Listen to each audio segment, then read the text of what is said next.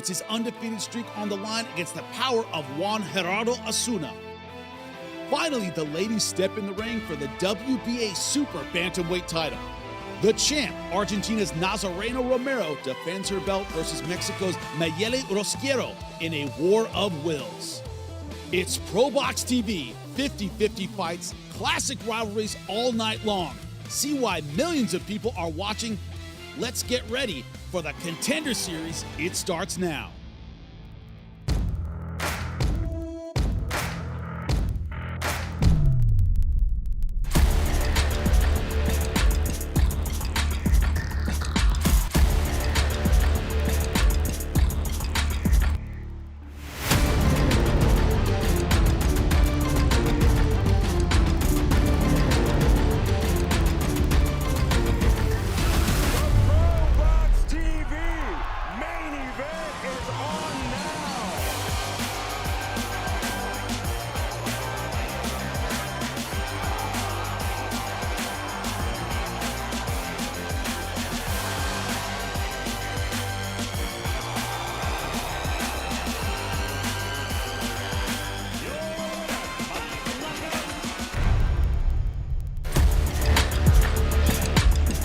Welcome into ProBox TV. You see the skyline of nearby Orlando, Florida. Happiest place on earth, right? You got Mickey Mouse, you have cheerleaders. Well, you also have an IBF Eliminator in a main event tonight. No story happier than a redemption story. What will we get in our main event? That is the question. Jimmy Smith alongside the champs, Chris Algieri, Paulie Malignaggi. Look, we talk about Erickson, Lubin versus Ardreal, Holmes Jr. It's about talent versus someone who is looking for the greatest opportunity of their careers. There could be a bigger contrast in our main event tonight. Chris, when you talk about Erickson Lubin, talent, that's what everybody says. Talent, talent, talent, talent, talent. But he could be a cautionary tale about the limits of talent, or he could fight for the IBF title. A lot on the line tonight. Yeah, talent, a lot of hype right out of the amateurs. One of those guys who was a big signing, and there was of high hopes, a lot of potential. I mean, it was all there. Got the big opportunities.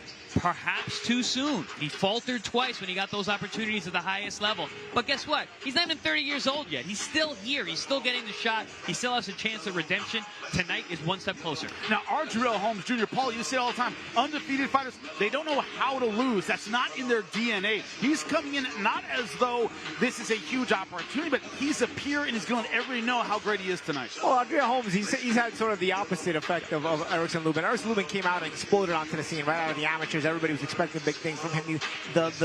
He was under the microscope right away. Ardreal Holmes took the side road route, you know, the secondary roads, and so he hasn't quite exploded out on the scene, but he's been quietly building up a resume, building up a record, staying undefeated. Maybe not quite as impressive or not quite as explosive, but you know what? Little by little, you chip away. What happens? Eventually, the tree goes down, right? So he's only, just like Lubin. He's also never won a world championship, and he's also in the same position. You know, he's one fight away from getting his world title shot. So, honestly, it's all in the psychological approach for Ardreal Holmes. We all dream to get closer and closer to the world championship shot that we want and being in that championship fight. You win tonight, you're assured a world championship shot. Erickson Lubin's been there. Obviously, this is a big moment for him, but it's not as big as it was, in my opinion, as what it is for Ardreal Holmes. This is his first time in this situation. He wins, he's in a title fight. Well, Angelo, world title fight. That's right. Angelo Leo on our air in ProBox TV. Guess what? He wins a world title 2024 knockout of the year contender. Then you have Ramon Cardenas going to war with a monster in a way, elevating himself and the division. Well, what's the next big name for ProBox TV? Lamont Roach, too. Lamont Roach as well. A lot of people saying it could be Nico Flaz. So while you're shadowboxing, Chris, which I know you love to do, when you talk about Nico Flaz, tell me, Paulie, what is it about his style that is just so deceptively tough to handle? I'll tell you what, he's very athletic. He's got a smooth rhythm to him. I wouldn't be shocked if this guy dances some salsa or some bachata down in Puerto Rico. But I'll tell you what, he's flowing in that regard, and that's what I mean about he looks like he's in a dance. He's flowing in that he's defending and attacking all in the same flow. You know, a lot of times you guys have to break up the defense and the offense. When you can make it flow like that Bruce Lee like water, I know sometimes it's an overused cliche, but in reality, when Flaz is in his rhythm, he is flowing right at that edge of that distance, flowing right from defense to offense and making his offense create the defense, and his defense creates the offense, and he looks phenomenal when he's on. Now, Alan Sanchez, what is the difficulty here, Chris, in solving an electrified Rubik's Cube, right? It's complicated and it hurts at the same time. What does Alan Sanchez have to do to win this fight? Well, the good thing about Alan Sanchez, if you are on Team Sanchez, is he does everything that should give a guy who has flow trouble. He's an offbeat rhythm guy. He's kind of awkward. He's kind of got 2 left feet, but he's strong. He's durable. He's consistent. He punches through the target. He's got all the things that can give this guy trouble. Rangy, too. Rangy, tall, long. He can move a little bit. He can stand in front of you. He can pressure you. He said he's going to pressure you, but listen, he's got a deep bag. He can move around and box from the outside as well using that range. So really, this is a really pick-em fight, as usual on ProBox TV, 50-50 matchups. That's what our matchmakers do, and this is another one. Now, when you look at it, it's about numbers tonight. Paulie, the ProBox TV fighters, a lot of them stepping up in terms of the experience of the competition tonight. Yeah, you know, the prospects eventually have to become contenders. The contenders eventually want to become champions, right? Yep. So this is sort of the graduatory phase here. You know, we've had a bunch of prospects here at ProBox TV which have really, really sparkled. You know, we got guys like Najee Lopez and Darrelle Val Saint who are doing their thing. We just saw Dominic Valle, who looked terrific in a workmanlike performance where he did a lot of things terrific in a step-up fight. So we look forward to watching these prospects as well. It's not all about the great matchups in contender fights. You know, these prospects are also making waves, and they're stepping in to into that contender status.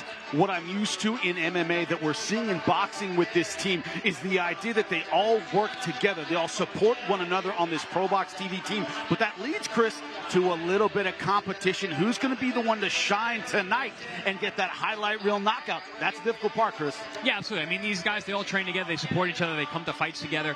But, man, Darrelle Val Saint, man, it's blast. He's a guy that I've been watching for a long time. I've been watching his progression. He's got so much physical talent, so many physical gifts. And behind that, he's with that team, like you said, Jimmy, and they're working hard. They push each other. There's a level of competition in that gym. You've been in that gym. You're in there recently. You can feel it. It's in the walls there. And all those guys who are coming up, they support each other, but they're all stepping up each and we're every time starting out, of course, with the Brazilian fighter. I've called a lot of those in my time. Herbert Souza, fighting out of Brazil, 6-0, half of those wins by knockout. Taking on Rowdy Legend Montgomery. Is there a better name in the history of boxing, Chris? Listen, I had a chance to take a ride with Rowdy yesterday. Man, he's a cool dude. We were just chilling. We had a 30-minute drive from the arena yesterday, just chatting about everything that's going on in his life, talking about my career. Listen, this guy can fight. This is an interesting matchup. Well, I happen to be from the San Joaquin Valley in California, which is where Victorville is. You got to fight a lot out there. Some tough customers, great wrestlers out of the Central Valley in California. But look at the tail of the tape, 39 years old. Both fighters very, very tall. The youth advantage belonging to Souza. Go to Lupe Contreras. Let's get us started.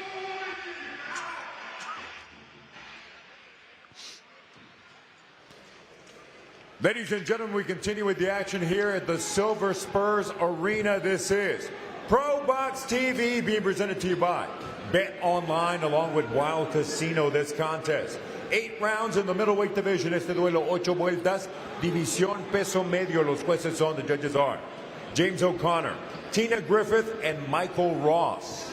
Presenting first, the fighter in the blue corner, presentando en la esquina azul, vestido de negro con color dorado. He steps in wearing black with gold trim. He weighed in officially at 161 3/4 pounds sobre la báscula. Marcó un peso oficial de 161 libras y 3/4. En 18 combates, mantiene un récord de 11 victorias, 6 derrotas y un empate, con 8 de sus victorias por la vía del knockout. In 18 bouts as a pro, he maintains a record of 11 victories against 6 losses, 1 bout even, 8 of those victories coming by way of knockout. Fighting out of Victorville, California, Rowdy Legend Montgomery. Across the ring in the red corner, wearing green with gold and white trim, en la esquina opuesta, vestido de verde con dorado y blanco. Su peso oficial, 162 libras y 3/4, his official weight, 162 3/4 pounds. In 2020, he captured the ultimate prize in world amateur boxing, the Olympic gold medal, and now He enters the ProBox TV ring an undefeated professional with 6 victories. 3 of those victories coming by way of KO. En el 2020 se ganó el premio mayor de las Olimpiadas, la medalla de oro. Y ahora entra al cuadrilátero del ProBox TV invicto a nivel profesional con 6 victorias. 3 de sus victorias por la vía del knockout. Fighting out El Salvador, Bahía, Brasil, Eve Conceição Sosa. With final instructions, referee Frank Santor Jr. All right, guys, remember all the instructions. The rest of you know out your trunks and both are supposed to be. Just keep your blows here or above. Questions? Good luck, guys. Some people able to start their pro career early under the radar. Not if you're an Olympic gold medalist. Won that by knockout. Also beat the number 2 seed in the semis. So a tough run to Olympic gold for Sosa. Undefeated in his young career. But Chris, you talk about the weight of expectation. He has that tonight as we begin round number 1. Listen, you win a gold medal, you will never be under the radar ever again in your life. You're doing something that's just a fraction of the world's elite athletes will ever do. Looking forward to watching this man work, especially against a very, very tough rowdy legend Montgomery, a guy who's been in with some top flight guys over the years. Always gives a good account of himself. Also, when you look at the height here, 6'3" versus 6'4", very, very tall. Both these guys used to having the range advantage. Not tonight. Yeah, big middleweights, man. Those are light heavyweight heights. Science of weight cutting is everywhere. You know that, Chris. Yes, absolutely. Combat sports athletes getting bigger and bigger. Yeah, I don't think there's a middleweight champion that's as tall as these guys, right? No. World middleweight champion? At least not right now. Oh, nice counter right hand. Well timed. Really short. Sosa, first time fighting in the U.S. Another winging right hand. He says, I know I have to be impressive tonight. Trying to make his name. That's the thing with the high-level amateurs, man. Their judge of distance is just next level. The way they're able to just definitely make you miss by a hair, and they're always in position to let the offense fly. Oh, body shots. Smooth. Paul, you talk all the time about the amateur fundamentals. That's where you learn your craft in a sense. And right now, Sosa, when it comes to his footwork, craft is very, very good so far, taking his time. Yep, absolutely, man. Oh, good right hand. But also, I was going to say, very professional in his approach. Wow, good right hand. Can't miss. Halfway through round number 1, Sosa already showing his dominance. Yeah, and then physicality as well here as he's trying to physically bully Montgomery after landing these good shots. Montgomery not on steady legs, gentlemen. Yeah, Montgomery just didn't have the body language like you wanted to fight tonight. And I tell you, man, you want to be there if you're going to be in with an Olympic gold medalist. Because it's not going to just show up for you once you start taking these kind of shots. Sosa not the kind of guy to make a tactical mistake to let you back into the fight. You've seen the offense go his way tonight. Yeah, Sosa has a look on his face like a walk in the park. This is what I do. Yeah, Montgomery has not established anything to worry Sosa either. You know, and nothing he's done, even the shots he's throwing are not making you think like, oh, I got to be careful with something. This has been one-way traffic so far. A little bit of a veteran move by Montgomery now, going for the clinch. The Brazilian's been just doing everything right. I mean, just taking his time, his footwork, his offense, his defense. Again, just look at Montgomery. He's not giving Sosa anything to worry about. You gotta establish something. Even the jab, it's very just pawing out there. Sosa off for almost a year since his last fight, longest layoff of his pro career, and you cannot see it. Looking good so far in round number 1.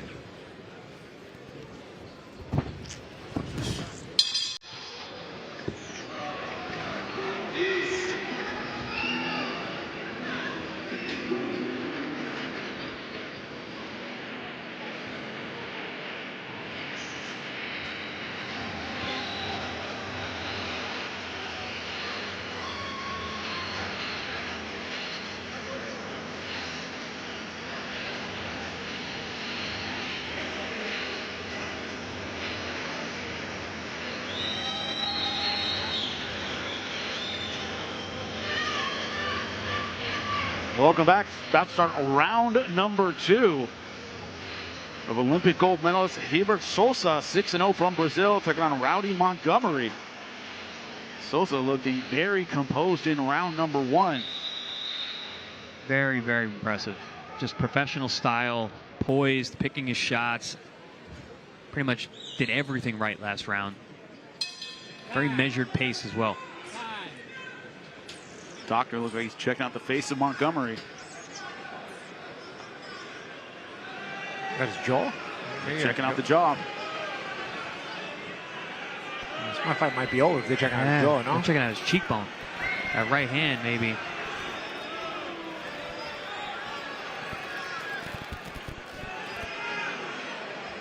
That's not a good look from the doctor. Yeah, when the doctor's shaking the head, no, it's not a good sign. But but the fight will continue. Will continue. Shaking it. I've never seen shaking the head and you can. I've never seen a doctor shake their head and it continues. But here we are, round number 2. If I'm Sosa, I'm jumping. The doctor was almost like, your body language Sorry, sucks, you but gotta I hate to do this to you, but I got to keep making you fight. That's what it seems like. Sorry, you got to go in there again. I know in the first round you look like you didn't want to be here, but you got to go back out. Sosa just landed a really nice, nasty lead left hand that split the guard, and you see Montgomery does not want to let go. He's holding on. Man, no blood from the nose. Here. That uppercut got blood from the nose now. Sosa so far having his way with Montgomery.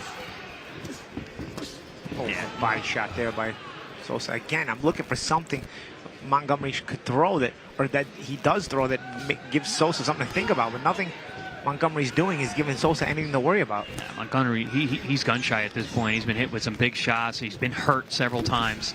I mean, he started the fight in survival mode at this point. Hasn't thrown a single meaningful shot. I almost start to wonder if he came in hurt. He's hurt. He's down, and that is it. Once again, hand to the cheek. That's what the doctor was checking out in the corner. With Sosa having no trouble going to 7-0 and looking impressive, gentlemen. I tell you, I don't know if that's an orbit or a cheek, but if it's a broken bone in that area of your face, that is going to be a layoff. Chris, I know you've had a broken orbital before. It's painful. It takes a long time to heal up. We both have. But only Chris does a broken orbital and then fights Manny Pacquiao 6 months later. 5.5 months later. But also, I wasn't 39 the way Montgomery is. This is a different recovery time. That was that lead uppercut that I was talking about that bloodied the nose. That was right at the start of the round. That was a nice little counter right off the jab of, again, that lazy jab Montgomery's throwing. And you see Montgomery? He put his glove in between Montgomery's head and his hone to protect him from getting headbutted too. That's professional stuff, man. That's high level. You know why? In the amateurs now at high level, they fight no headgear, so they got starting to get used to these things. Well, Sosa right now all smiles, dancing in the corner as we would expect as he moves to 7-0, getting the 4th knockout of his professional career, dispatching a veteran in Rowdy Montgomery. And a veteran who's normally trouble for guys. I mean, he looked against Sanchez his last fight. He looked great. Most people thought he won that fight. He was a world title contender several times. Is one of the biggest names in the world. Tonight had absolutely nothing for Sosa.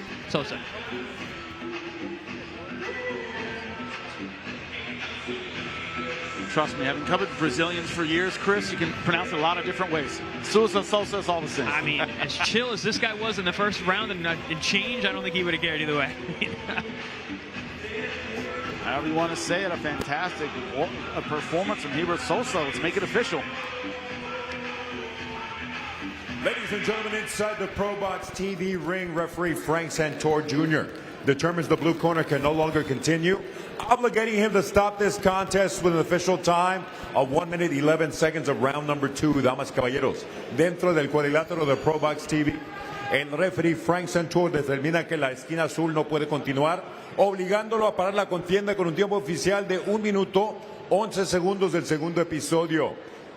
El ganador por knockout técnico, your winner by way of technical knockout and still undefeated, Edwin Conceição Sosa. Casanelli will speak to him on behalf of ProBox TV. Welcome. Hello guys, parabéns, felicidades, congratulations, welcome to America. Your first fight in the US and it lasted just 2 rounds. ¿En español? ¿En portugués o en inglés? ¿Cómo la quieres? Yo no sé, yo no hablo muy bien español, inglés tampoco, pero yo voy a intentar porque estoy estudiando. Entonces estoy muy contento acá, peleando mi primera vez en los Estados Unidos. El mejor lugar del mundo para pelear boxeo. La gente ama boxeo. Entonces estoy muy contento en ganar bien, performar acá. Entonces agradecer ProBox por el evento y felicidades. I want to thank you, ProBox, for opportunity. My first fight here in USA. I'm very happy for it. So, guys, USA, I'm here. Thank you. Awesome. You look sharp. It was a great performance. And can we say it was a golden performance by you again? Yeah, I wanted fight 4 more rounds. Was not possible, but I'm happy because I won. This is important. Quería que la pelea durara un poco más de rounds, pero dice que fue suficiente más importante. Felicidades entonces. Congratulations. Thank you. Thank you, everybody. Thank you, ProBox. Thank you, my opponent. Sorry for something happened here in the ring, but I need to say happy my mom. Happy Mother's Day. Happy Mother's Day. Yeah. Feliz Dia das Mães. Mãe, te amo. A las madres. Bueno, ahí está, en 3 idiomas. Muy bien. Dice que estaba estudiando. He said that he was studying and he's doing really, really good. Back to you guys. Anyone who translates their own interview, making it easy on Lindsay, we love that. That was impressive. She's like, oh, you're talking Portuguese, you want to talk in Spanish, in English? You know, my English not good. That's pretty damn good. So, and if you're going to be a star here in the States, you need to speak English is better than some people who think they speak English. Great stuff, though, from the Brazilian. And Paulie, you look at a U.S. debut that had a little everything, good technique. Yeah, explosive finish. But also obviously technique. He had a presence in the ring, champ. You saw how savvy he is too, though. Like there wasn't a lot of time. I would have rather seen him more rounds, absolutely, just like he said. But you could see the levels that were there. 6'3" middleweight with that kind of sublime talent, man. A lot to work with, and a lot of promotability. You saw in that post-fight interview as well.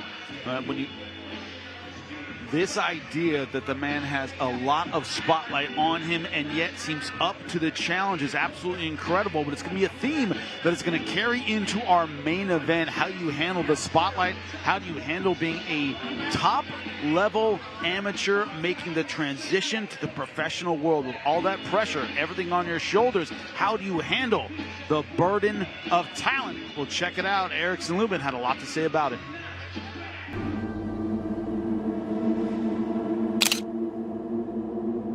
I had about 150 amateur fights, only 7 losses. I pretty much won every tournament there was in the amateurs. Out of the red corner, Erickson Lubin. Eric the Hammer Lubin takes a well-deserved decision. I went to international tournaments. I went to national tournaments. I was blazing through those tournaments and coming out on top with a gold medal every time.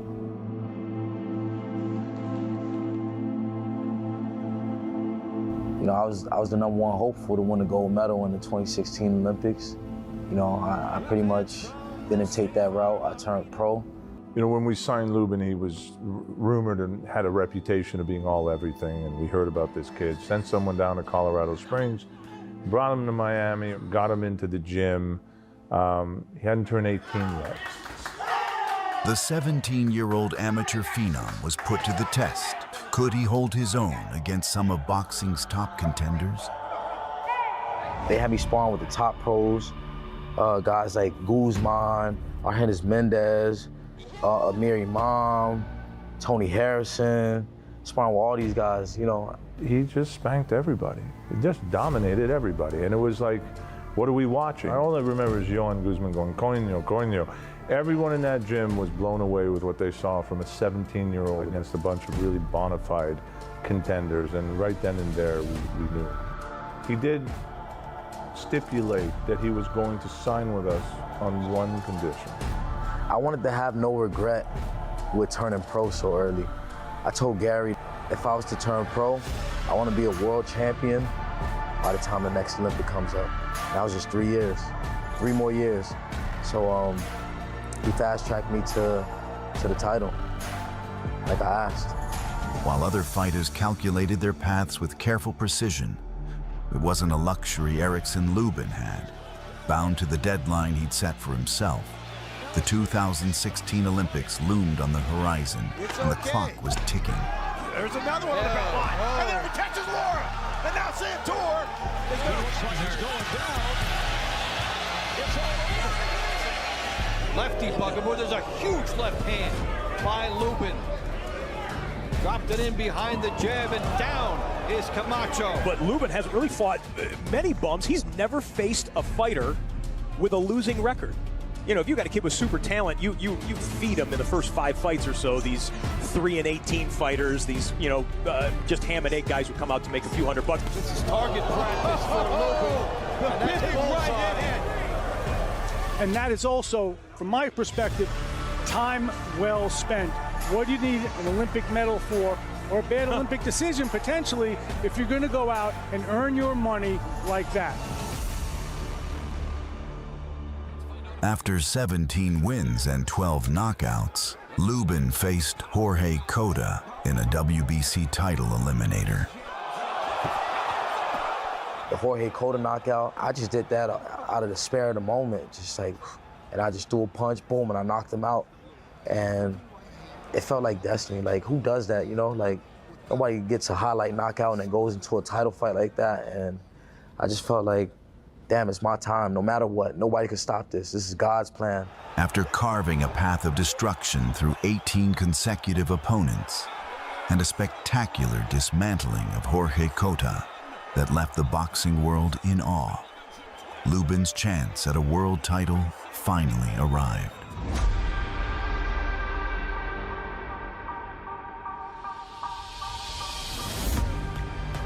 When I got the call that I was fighting Jamel Charlo for the world title, it felt like destiny. Well, the numbers here will be very similar for these two fighters, but one you have to zero in on is that age of Lubin. At age 22, as you pointed out, he wanted the shot as quick as he could as a pro.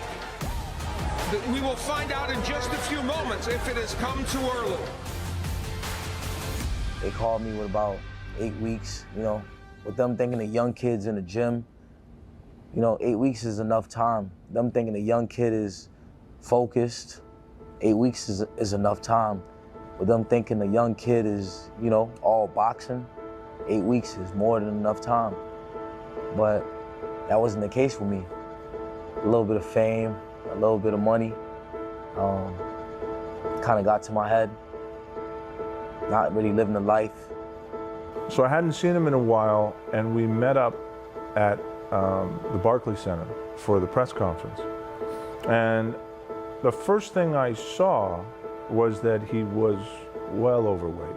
I mean, and I know him. I can look at him and I can tell he's chunky. And I said, where are we at here? And it's not 195 pounds, 5 weeks before the fight. I walked into the press conference, G could tell you, I was big as a house. And he looked at me and he was like, my cheeks is all out here and stuff like that. He just looking at me like a little crazy in the face, like, you sure you can do this? So we go through the press conference, and we're back in the car driving across the bridge going back to Jersey, and I'm bothered by this. And I'm like, we got to talk about this because maybe we ought to cancel this fight. This is a problem. You got to drop 40 pounds or, you know, in a very short period of time. He proceeded to then tell me, and guess what? I have a fractured hand. And I'm kind of looking at the rear view. I'm driving. I'm looking at the rear view mirror at this kid, and I'm going, dude, man, this is not how this is supposed to go. In the back of my mind, I knew this wasn't going to go well. Day before the fight, after the weigh-ins and stuff like that, G-Man walked into the room. You see like 30 people in my room. I got a whole bunch of boys from my high school. I got a whole bunch of my homeboys that I grew up with, childhood friends in there.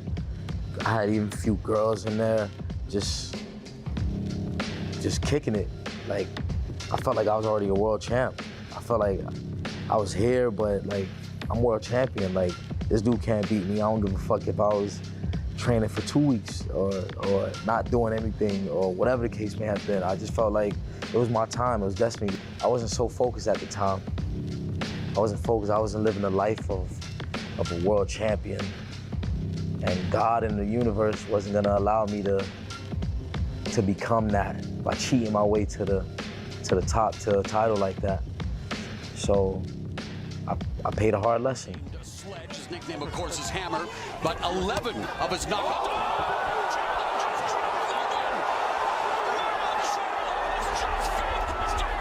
I didn't really respect the champion like that. I didn't really respect Charlie like that.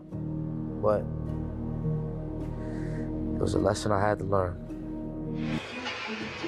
Long and hard is the road that leads from darkness back into the light. That is what Erickson Lubin is looking for tonight. His own personal redemption story against Ardreal Holmes Jr.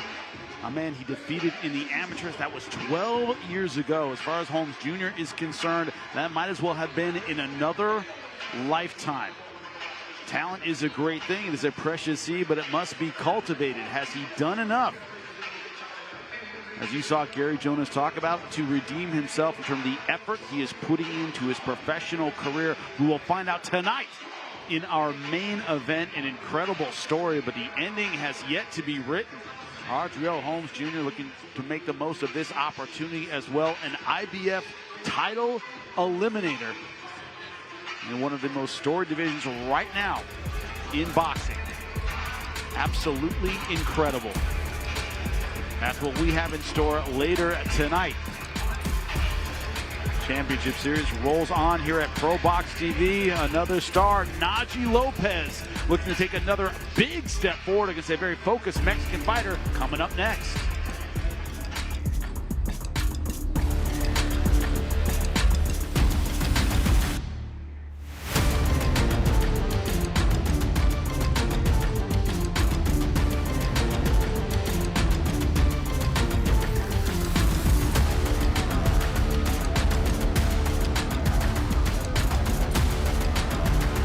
IBF Title Eliminator.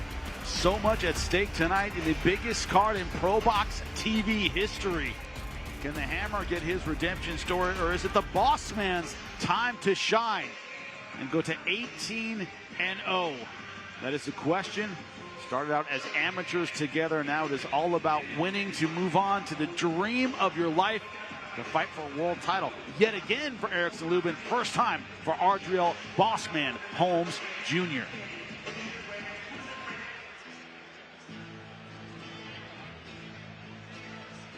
A los que piensan que todo les va a caer del cielo, que uno tiene que esperar, que le den oportunidades. Welcome back, ProBox TV. We are ringside. Our main event, Erickson the Hammer Lubin versus Ardreal Holmes Jr. But now we are rolling on with the man who might be considered the leader of this ProBox TV team. And I don't just mean in terms of technique. I mean on the emotional side. That's Najee Lopez, but his opponent, Gerardo Osuna, from Mexicali, Baja California, Mexico, 22-2 as a pro, 20 big wins by knockout. Paulie, you're always telling me, if you're on the way up, don't fight a puncher. Well, Osuna's a puncher, my friend. Yeah, well, you know, I only go by what was told to me by, you know, top matchmakers. But Osuna, 22-2 record with 20 knockouts. You know, on paper, it's a dangerous puncher. Both these guys are. We got 30 Yes. KOs between two guys. I mean, these guys are both fight enders. They don't like decisions, these two. They do not. One mistake and it's all over. But gentlemen, it's that tension of two punchers together, right? It's that idea of one mistake and it's over. Both these guys, excellent boxing skills, but they have faith in their power. That's the X factor tonight. I mean, I say this all the time. Gunslingers don't live long lives. Yeah. So if you gotta have a gunfight, you know. They don't have long careers either. No. So this would be the modern day gunslinger. It would be guys like this who are gonna come out here and fire big shots. Other subplot here as he makes his way to the ring. Najee Chino Lopez, Puerto Rican by blood.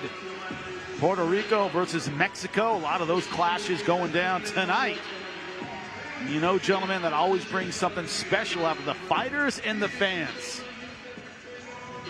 Let's take a look at the tail of the tape in this light heavyweight showdown. Scheduled for 10 rounds. Najee Lopez, 25 years old. Gerardo Osuna, 24, 6'2" to 6'1". Slight reach advantage for Naji Lopez, but Gerardo Osuna has been relaxed all week. He is prepared. Lupe, get us going. We continue with the action inside of Silver Spur Arena, Kissimmee, Florida. It is another edition of ProBox TV.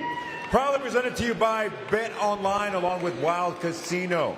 This contest, 10 rounds in the light heavyweight division. Este duelo, 10 vueltas en la división peso semi completo. Los jueces son, the judges are David DeYoung, Efrain Lebron, and Braden Jackson. And now, ladies and gentlemen, we continue one of the greatest rivalries in sports, Mexico, Puerto Rico. Introducing first, the fighter standing in the blue corner. He enters white with gold trim. He weighed in officially at 173 3/4 pounds. Esta noche, en su 25º combate a nivel profesional, con un récord de 22 victorias, solo 2 derrotas, 20 de sus victorias por la vía del knockout. Tonight, he enters the ring for the 25th time as a pro, with a record of 22 victories against only 2 losses, 20 of those victories coming by way of KO. Fighting out of Lizárraga Boxing Academy, y Puro Chicali, Baja California, Mexico, Gerardo Teo Osuna. Across the ring in the red corner, en la esquina opuesta, vestido de plateado con color azul, he steps in wearing silver with blue trim. He weighed in at 174 1/2 pounds. Detuvo la báscula a un peso oficial de 174 libras y media. Esta noche, ante su rival más experimentado, pone en juego su récord invicto de 13 victorias. 10 de sus victorias por la vía del knockout. Tonight, against his toughest opposition to date, he puts it all on the line, including his undefeated record of 13 victories. 10 of those victories coming by way of KO. Fighting out of Atlanta, Georgia, and Bori Naji Chino Lopez. With final instructions, referee Christopher Young.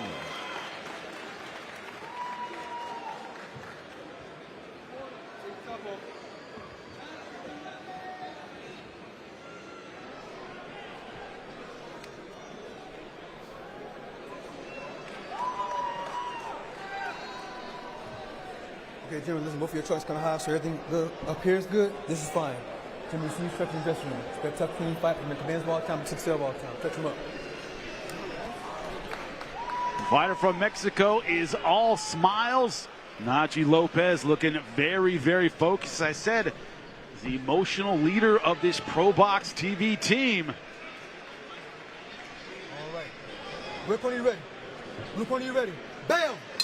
We're underway, round number 1. Last time out was in January here, ProBox TV for Naji Lopez. First main event fight of his career. Knocked Lenin Castillo out in 6 rounds. Looked absolutely fantastic that night, as you remember, gentlemen. Yeah, it was a good step-up fight against a guy who's been in at the world-class level, went the distance with Dimitri Bivol, one of the best fighters fighting today. And Naji looked phenomenal that night. He was able to get the stoppage. Offense, defense, everything was firing on all cylinders. And probably the question is, and of course, Lenin Castillo had veteran experience heading into that fight, but one thing Osuna has, as we just mentioned, knockout power, 20 of 22 wins. Is the same approach tonight, or do you approach it differently with the puncher in front of you? I think Castillo's more so a guy who had nice names on his record, but probably a little bit past his best, or maybe even a lot past his best. With Osuna, you got a guy who's got 20 knockouts and 22 wins, like you said, but also he's 24 years old, so he's younger than Naji Lopez, you know?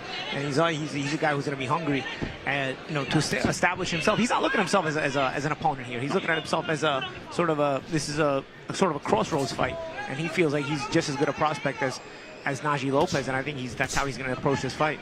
That's how his team has been all week, walking around fight week. They believe that this is their show, which is exactly how you should feel. Especially, you know, when you're coming up as well, you know, and you got a solid record that you can still do something with. This is a key win on each guy's record. Whoever can get this win tonight it's a key win in their career. It's really one of those wins that will step you up to that even higher level. Osuna started out his career 20-0, 2-2 since. Turned pro at age 18. So he is certainly battle-tested, gentlemen. He landed a nice left hook a little while ago, but then Menaji landed a good left hook down to the body. And Osuna felt it. Yeah, it went right away. Did a squat immediately. Those take a while to pass. He's still feeling that. Look, Menaji's looking for it. Oh. Rip to the body, and down he goes.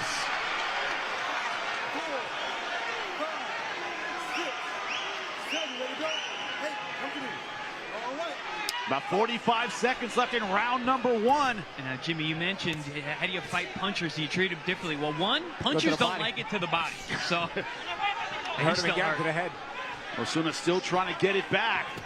Ooh. You know what punchers also don't like? Getting hit by other punchers. I think Naji's starting to establish that here. Oh, nice counter right hand. Oh, sharp. And Naji Lopez looking good. Ripping to the body again. But watch it. Osuna's dangerous here. He's ripping too. He's firing back, and he does have heavy hands. Waning seconds of a dramatic round number 1. Osuna firing back. Osuna showing that he's a warrior.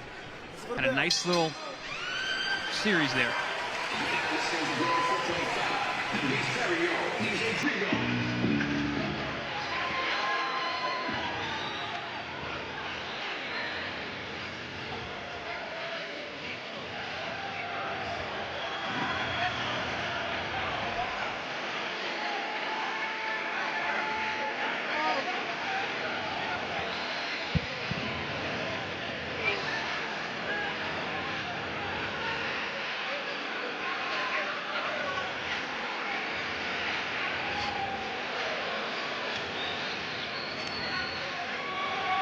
Fans, do you want to know what the shortest minute of your life is? The minute you have to come back after a body shot that drops you like this. Yeah, for people at home who've never been hit with a liver shot, what you don't understand is you don't choose to go down. Your body does. Your legs just kind of curl up. Yep. I liked Osuna's response at the end of the round, though. He really, came right at the back. very end of the round, he started firing off some good heavy punches himself. Paulie, but you know, that's what a puncher does. How can I get this guy off me? Throw heavy punches, right? Not footwork, not a lot of movement, but keep him off me with the heavy shots. Got to be in the danger zone. But also, in the past, we've seen Naji Lopez, who is a very offensive guy, who likes to hurt his opponent, who likes to stop his opponent, leaves himself open at times when he goes on the hunt. And when you have a puncher in front of you like Osuna, bad things can happen fast. Ooh, good right hand. Short right hand. Ooh, nice feint, too. Ooh. Another good right. The second knockdown of the fight.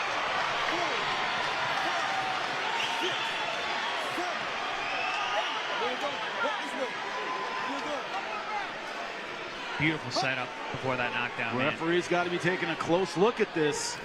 Osuna seems to get up every time with his legs underneath him, but he's going down much more and more easy every time. That shot didn't land clean, knocked him halfway across the ring. Another short right. He's being overwhelmed. Everything's hurting. 6, 7, 8. Walk to me. All right, now knock that run. Fight is over, okay? Fight. You heard the referee. One more. Fight is over. Plenty of time left. He came back touching gloves. He's got his priorities mixed up, man. He came back touching gloves and being dropped twice. Naji Lopez, that jab, nice short uppercut. The punch selection from Naji tonight, very, very sharp, man. Mixing things up beautifully. Body, head, offense, defense. You know, I had mentioned how sometimes he has holes when he's stalking. Not so much tonight. He is really locked in. Oh, that body shot again. Osuna trying to get back in it with the left hook. Whoa. Sharp, sharp stuff. Catch and shoot. Slip and rip. Yeah, walking him down. Physically trying to bully Osuna here is Naji Lopez. He looks like the bigger, stronger man tonight. That's it. Telling the ref that it was low, but Osuna saying it was low, but the referee doesn't say it's low. You got to stay on your feet. Osuna very, very upset. Yeah, and some of those shots I did see were a little low, but I mean, I don't know, bro. If they're on your leg, you're not going down from leg to low blows. You can complain about them to the ref, though. That was the right hand earlier in the round. This should be the final one in the corner. Let's take a look at it. That was the ear shot that put him down. Second one. Oh, no. That was the second knockdown. Yeah, the ref did. Yeah, gave him a count there. Yeah, the last one might have been low. There were also some other ones that were low, but again, on the side of the leg, those are uncomfortable, but they're not going to make you go down like that quickly. And here it is, gentlemen. You take a look and you tell me. No, that's the second one. The second one again. We should have the third one up here in a minute.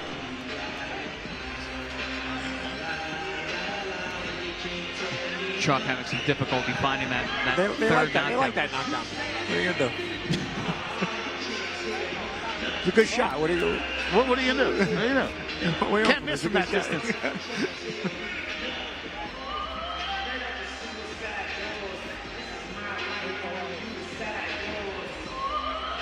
Well, let's see if we can take a look at it.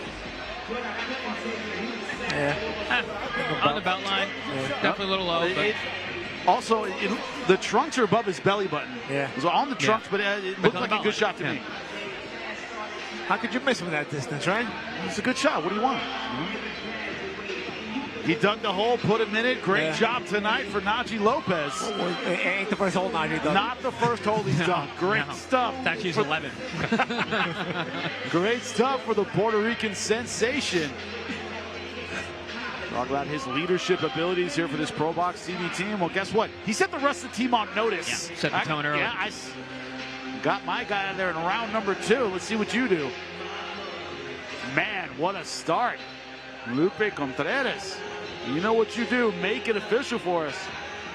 Inside the ProBox TV ring, an accumulation of punches obligates referee Christopher Young to stop this contest with an official time of 2 minutes, 7 seconds of round number 2 dentro del cuadrilátero de ProBox TV. Una acumulación de golpes obliga al referee Christopher Young a parar la contienda con un tiempo oficial de 2 minutos, 7 segundos del segundo episodio, declarando el vencedor por knockout técnico, declaring the winner by way of technical knockout and still undefeated. El Body, Najee Chino Lopez. Lindsay Casanelli will speak to our winner. Looked absolutely fantastic tonight.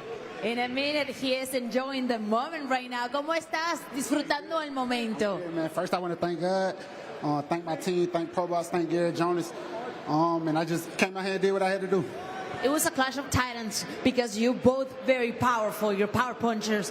But what do you think of the way it ended? ¿Qué piensas de cómo terminó esta contienda? He felt my power. I knew I was going to get to him, and I felt like I had to push the fight a little bit. I knew he wasn't going to sit there and bang with me, so I know I had to, step up. Él siente que le sintió la pegada el contrincante y por eso tenía que llevar esta pelea donde la llevó. But are you happy with the way that the referee ended? ¿Estás feliz con la manera en que la terminó el referee? I wish he would have, fought a little bit more, but I got the stoppage, and a win is a win. On to the next. Body was the next then. Entonces, ¿cuál es lo que viene en el futuro para el boricua? You'll see. Next fight date soon. So? I said next fight date soon. Coming soon, yeah. Perfect. So we know what's next for you. Thank you so much. Congratulations. And enjoy your win. Do you want to say anything? Thank you for everybody that came out. Thank you to all my supporters. I love y'all. There you go. Back to you guys. A todos los que vinieron a apoyarlo. Gracias. As good and great as he has looked on air for ProBox TV, gentlemen, flawless. Is that too strong of a word tonight? Najee Lopez looked extremely good, Paulie. Yeah, he went through this guy. It really was a different level. Really, Osuna didn't look like he belonged in the ring with Najee Lopez tonight. So when you get these kind of fights and you blow through your opponent, you're basically creating a dynamic where people are going to demand that you keep stepping up to a higher level. So Najee's getting closer and closer to his goals. When you look at, of course, talking to Gary Jonas, you want to get out there early in these kind of fights, save those rounds for title eliminators, stuff like that. Got out of there early, saved a lot of wear and tear, Chris. Well, listen, no, Najee Lopez wanted to make a statement tonight. This guy, Osuna, fought Khalil Ko, another prospect to turning contender in this weight class that people have been comparing Najee with. He knocked him out in 2 rounds, so Najee's like, all right, I got to knock him out in 2 rounds, and I got to do it more impressively, which I think he did today. Yeah. When you look at it, though, the power was there, the timing was there, and that tendency to kind of get over his skis. Paulie, it's been an issue in the past, is when Najee Lopez gets a little too aggressive, gets off balance. Tonight, there was none of that. He was over his feet, very, very tight, no lapses in his defense when he was being offensive. Yeah, no lapses in his defense. He was sharp. He knew how to sort of stay on that thread of the distance where he was out of harm's way and then stepping back in. Even when Osuna at the end of the first round tried to get a little bit more offensive, not a lot really got through. Najee closed up very well and then closed his guard. Between the high guard that he used well, catching on the gloves, catching and shooting. He started transitioning the defense to offense by catching and shooting and walking down Osuna at a certain point in the second round. I thought he did a good job. Also had his man hurt at the end of round number 1, but I would say, Chris, he didn't over pursue, kind of went back to it, opened up the offense again. Well, I think he's learned from those past experiences when he did get over his skis, so to speak, like you said, where he had guys hurt, and he is a finisher. He wants to go for the finish. He wants to throw up the crowd. He wants to hurt his opponent, but now he's doing it in a more tactical, strategic way. Hurts a guy, but knows how to finish properly without taking too much damage on the way back. Well, I gotta admit, I am no Chris Algieri when it comes to working out on the road. This guy will run 10 miles in his belt, right, and everything backwards, throwing shadow. I don't do that, but I work out in the hotel gym, and in San Bernardino, California, I was lifting. There was a young lady in there throwing up serious weight, listening to her music, and I thought, I don't know who this is, but she is tough. Well, guess what? She's fighting tonight, and she's an undefeated world champion, Nazarena Romero. Find out about this Argentine fighter right now. Siempre peleé en la escuela y en la calle. La escuela era como la parte más a donde ya los tenía seleccionados, pero siempre peleaba en la calle y en la escuela y en mi casa con mis hermanos. Siempre estaba en la excitación de las peleas. Sí, perdí todas las peleas con mi hermano, sí. Bueno, sé que es una boxeadora muy fuerte, que viene. Ella quiere venir a quitarme lo que es mío y yo estoy acá bien preparada para defender lo que tanto me costó. Así que, no sé, tengo como muchas emociones, muchas cosas. Para mí es una pelea muy importante, con una rival realmente desafiante, que tiene un muy buen récord, que cuando la veo pelear, la veo tan peligrosa, tan entregada, tan a dar la vida, como dicen los mexicanos, a morir en la raya.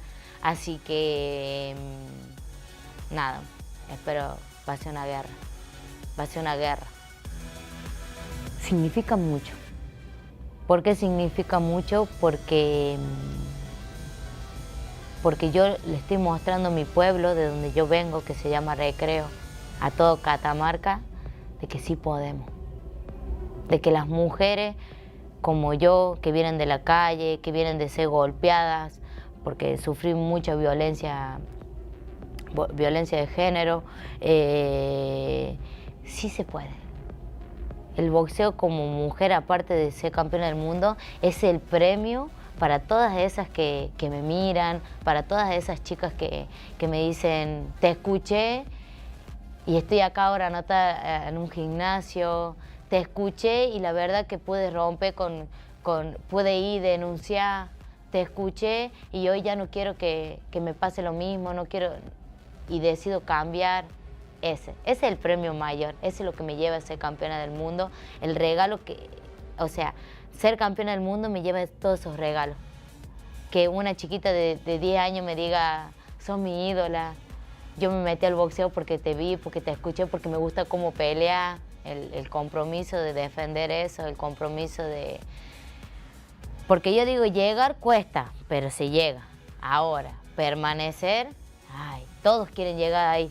Yo luché por llegar ahí, yo luché para estar acá, yo me enfrenté a los mejores para estar acá. Y ese que viene allá quiere quiere pasar por lo mismo que yo pasé y porque quiere lo mío. Entonces yo estoy acá, bien mamada, como dicen los mexicanos, lista para defender tanto esfuerzo me costó.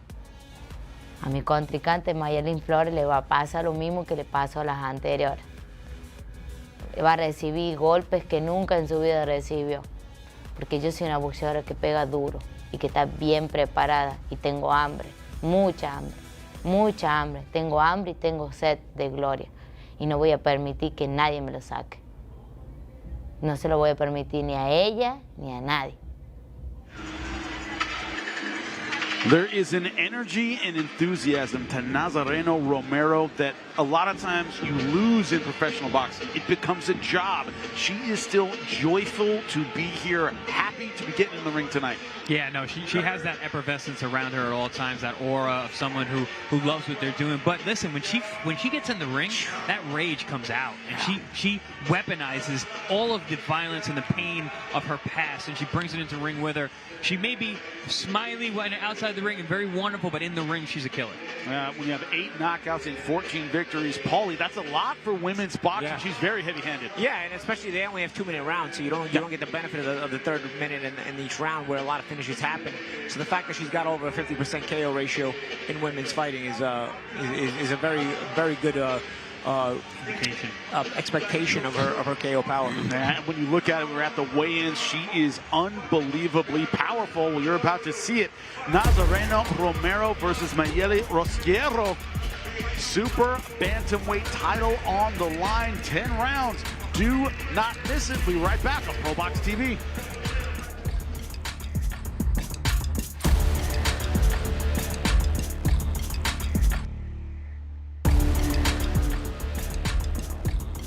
Kissimmee, Orlando boxing fans.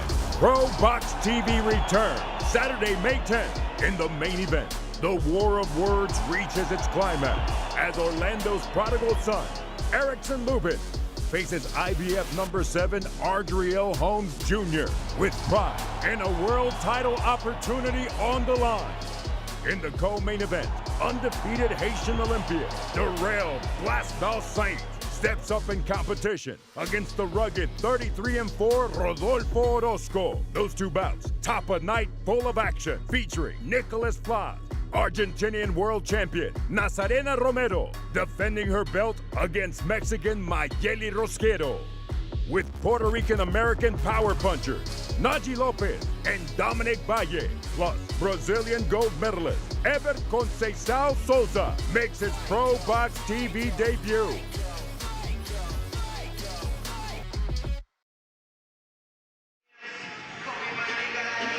Welcome back to the biggest card in ProBox TV history.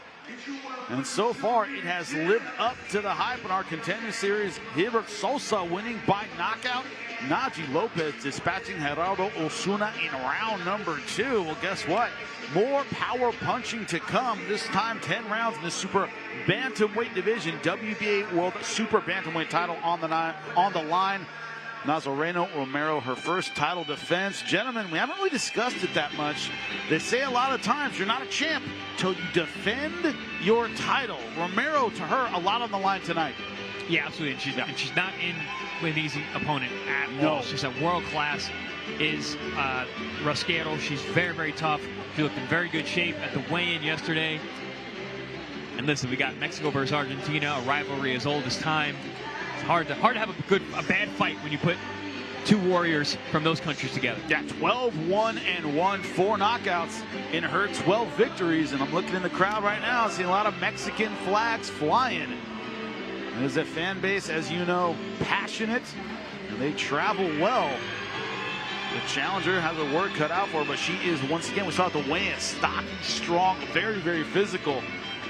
A lot of people are expecting a phone booth fight. Both of these fighters at the fighter meeting said this is going to be fight of the night. The bar already set pretty high, Paulie. Yeah, it is, man. I mean, these two fighters both have that high expectation because they bring that intensity to the ring and they both punch. See the flags, Mayelli Rosquero getting a lot of crowd support tonight. But judging by the smile she's had on her face all day and probably all week, Nazarena Romero isn't worried about that. We're looking at Mayelli Rosquero out of Mexico City. 12-1-1 as a professional.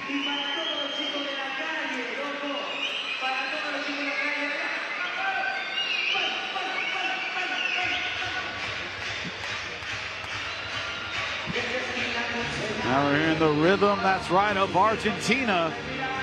Chris, you know pretty well. You get up and dance to this. Your family's from Argentina. You know how to do it. Actually, my family's from the exact same place she is. For the box. Now, you can be neutral in this fight, right? You can do that. Of course. I am a professional. I am always unbiased. But talk to me about that Argentinian style. You know, Sergio Martinez, one of the greatest in my lifetime middleweights. He was absolutely fantastic. Carlos Monzon, great middleweight out of Argentina. What style does she bring? You know, she can punch. You know, we mentioned that for a female to have as many knockouts as she does, even at a high level, is very, very impressive. She brings that power, which a lot of times, oftentimes, you see in the Argentine fighter. Sergio Martinez, some of the best knockouts you'll ever see. Carlos Monzon was an absolute destroyer. Killer. But also, there's this kind of offbeat rhythm that comes from exactly what you're talking about, that style of dance, the way that their mind works with a certain music. They bring that to the ring. It's an offbeat rhythm. Gives people a lot of trouble oftentimes. I always think of a fighter, Omar Weiss, who was a very, very good contender in the early 2000s, who was just super, super tricky and savvy. So a lot of Argentinian fighters carry that style. Sergio Martinez, his style was often described as balletic. It was like watching somebody dance while in the ring. Her style a little bit more traditional, a little more power behind it, but that enthusiasm she brings, certainly infectious. Look at the odds for Bet Online. Nazarena Romero minus 450, a hefty favorite in this fight. Mayelli Rosquero plus 313. Odds makers favoring the champ from Argentina. Let's take a look at the tail of the tape. Take a look at the numbers. Romero, 30 years old. Her opponent, 32. A 4-inch height advantage. Don't know how often she has that. Slight reach advantage as well. It's her title fight of the night. Lupe Contreras. Get us going.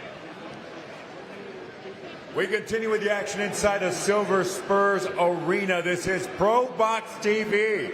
Being presented to you by Bet Online along with Wild Casino. This contest, 10 rounds on the line. The WBA Super Bantamweight Championship of the world. Este duelo, 10 vueltas en juego.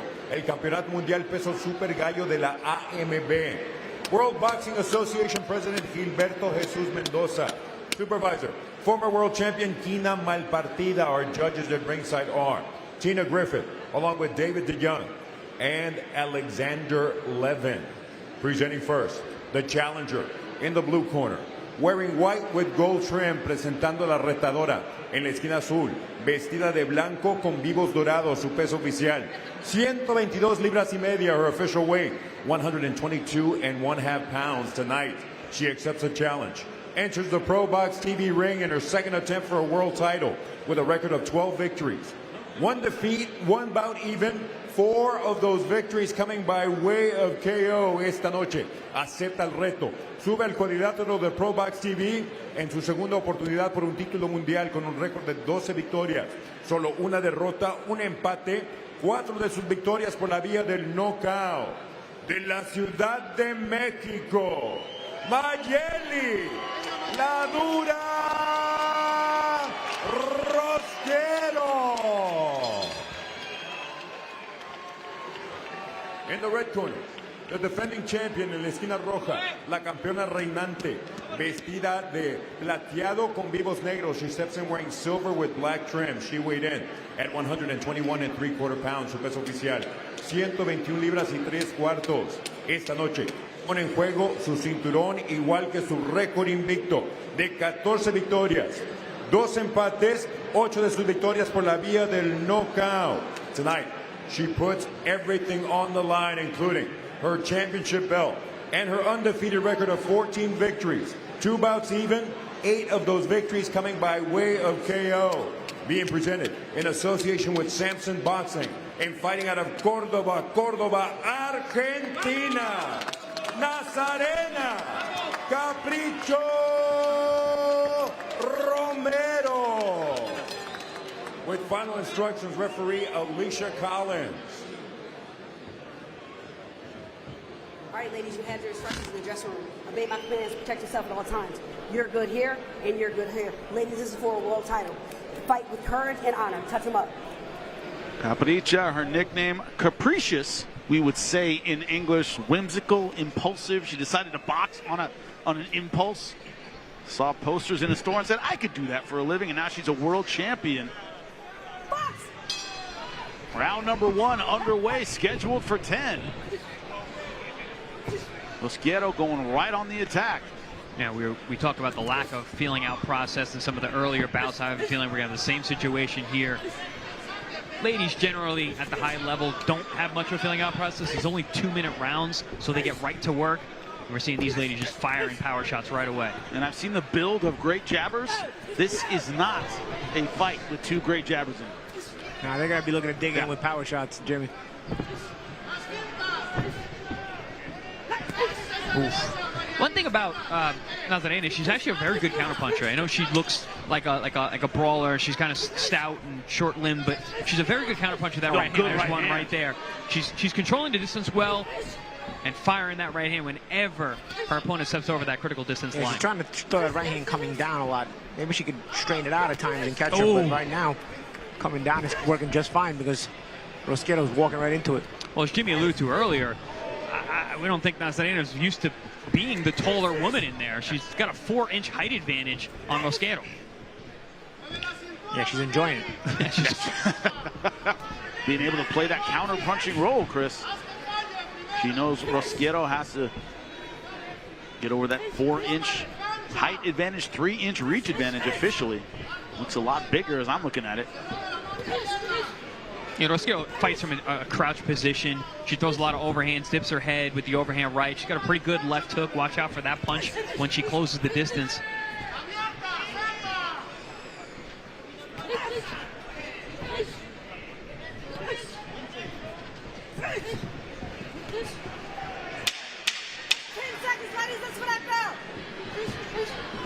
Oof, another good chopping right hand from Romero. I think so far going the way of the champ in round 1.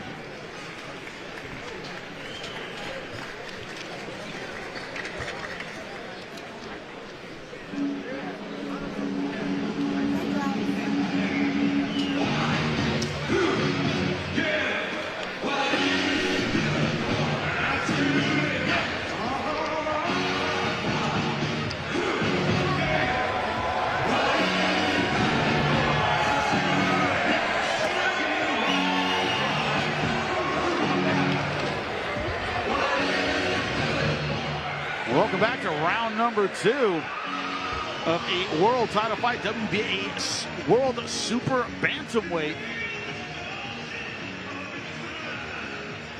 A great title fight so far. Nazarena Romero watching things go her way. Good countering with the right hand, power punches. Can she continue in round number 2? That's the question. Starting out just how she left off, that overhand right. Yeah, Rosquero keeps trying to come forward. Rosquero's been a lot more pressure, though, to start this round 2. This is more the fight we expected. Crowds erupting in here in round 2 as these ladies trade leather. Paulie, you want to explain to our audience what a phone booth is? Yeah, so we can tell them they're fighting in one? I think it's self-explanatory. I don't want to be critical here, but I'm just in awe at how many times Nazarena Romero can throw the same right hand and land it every single time, and Rosquero not understand that the entrance has to be just a little bit different. To change things up. It's literally every time she comes in, Nazarena throws a right hand. Every time. Now Rosquero throwing some loopy punches with effect. Rosquero, she wants to have them trade punches because at the distance, at the range, Romero just can't miss with that hook. But here she comes roaring back. And I told you that left hook is the shot to look out for from Rosquero. She may have decided at the end of round number 1 that that right hand just isn't doing enough to keep her back.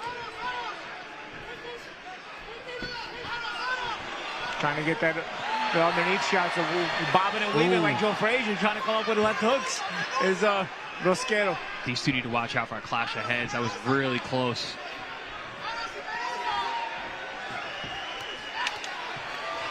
Now this is going to come down to conditioning for Romero. She's not used to throwing this many punches. Got someone who's just coming right at her. Little slip and slide there from Romero as he moves out. Still lands the right hand. So far, that right hand landing effectively, but not enough to back off Rosquero. Rosquero showing that Mexican chin. But also Nazarena throwing, actually goes back, taking off power. Looks like we have a fight, gentlemen. Didn't know if we'd have that at the end of round number 1. Romero landing the right hand, but Rosquero deciding she's going to fight anyway. Yeah, Rosquero either got the lip service from her corner in between rounds 1 and 2, or just decided, listen, I got to make something happen because round 1 is going to make this a very long night if I keep fighting like that. Paulie, sometimes in rounds 2 and 3 we see that, right? There's an effective counterpunch, and it's almost like the fighter says, well, I'm going to eat it anyway, I might as well fight, right? Might as well get through it. Well, I don't know. At a high level, you're not supposed to just keep eating anyway. But I'll tell you what, there has to be some adjustments. For Rosquero's adjustment, it was just increase the pressure. Right, exactly. And try to just push back Nazarena Romero. And if you push back Nazarena Romero enough, maybe you're going to take off some of the steam from her punches, some of the power from her punches. As a lot of times, punchers, when you back them up, they don't have the same effect. And if you eat enough of her punches, maybe she might get tired. Yeah, I'll block them with your face. That's the old trick. The old Homer Simpson. Another good second round for Romero, but certainly more pressure from Rosquero. Fighter out of Mexico City. Now we're seeing Romero actually using the jab as she's going backwards. Sticking that jab out there to create a little more distance. Another thing we talk about is it's hard to find quality opposition in women's boxing on the way up. And that's something Romero has been able to get. She's fought some very tough fighters in her career. Oh, good left hook. I told you that's the shot to look out for when it comes to Rosquero. Another big shot. Oh, Rosquero's holding on. Got the champ hurt. First time Romero's had to hold on and clinch.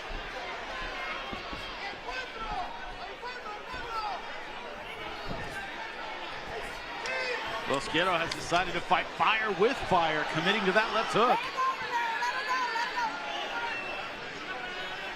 Romero's looking more and more uncomfortable as Rosquero is just walking through her power. She's not used to that. Also, both these fighters talked about in the fighter meeting, go, you know, I spar men. I don't need the women in the gym. I'm going to spar guys. So I'm used to walking through tough punches. You know about the gym wars in Mexico City? Well, guess what? It's worse for women.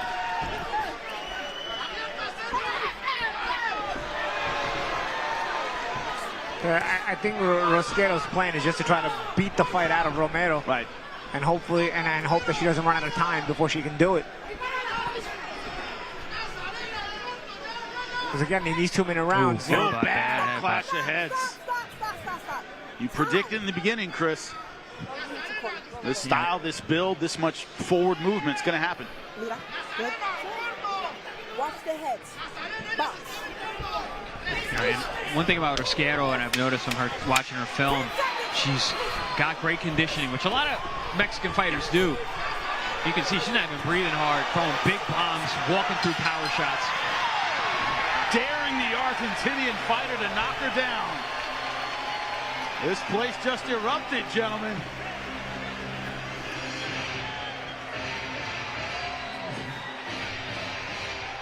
Yeah, you feeling that Rocky vibe, gentlemen? Yeah, the fans are, man. This fight is living up to expectations. We thought this was going to be a good one. This has been a fire fight. The crowd is behind it. This is the loudest they've been all night long. Some overhand bombs, some one-hit quitters, some headbutts, a little bit of everything. I'm waiting for Thunderlips to come in, throw somebody over the top rope. Yeah. With the way these ladies are going at it. But, Chris, you talk about the level of opposition. Romero, you said, probably not used to fighters walking through her shots like this. Yes, she's landing. You could argue she's winning rounds, but she's used to stopping ladies that she hits this hard. Yeah, even girls at world-class level, and very much, wow, man, Rosquero is ready. She's in a horse stance, ready to go before the round even starts. Here come the mental tactics. Gut and everything. Horse stance, by the way, a karate thing as we start round number 4. Oh. From the former kickboxing world champion, Chris Algieri. And they are throwing like this is a 5-round fight. The question is going to be, can Romero keep up with the output of Rosquero? Because Romero is a power puncher. She's not used to having to have to throw this much. She usually gets respect when she lands that right hand. She's getting none from the Mexican fighter. Two things that do not go well together in boxing are power and volume. Rarely do you have both of those. And right now, Romero having to fight a volume fight. Crowd is chanting Mexico. Yeah. Okay, not a lot of Argentinians up here in Orlando, but there's a ton of Mexicans. Remember, gentlemen, we were in Philadelphia, chance of Mexico for all the Mexican fighters. Yeah, that was surprising. Yeah. That was surprising. We know there's a heavy Mexican population in Plant City from doing our Plant City fights. That is not far from here, Orlando, at all. So we would expect Mexican crowds here. Philly was a bit surprising. I'm from LA. I'm just so used to people cheering Mexico every time you see Mexican fight. There's none of you over there. Romero trying to establish some distance, but Rosquero's trying to make it more and more uncomfortable. You see Romero's not trying to fight anymore. She's trying to box more and then trying to make it easy on herself from a technical standpoint. Does she have the technical ability to slow down Rosquero, though? That's the thing. You don't learn how to box in the ring, Paul. Yeah. You know when you get in there. Yeah. That's the thing, and I don't know if her boxing ability is going to be able to offset the pressure ability of Rosquero. She may have gotten herself into a fight where now she's got to fight. That's the thing about fighting. Good hook by Rosquero. That's the thing about fighting Mexican fighters. Once you start establishing that fight in round one, you now set that pace. They set the bar, and you're not going to be able to slow it down that easily. And they are brawling in the corner. And that's the end of round number 4. I mean, ladies' rounds are 2 minutes. They go fast anyway. But when they don't stop punching the entire time, they go even faster.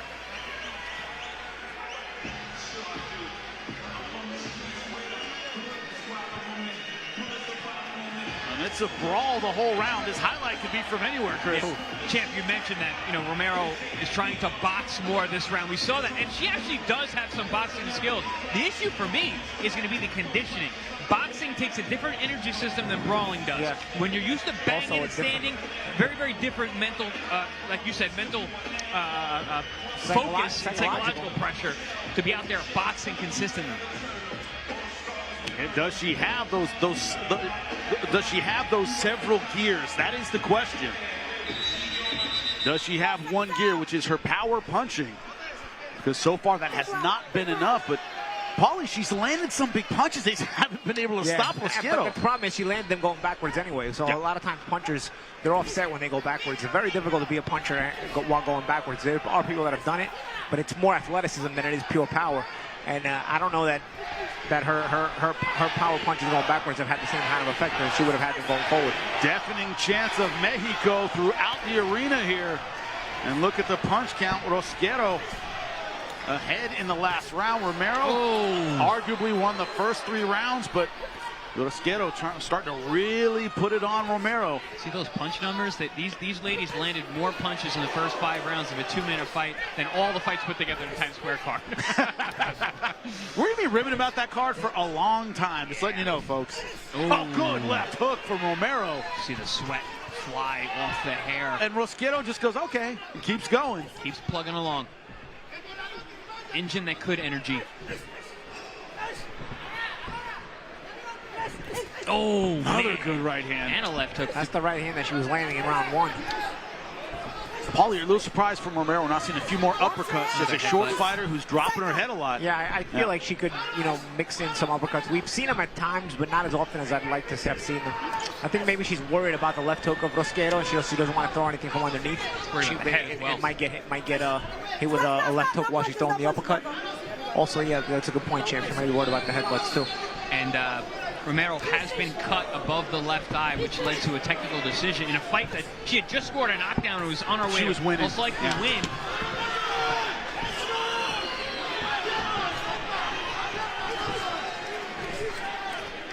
Chris, I'm going to ask you really honestly, are you sure you weren't doing conditioning with Rosquero? Because her gas looks incredible in this fight. I told you, I watched her tape, and her conditioning was fantastic.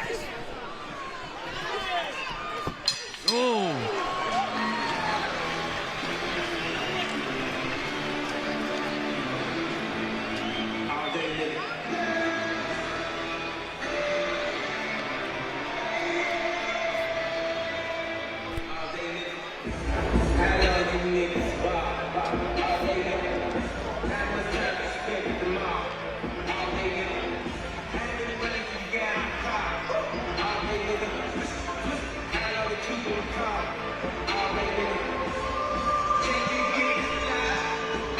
We are halfway through a 10-round title fight. WBA World Super Bantamweight Women's title on the line. And for entertainment value, gentlemen, this has been off the chart. They have brawled from round number 1.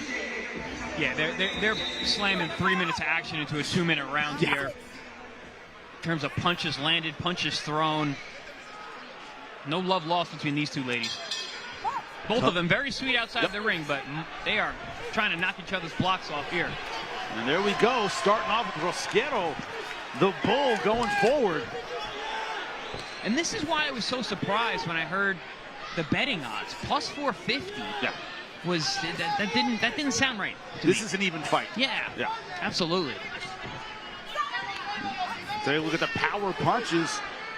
Romero having the edge in every single round. Landed nearly 100 power punches in 5 rounds. That's crazy. That is crazy. Oh, nice big left hook. Beautiful stuff. Rosquero jumped into that one. And I mean, you see, technically, yeah, well, she has to go short. Just barely 5 feet tall is Rosquero. I mean, you see, technically, Romero has more in the bag. She has more than just charging forward like Rosquero is, but still, she's being overwhelmed at times. She just kind of hops forward. Looking at her footwork there, Rosquero. No, she's not technical. Yeah. She moves her back foot first, then her front foot, or she just hops forward with both feet. Which is why you get headbutts. Yeah. But she has bull legs, gentlemen. She just squats and kind of leaps into shots. Oh, good body shot there from Romero. That's a good idea to go to that midsection. Yeah. You know, you got a squat opponent like that. Oh, right hands again. Right. I'll tell you, man, Romero is trying to make this a technical fight, but Rosquero, I tell you, Rosquero was got to come off the ring. It will make things even more uncomfortable for Romero. At least Romero finds the exit as she's able to step out. Good timing shot and a nice knuckle punch from Romero there. We talk about the emotional pain that Romero brings into the ring every single time. Well documented about her childhood, and she is tough as nails, and she is needing it tonight. Picking her spots. Good body shots. Yeah, Romero showing her class here. Rosquero slowing down. Investment in the body, gentlemen.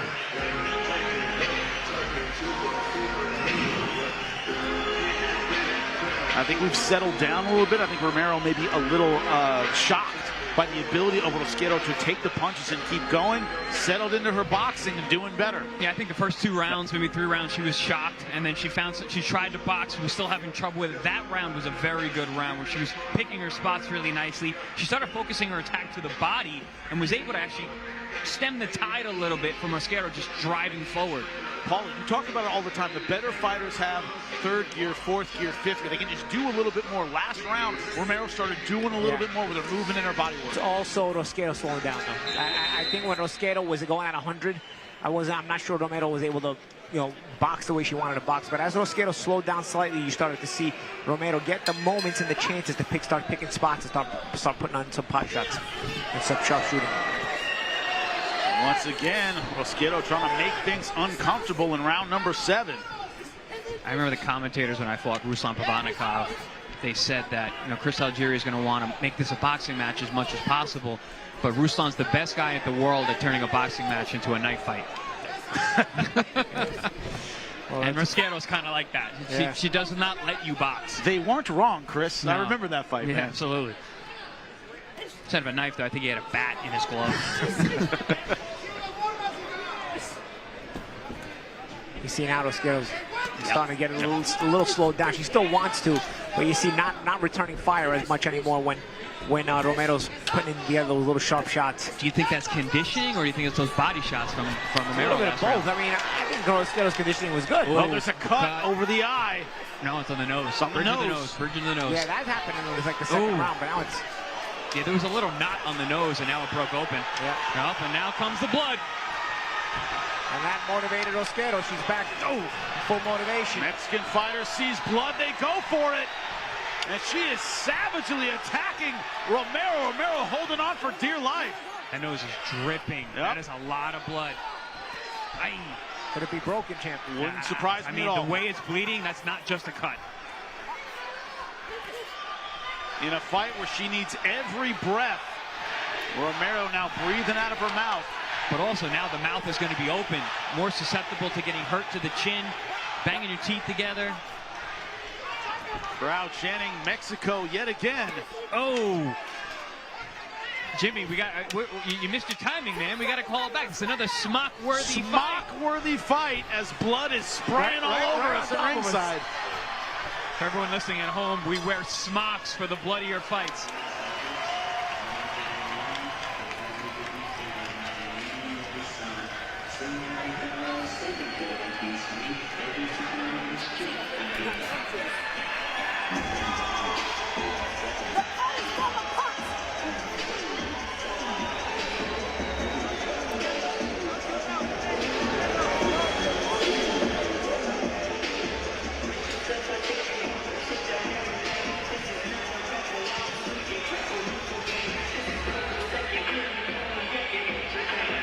We have to give credit where it is due. Both of these ladies said it would be fight of the night. The drama has been there from the beginning, and more drama with what looks like a broken nose for the champ. Yeah, that was a left hook. As Romero bounced off the rope, she bounced right into that shot. And from the very beginning, I told you with Rosquero, the punch to look out for is the left hook.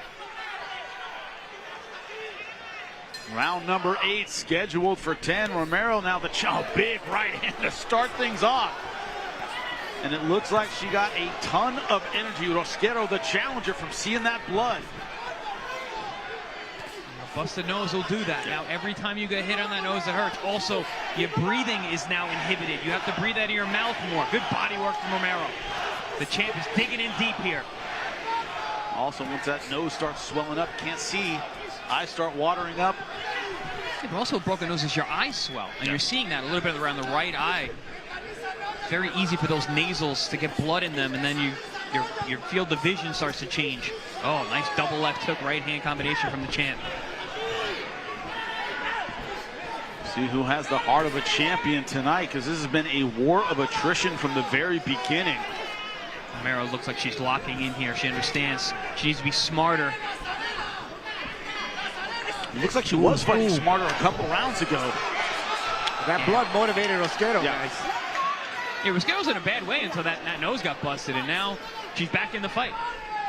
Oh, good one, too. Yeah, Good body shot by Rosquero. We spoke about the power of Romero all night, but the punches that have been having the most effect, obviously from the broken nose, Rosquero has been Rosquero. Oh. And she's yelling as she throws punches. Oh. Ton of blood again. And unfortunately for the champ, we're in Florida. They generally like the fighter who's coming forward. Yeah. And Rosquero is the one constantly pushing forward. They like the fighter who's coming forward even if they're not doing anything. Correct. That was going to be my next one. Rosquero at least throwing punches when she's coming forward. Yeah, but I mean, all the classy moves are happening from Romero. I think she's also being allowed to make the classy moves because Rosquero doesn't cut off the ring. No, if Rosquero cuts off the ring, there's a lot.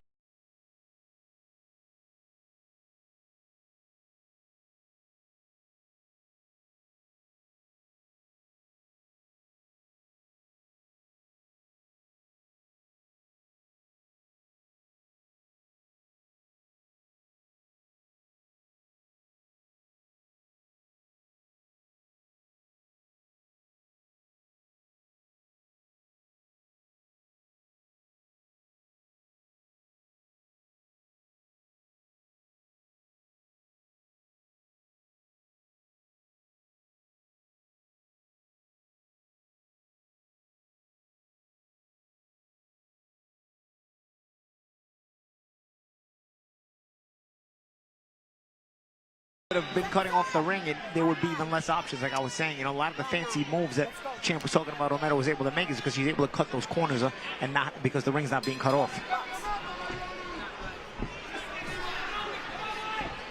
I would be very interested to see how the judges have scored this fight. Romero, boxing well, first half of the fight for sure. Rosquero coming forward, throwing big punches, very effective the last couple rounds after what we believe might be a nose break. Romero really on her bike this round. And Rosquero following, doing a good job of landing looping shots though because of the lateral movement. Starting to land more often too here is Rosquero now. She's getting a little closer when she's throwing these shots. If you notice, she's punching them a little closer now. You see she's getting a little closer, so those shots are able to land now. Before she was a little further away as Romero was able to use her legs better. Rosquero really coming on. Both you guys called it. Once it becomes a Mexican-style war, it's very hard to calm it down. Looks like Romero wants a break right now, but she can't get one. And Rosquero's got great conditioning, not tired at all. Doesn't waste a lot of energy, just comes forward, letting those hands fly, moving her head. A lot more head movement than we've seen. Big round here for Rosquero. This has been her most dominant round. Look at the total punches, almost 200 for Romero. 200 punches landed? Yep. Oh my God. Those numbers are ridiculous. Those are rookie numbers. Neither fighter can miss. These two are gonna get. They're gonna be 400 punches landed in this fight. Oh, good right shot. hand. Vicious shot. She jumped into that one too. Romero so far wearing the damage well.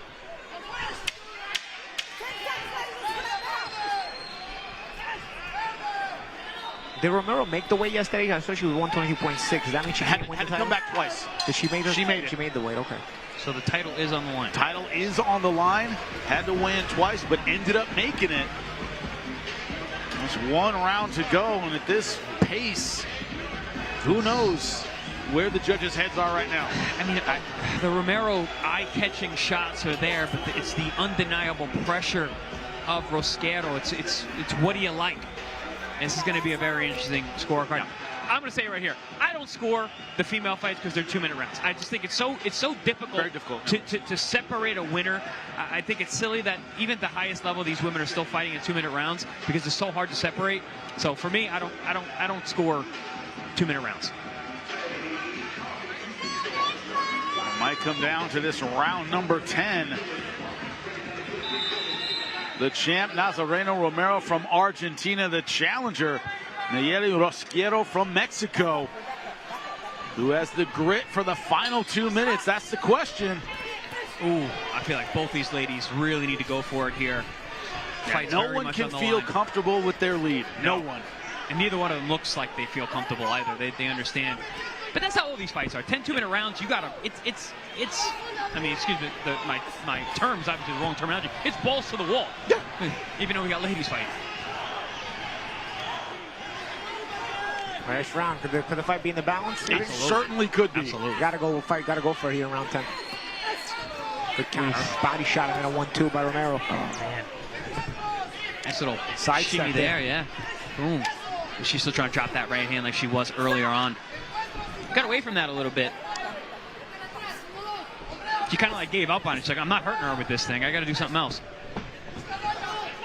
And that physical pressure. Stopping and firing. Good adjustment from the champion. Let's get a real nice sharp 1-2. Oh, nice left hook again. Oh. Rosquero just bullying forward. 1 minute left. Smart clinch there by the champ. The champ really should be doing that. Box clinch.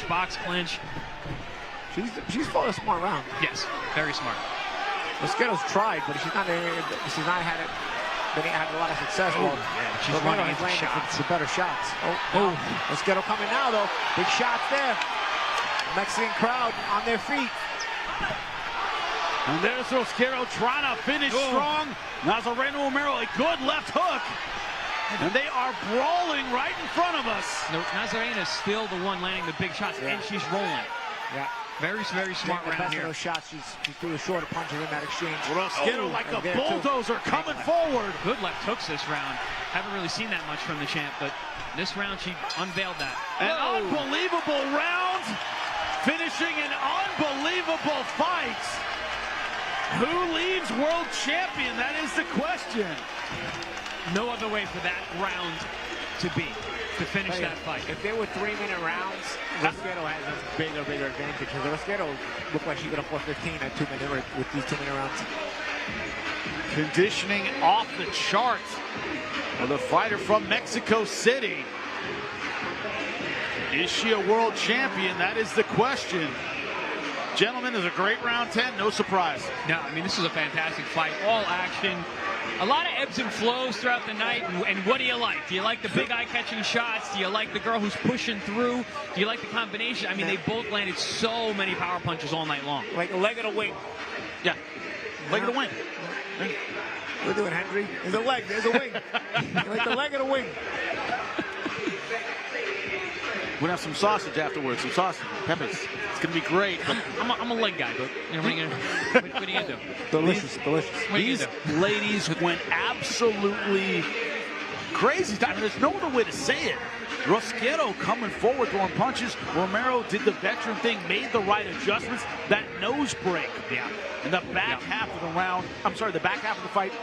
That may have been the turning point. It seemed to ignite Rosquero. Yeah, it looked like the champ Romero was pulling away. Yes. And then the nose break happens. The left hook hits the nose. We see the blood, it's gushing. And then it's like, oh, now it was a free-for-all. Rosquero was motivated from that and fought hard till the end. So very interesting how this turn of events turned out.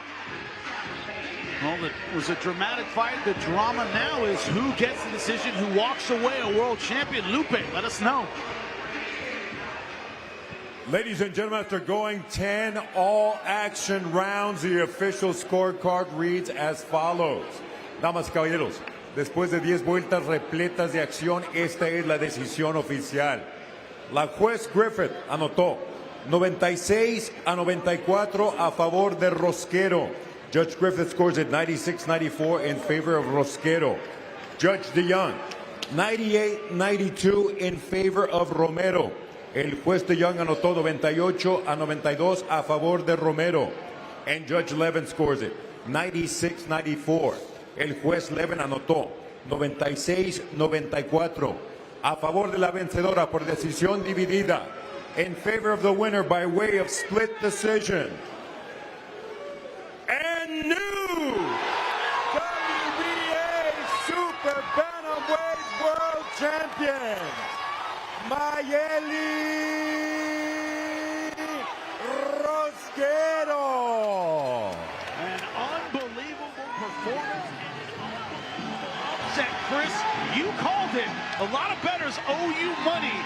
A lot closer than 4-1, gentlemen. Yeah, the 4-1 just did not line up. If you did not do your homework and look past the numbers, if you didn't study tape of Rosquero and both these women, you wouldn't understand it. The deciding card was 96-94 by Judge Levin. I am hopeful that round 10 you scored correctly, because if he gave it to Rosquero based on pressure or the last 30 seconds when Romero clearly won round 10, it's a shame. It's a waste of a way to lose the title. Yeah, but you can definitely see how Rosquero won this fight. I can see how either person won this fight. Right. But again, like I said, I have an issue with the way they score fights here a lot of times. Lindsay, let's talk to the winner and new champion. And we're here with the new champion. How do you feel? ¿Cómo te sientes? Felicidades. ¡Viva México! ¡Viva México! ¡Viva Expiquilpa! ¡Viva el Ñañú! ¡Jamadí por estar aquí! ¡Jamadí! ¡Gracias! You dedicated the fight to your mom. You were saying something about your mom. ¿Estabas diciéndole algo a tu mamá ahorita? Mamá, este cinturón va para ti. 10 de mayo en México es un día memorable. Y mi madre hace muchos años, como muchas madres mexicanas, vinieron a partírsela para solventar una familia como madre soltera. Hoy va por ella y por todas las mamás que están aquí en la Unión Americana. Muchas gracias. She's saying that in Mexico today is May 10th. That's a Mother's Day. And her mother is a single mother, so she just wanted to dedicate this fight, this beautiful fight. What a boxing match we had here tonight. I want to congratulate both of you. When you heard the decision, cuando escuchaste la decisión, you were applauding. Estabas aplaudiendo because what you did was pure boxing, guys. Y porque este boxeo es un deporte y acá no venimos a ganar, a aprender, a perder. Es deporte y ella hizo el mérito para ganarlo y wow, es una gran vencedora, se merece ser campeona del mundo. Y bueno, y yo tengo que seguir replanteándome y seguir porque tengo mucho por aprender. Soy nuevita en el boxeo, así que estoy re feliz, re contenta por ella, re contenta por el boxeo femenino porque dimos un espectáculo. Y estoy feliz, muy feliz, se lo re merece, ya merecía ser campeona anteriormente. Esta vez no le robaron, los jueces fueron justos y se llevó la victoria y me siento feliz y me hubiera sentido absolutamente mal si yo hubiera ganado porque realmente ella ganó. She's saying that the judges did the right thing, that they make the right call, and she's congratulating the judges, saying that she is the new champion, that she won it in the ring, and that she's happy about the great boxing match you both star here today. Congratulations, de verdad. Felicidades, qué lindo. Usted, you said before that you want to still deny. Ustedes dijeron que ustedes querían robarse la noche. You both did. Lo hicimos. Le vamos a hacer una gran chamba a la estelar porque queremos más estelares de mujeres. Peleas como esta es lo que merece el público. Eso. ¡Viva México! ¡Viva Argentina! ¡Y viva el boxeo femenino! Thank you so much. Now, back to you guys. An unbelievable fight. Once again, they both promised fight of the night. But the number of punches landed and the amount of action these ladies put in tonight, unbelievable. Look at the punch counter. Gentlemen, Romero landing more punches than Rosquero. We saw them round by round, but look at these numbers for the fight. Romero throwing 843. Body shots off the chart. Romero landed a lot more. So the numbers, when it comes to the shots landed, favor Romero, but that physical pressure from Rosquero, it was there throughout the fight, from the beginning. Yeah, I mean, I want to see the judges' scorecards to see how they broke it up. Like you said, Champ, like how you scored that 10th round really matters. Because if you look at the numbers, you're basically just scoring aggression. Because Romero outlanded her in every way. Jabs, power punches, body shots. So how are you scoring it otherwise? I'll tell you what. Based on Romero's reaction after the fight, remember in Rocky IV at the beginning of when they walk to the ring, when Rocky's gonna fight Drago, and Paulie tells Rocky, if there's anybody in the world I wish I'd rather be you. And then when they touch gloves, he goes, remember what I said about wanting to be you? Forget it. Well, remember what I said about Romero maybe not deserving the decision in round 10, how it was scored, and I hope not. Forget it. Because if you're gonna fight like this and then not even argue on your own behalf, I don't even care if you didn't get the decision. Because if you're that level of a competitor, if you're that happy of a loser in this fight, then I'm not going to empathize with any of that, because there's no way two guys would have fought a war like this. No. And the other guy would have been like, well, I deserve to lose. You said that before. You hate when the girls say they fight and then they just hug right afterwards. Dude, are you out of your mind? Like, there's a real case for Romero winning the fight, and there's a real case for Rosquero winning the fight. You're supposed to argue your point here so you can get a rematch. Forget, like I said, forget it. Hopefully we get to see it again at some point. An incredibly entertaining fight. Well, guess what? There is more to go. Even though we have a new champion in Mayelli Rosquero, there's more to come, this time in the super welterweight division. A division right now that is red hot, full of talent at the elite level, and Darrelle blast Val Saint trying to break through into that rarefied air at 154 pounds. He has all the physical talent to do it, but he needs to step up against a very experienced opponent tonight. That is the difficulty. And man, Mexico, do the Mexican fans not always bring it, Paulie? Every time. Every time. Boxing is part and parcel, a big part of their culture, and then you see it every time Mexican fighter fights. No, we have one now. Rodolfo Orozco from Sinaloa, Mexico, 33-4-3 as a professional, 25 wins by knockout. Guy who's been fighting since he's 15 years old. Turned pro at 108 pounds. 15 years old. Unbelievable. And a man who brings real power. We go with an awkward style, has fought under the big lights before. Lost to Connor Ben in a fight where he ate punch after punch and showed he has an incredible chin, if nothing else. And there is Darrelle blast Val Saint. The Haitian flag behind him. He represented Haiti in the Olympics. Flanked by Naji Lopez and Edgar Berlanga. Stablemates. Not bad company to keep. Not bad. Get ready for a big fight. Some bad dudes on your flanks. When you look at maybe the next champion or the next title contender coming out of ProBox TV camp, it may be Darrelle blast Val Saint, and the odds makers agree, minus 2,500. Wow. Plus 910 for Rodolfo Orozco. With the number of upsets we've seen on ProBox TV, never listen to the odds. As you said, Paulie, they don't know quite how to odds make for us yet. Nah. Now we're in Florida. Look at the tail of the tape. The young fighter Haitian-American, 22 years old, Rodolfo Orozco, 25. Orozco with the height advantage, also a significant reach advantage, 6 inches. How does Darrelle blast Val Saint deal with that? That is a huge question. Super welterweight, great division. Lupe, get us ready to go. We continue inside the Silver Spurs Arena, Kissimmee, Florida. This is ProBox TV, being presented to you by Bet Online and Wild Casino. This is tonight's special attraction, set for 10 rounds in the Super Welterweight division. Esta es la atracción especial de la noche, pactada 10 vueltas, división peso Super Welter. Los jueces son, judges are Efraín Lebron, Michael Ross y James O'Connor. Presenting the blue corner, wearing black with gold, presentando la esquina azul, vestido de negro con vivos dorados. Su peso oficial, 153 libras y un cuarto. His official weight, 153 1/4 pounds tonight. He enters the ProBox TV ring for the 41st time as a pro, with 33 victories. Against 4 losses, 3 bout even. 25 of those victories coming by way of knockout. Esta noche entra en su 45º combate a nivel profesional, con un récord de 33 victorias, 4 derrotas, 3 empates y 25 de sus victorias por la vía del knockout. Representando a Guasave, Sinaloa, México, Rodolfo Sinaloita Orozco. Across the ring, the red corner, wearing red with gold trim en la esquina opuesta, vestido de rojo con vivos plateados.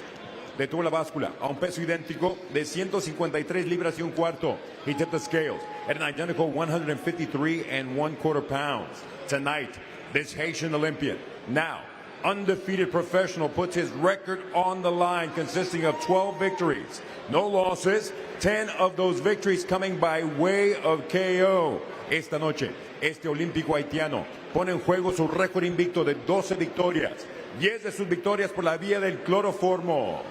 Representing Orlando, Florida, Darrelle Valsaint. Our referee with final instructions, Michael de Jesus.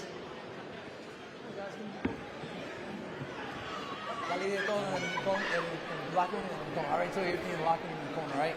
Anything under here will be low. Aquí, si baja de aquí, va a estar abajo, okay? Toca once si quieres. Touch goes if you don't, if not, go back to the corner.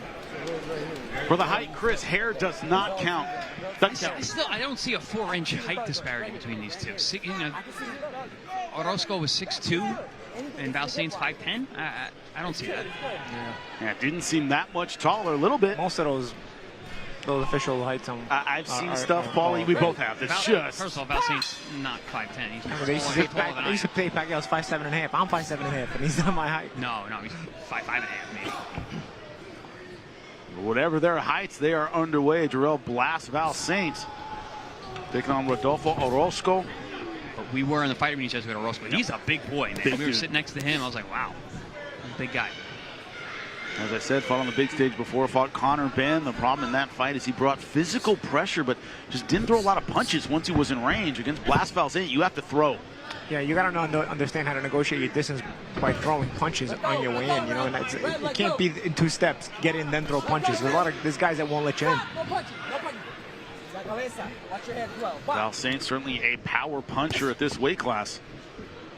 A sharp puncher too is Val Saint. He picks his punches well. He's got equal power in his right and his left hand. Fights from both sides seamlessly. Great awareness.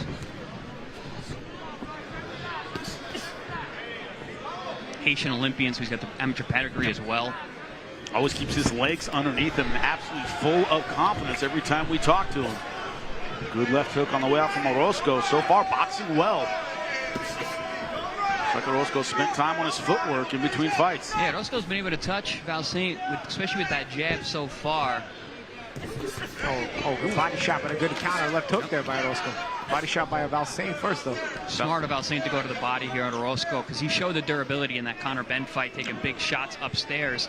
But Ben's not much of a body puncher. Going to test that midsection. Both guys talked about working the body. We said, how are you going to manage the distance against Valsaint. He said, I'm going to get him and work the body, slow him down.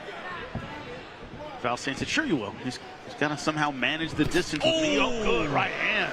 Wow, that was a big right hand. Yeah, a little shook. Off the feint jab, too. Valsaint disguising it very well on the entrance.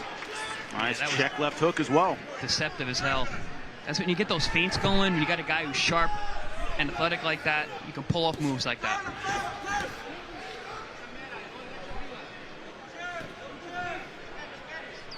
Orozco certainly in that puncher stance, 25 knockouts in 33 wins. You know, Val Saint, he's one of those guys, when he finds his rhythm and his range, I mean, you can see him, he starts to have fun. He's still dealing with that range right now for Orozco. You saw him just get clipped with a jab. Still being cautious, he needs to be. He's got a puncher in front of him. He's also not used to having a range disparity. He has very long arms. Yeah, he's got a guy who's looking at him eye to eye and is similar in terms of reach. That's why he's getting hit with some of these shots on the end of the punches. Orozco's done a good job, though, presenting himself consistently in front of Val Saint, trying to keep that mental pressure going.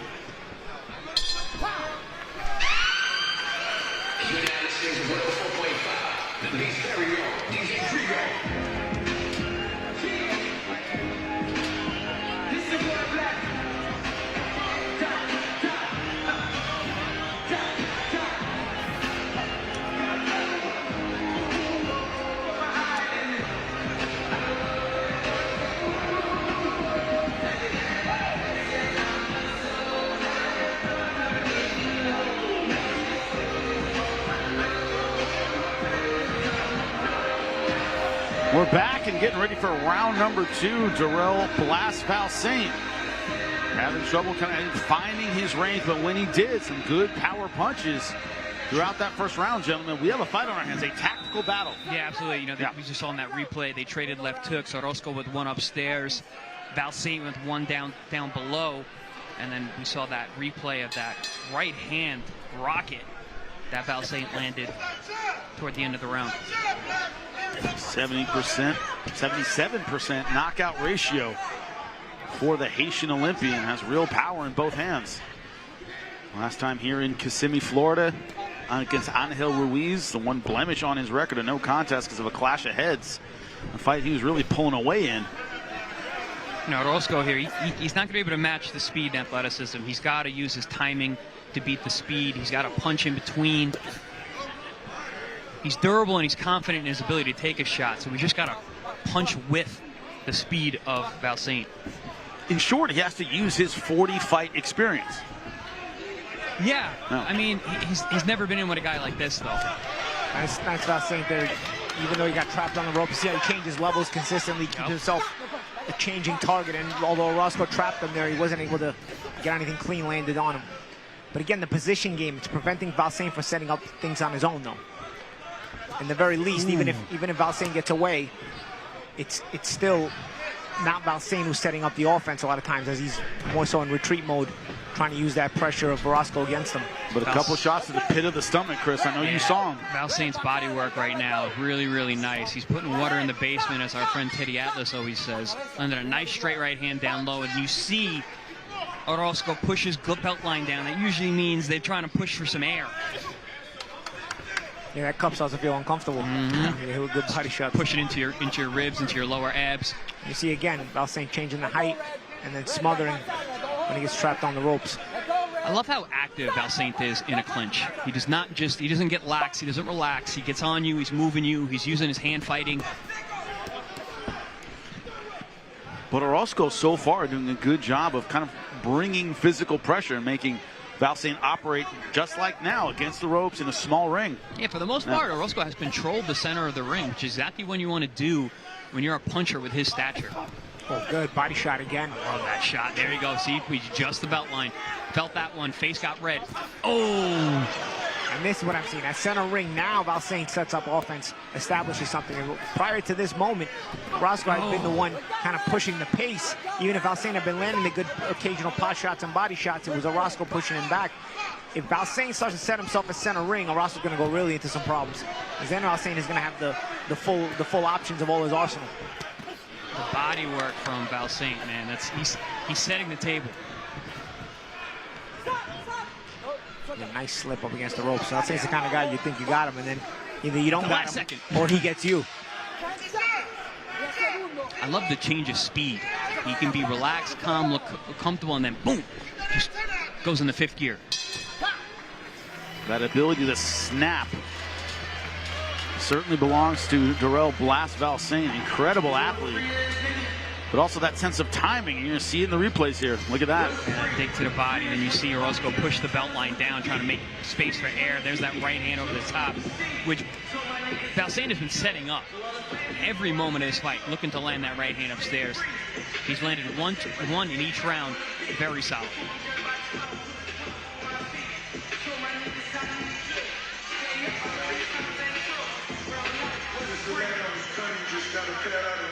Talk about experience. Orozco, 186 rounds as a professional. Talk about his power, 33 wins, 25 by knockout.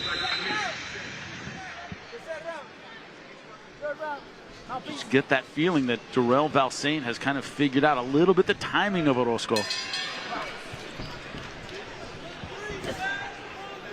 Dealing with that reach disparity, he's kind of turning his athleticism. Nice stiff jab, man. We can hear those ringside. I don't know if you guys can hear them at home. Oh! Kind of right hand. Now, Val Saint now starting to clash of heads. Val Saint now starting to put some more oomph on those counters. By the way, if you're listening at home and you want to know if a punch really landed, it's when Chris starts getting Argentine. When that starts coming out of you, I go, aye. You know that's a real punch. And it's come out of you a couple of nice uppercuts. Man, he's mixing up these punches so well. And he turns the trajectory of them so quickly. I think it's coming out one way and it comes out another way. You know, Orozco's effort not gaining the results that he'd like it to gain.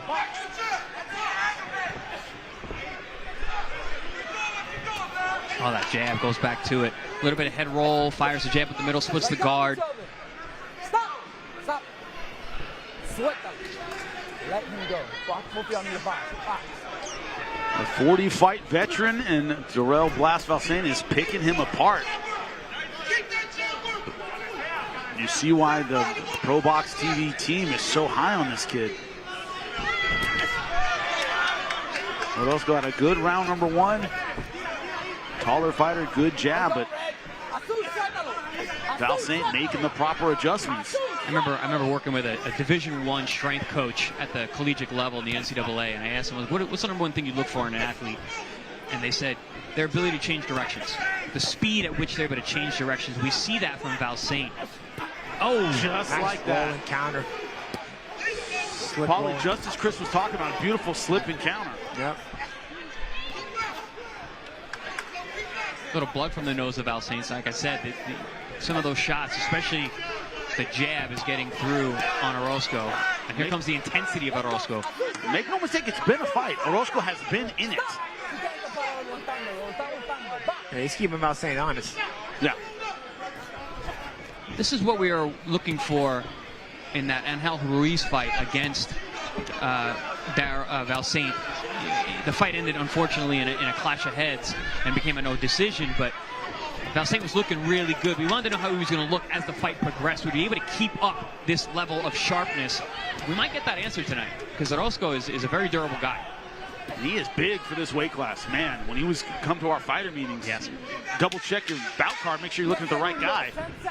Huge 154-pounder. Tall, wide shoulders, thick in that. From really even his legs, his head, up to his shoulders, all thick.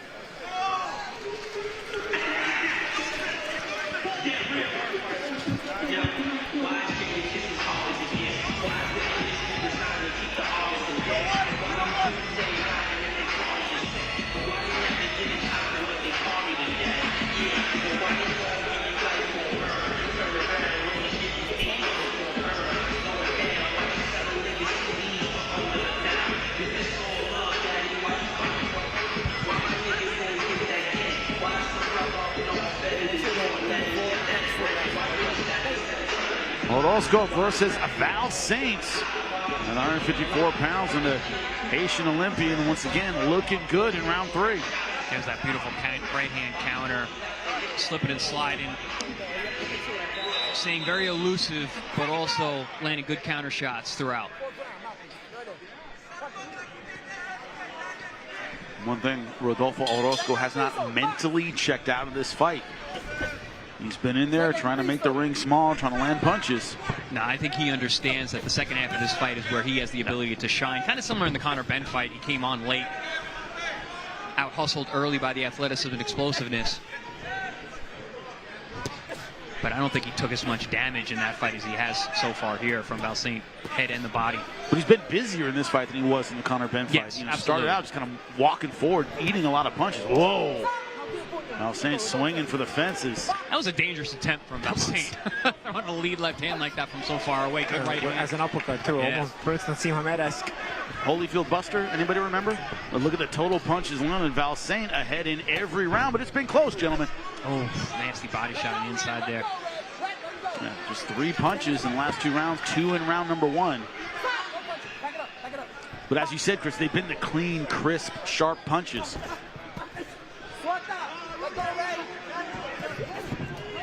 This is what. Yep. Just go ahead, Jimmy. This is what Orozco wants, right? This is the kind of fight that gets him in the door. Because if you're going to sit here and match wits on the outside with someone with this kind of speed and length and athleticism, you're going to be hitting air and getting touched up. But if you make it rough, it takes away those gifts that Val Saint has. If you make it Mexican, if you make it a brawl inside, different kind of fight. And we've never seen anyone be able to do that to Val Saint, so we don't know how he's going to react. Also, this one's scheduled for 10 rounds, and we said an Angel Ruiz fight here in Kissimmee. Clash of heads, ended up cutting that one short. That would have been Ruiz's strategy had the fight continued. Oh, beautiful overhand left. Southpaw stance now. Another ripping left hand. Val Saint's trying to find some success here in the southpaw stance. That's the thing, he seamlessly switches. Oh, and he fights so well from both. And Orozco is not seeing the left hands coming. He's taking 3 very cleanly here.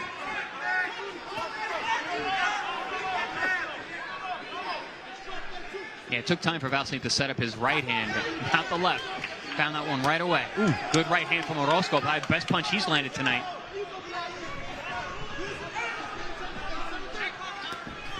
Oh, beautiful left hand. That one hurt Orozco. Hurt him. Took the legs out from under him. He's looking to hold on. That's the first time I've ever seen him hurt. Yeah, double jab, left cross. I don't think Orozco expected Val Saint to start getting sharp and staying in the southpaw stance like this. I don't know if he thought that Val Saint could hurt him either. That was a big shot. The angles are changing in the stance, though, guys. Beautiful job on the power punches. Seamless flow from southpaw to orthodox.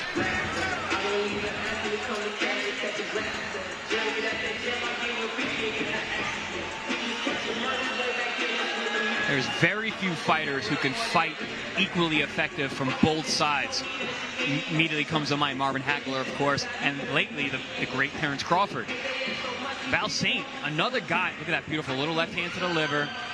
And then he was fighting out of the southpaw position the last 90 seconds of that round, and he landed 3 or 4 really good straight left hands down the middle. The 4th one being the biggest, would actually rocked Orozco and had him holding on.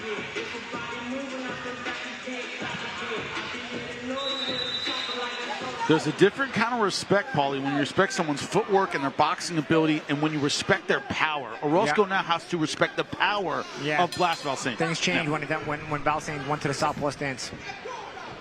And things change when you know someone can hurt you. Oh, good right hand for Orozco along the ropes. Good shot.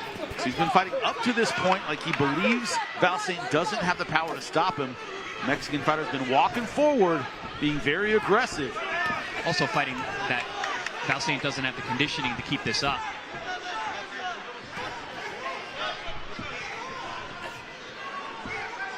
Well, that's the thing. We're only not even halfway through yet.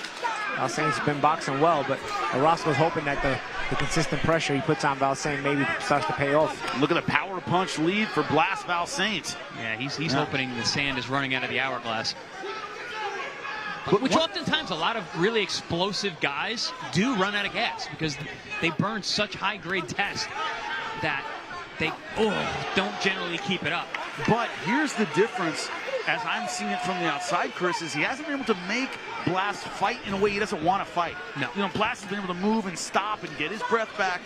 It's a great point, Jimmy. It's one thing. When you're in control of the pace and you're staying ahead, you're burning less juice. Rosquero versus Romero. Romero wasn't able to fight the pace she wanted. Rosquero wouldn't let her. Yeah, she was forced to fight at a pace she didn't feel comfortable with. Even though she was successful at times, she looked uncomfortable. We don't see that here with Blast.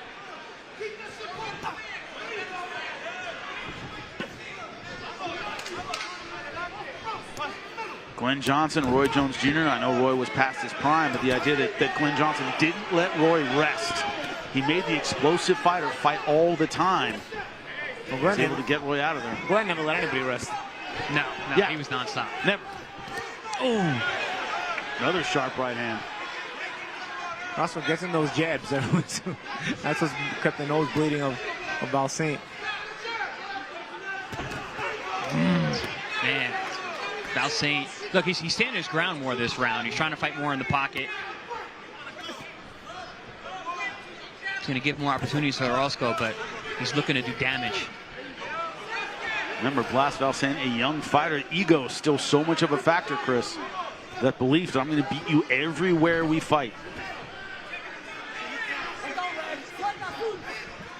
I think it's a smart strategic adjustment, though, because you got a guy, you're on the outside, you're hitting him with these big shots, but if you want to get him out of there, if you want to do more damage than you have been doing, you're going to stay in the pocket a little bit. Look for make those openings show themselves. Good left hand to the body there from Orozco.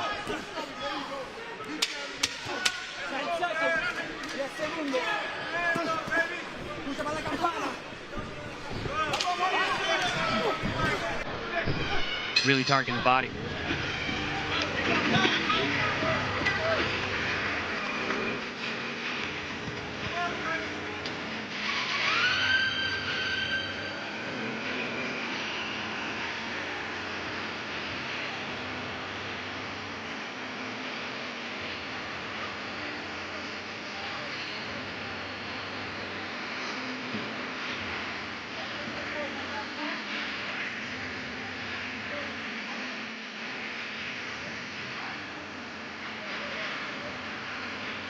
We are halfway through this fight, scheduled for 10 rounds in the super welterweight division. The boxing skill, the technique of Blast Val Saint. It's been the skills, the speed, the explosiveness, athleticism of Val Saint, the toughness, the durability, the doggedness of Orozco.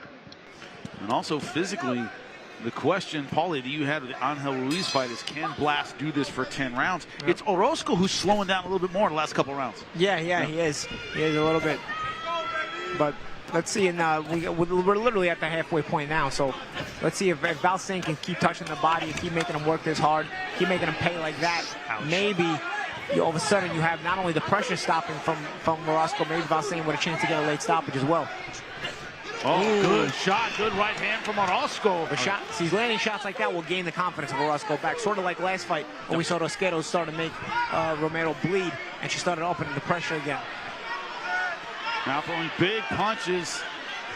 Jabs landed. Val Saint not having the lead you would think. A couple of those rounds belonging to Orozco, showing the reach advantage of the fighter from Mexico.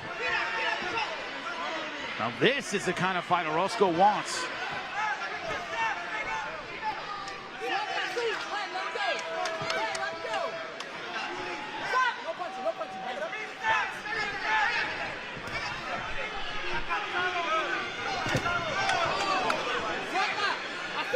Orozco still trying to force his way in, though. Again, it doesn't have to be pretty for Orozco. He just wants to make it uncomfortable and hope that can lead to maybe some mistakes on the part of Val Saint. But Val Saint right now staying firm. Orozco's done a really good job this round, making things uncomfortable, that's for sure. Val Saint spending a lot of time with his back on the ropes. But now halfway through the round, Orozco slowing down a little bit.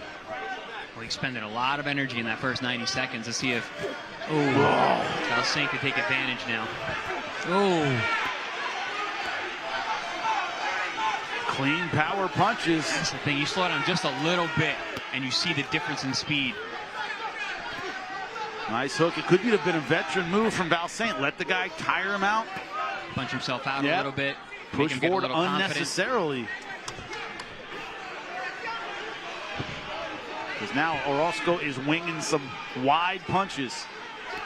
A lot of fat on these, as Teddy Atlas would say. That's the thing, is you get a little more fatigue, your technique starts to wane. Elbows are out a little bit more. Starting to telegraph your punches a little bit more. Fatigue makes cowards of men. We all know that. Orozco doing a good job pushing in on that right hand. Not a good right hand, but along the ropes there. Again, that's where Orozco's getting his best work done. I want to tell you, when Val Saint stays still for a second when he puts his guard up, I think Orozco has to try to throw some combinations, but I don't know if he has that kind of energy left in him. A nice uppercut. Nice uppercut there, but everything's one at a time from the part of Orozco. And most of it misses. Val Saint big in the body there with both hands, and a nice right hand straight upstairs. Right. Ooh, ref almost caught one there. Watch out, refs. Flaz Val Saint throwing that wide right hand. But a good round for Orozco for the most part. Best round so far, but he still ate some really nasty shots. You saw that left uppercut up the middle. Landed the best punch of the knife so far for him was a right hand along the ropes. Again, the best work he's doing is when he's got Val Saint on the ropes. But when Val Saint landed shots, you see the sweat fly. They're turned over perfectly. You hear them too. They're ugh. But Orozco showing a great chin. Very, very durable guy.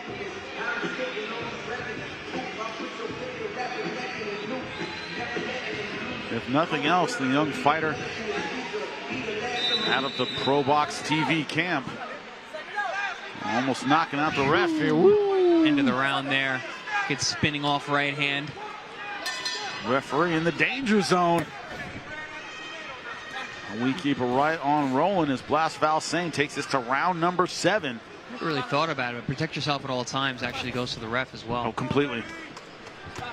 Mike Tyson, Lou Savarese, go ahead and look it up at some point if you feel like it. Always a hazardous job reffing Mike Tyson. Really, it was a hazardous job holding mitts for Mike Tyson. He almost knocked out Freddie Roach one time. A famous story. Val Saint back in the southpaw stance, guys. We had a lot of success early with that straight left hand. He put the first 3 rounds completely orthodox and then switched up and went southpaw and landed some big But you know what it is? It also offsets the pressure of Orozco. Orozco's a little bit confused when Val Saint's in a southpaw stance. And you look, he's not pressuring as much. At least the intensity of the pressure is not as intense as it is when Val Saint's in the right-handed stance.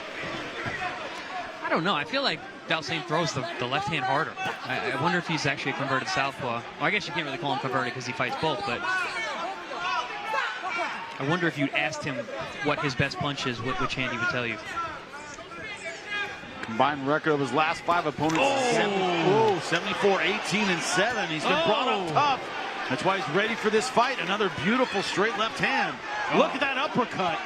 I don't know if he's a natural lefty, Chris, because he would knock this guy out by now with those left hands. He's landed several of them clean, very clean. Orozco just tough as nails. Talk about the damage he took in the Conor Benn fight, but he was there till the end.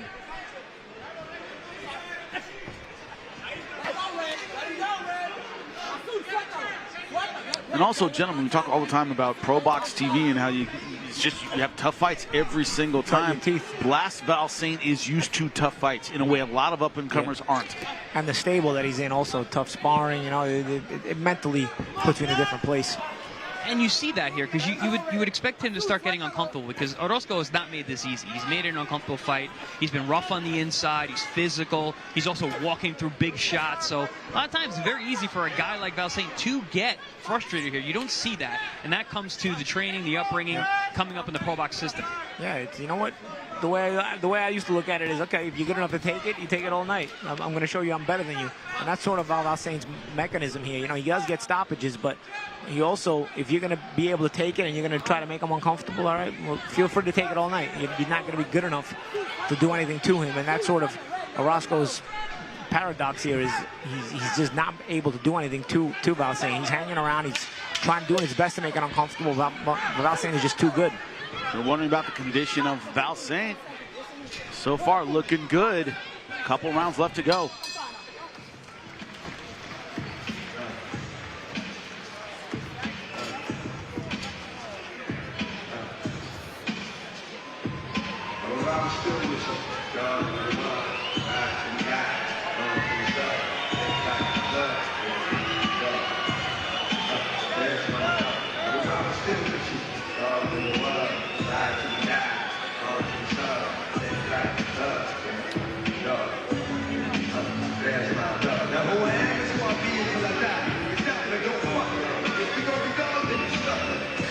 Welcome back. Round number 8 about to begin. 3 rounds left in this 10-rounder. Last Val Saint from that southpaw stance. That was looking absolutely incredible, gentlemen. That was a pretty shot. Straight left hand, got his head off line, and then slid out to the weak side. Really, really pretty shot there.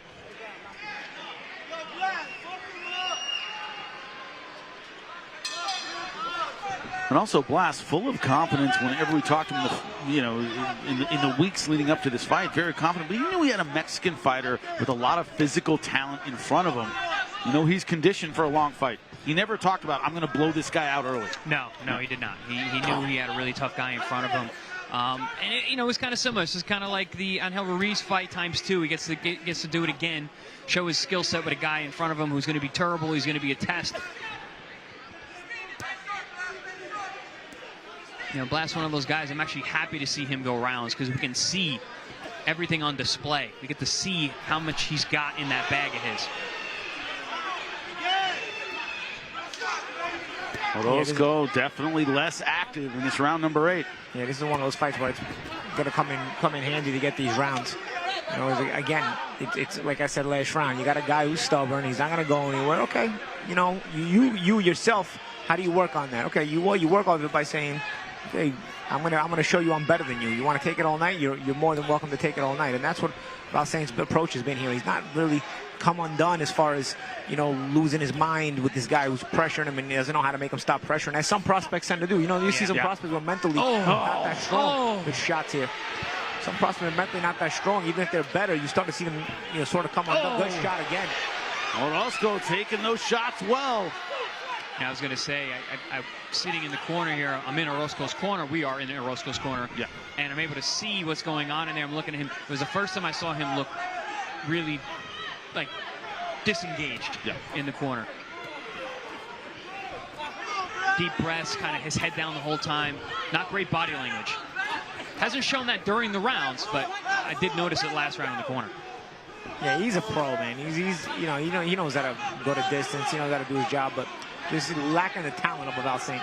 Yeah, no, I mean, we've been fighting since. Oh, beautiful body shot. Finally did hurt him. Solar plexus shot. Last Val Saint, is he going to turn it on? Look for the stoppage here. Under a minute left to go in round 8. Yeah, I mentioned early on going to the body would be smart when you got a guy like Orozco who's shown a good chin and been very durable. I'll give Orozco some credit. Finally, a body shot hurt him. He took a lot of good body shots. He's taken a lot. I mean, none of them were hurting him. He finally got hurt with a body shot. It was that solar plex shot right up the middle. It's like that shot just froze Orozco. Yeah, I mentioned how he was disenchanted in between rounds last round. Getting hit with a body shot, it's not going to help. Yeah. It's like how Brayton feel like he should belong in the fight still.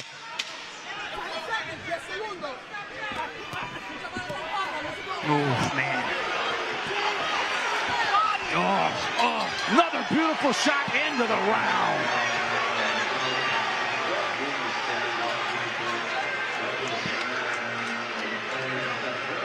His face a mask of pain in the corner. He's already.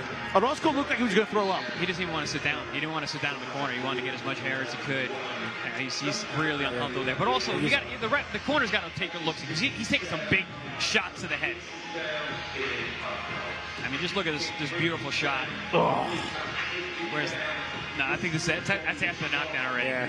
Nah, this is not the body shot. That was not the body shot. You see him specifically. You see him specifically bring his elbow down and crouch over when he gets hit with the body shot. And I said that in a fight earlier. You don't choose to do that. Your body forces you to do that. He's having trouble breathing. Yeah, that wasn't the shot. We could have a broken rib here. He's still hurt. He's having trouble getting in air. Broken rib, Chris? It's hard to say, but no, it looks like it's over. That's it. Yeah. This is a really professional performance by Darrelle Val Saint. Outstanding. All questions about him. Guys, because he never tried to get the stoppage. He never tried to get the stoppage. That's finally the stoppage. Looks like a broken rib or a busted rib. We'll find out.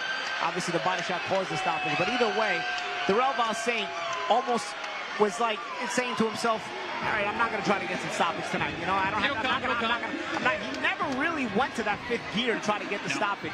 He just boxed his fight the whole time, picked his shots, terrific shot selection, and little by little, you got the result you wanted, and you get the stoppage in the end. So altogether, a very, very professional performance by Darrelle Val Saint. Gentlemen, we've watched a lot of boxing ourselves. We've seen shots end, body shots end fights. How many times have you seen a corner stoppage from a body shot?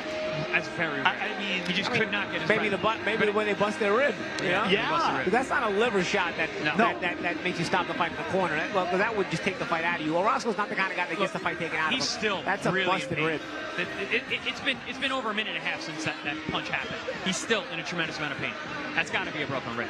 Virgil Hill, Roy Jones Jr., famous broken rib shot. That was in the middle of the round, led to a knockdown and knockout. But a corner stoppage from body shots. Guys, can I bring up a point here? Please. That was Val Saint's 13th pro fight. Looking that damn good. Conor Benn was his 22nd pro fight when he fought this guy. Yeah. Couldn't get him out of there. This is not an easy guy to get out of. No, I didn't expect him to get stopped. At a certain point, I was thinking Val Saint's just impressing me just by the fact that he's keeping his wits about him and staying smart the whole time. I was already impressed with that, but to get the stoppage in this way, he made a really hard fight. Look, I hate saying it. Look easy. Yeah.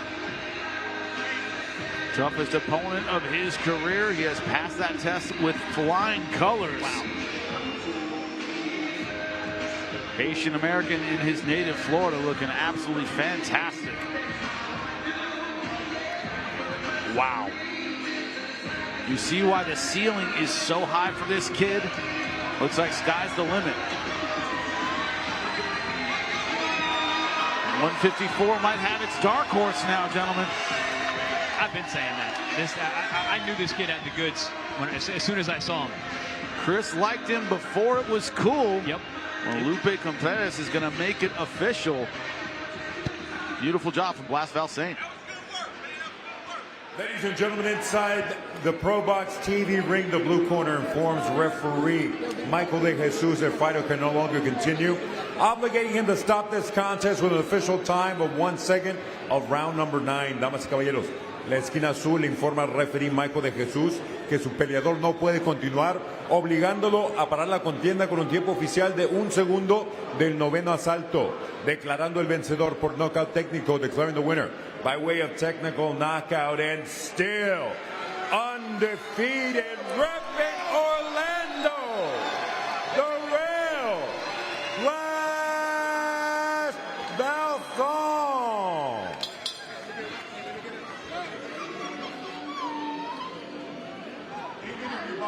Darrelle, that was a terrific performance. Can you take us through the last moments of that 8th round? My coach said, pick it up, man. Put that dog out. And that's exactly what I did, man. I went to the body. I seen him hurt him in the earlier round, so I just went back to it. Placed a good shot, and no más. No más, dijo que ya no podía continuar. Lo que está diciendo es que ya le pidieron en la esquina que tenía que terminar la pelea porque había ya conectado bastantes golpes importantes, pero ya tenía que acabarlo y lo hizo de esa manera. Now you have an impressive record. You have now 11 knockouts out of 13 wins. What's next for you? ¿Qué es lo próximo que se viene para ti? Probably take like a week off and go back in the camp.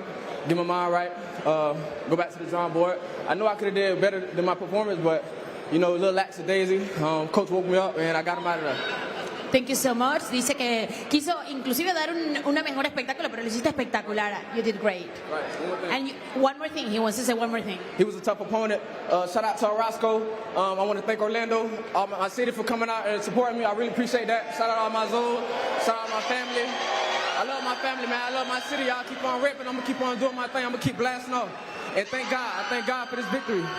I won't be nothing without him, man. One more thing, man. Mother's Day tomorrow. Happy Mother's Day to my beautiful mother. Bueno, le dio las gracias a la ciudad y por supuesto le dedicó también el triunfo a su mamá y un feliz Día de la Madre para todas. Muchísimas gracias. Thank you so much. Back to you guys. Could have done better. Hard to imagine that, but the fact that he believes that, Paulie says a lot about him as a fighter. Yeah, you know, the expectations are high even for himself. He sets the bar high. That's the mindset you want. Yeah. In a fighter with so much potential and so much talent. Listen, we got these generational talents, right? These guys that are just born with the Roy Jones Jr. But then you make them, you find out that they work hard too. That's how you make the best fighters in the world, the best athletes in the world. The Kobe Bryants of the world, the Michael Jordans, the Roy Jones Jr.'s, the Terrence Crawfords.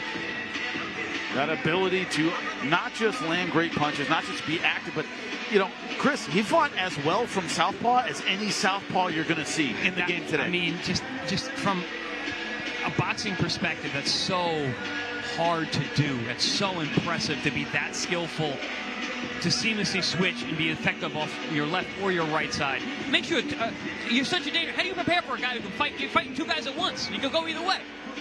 You have no idea what it takes to turn talent into world championship level boxing. Well, one fighter who knows that very, very well is our main eventer, Erickson Lubin. An incredible talent. Had his opportunities at the top, wants another one. He has to get through a very tough main event tonight against Ardreal Holmes Jr. Here's the man in his own words. Erickson was counted out, and whispers of reaching the top too soon echoed throughout the boxing world.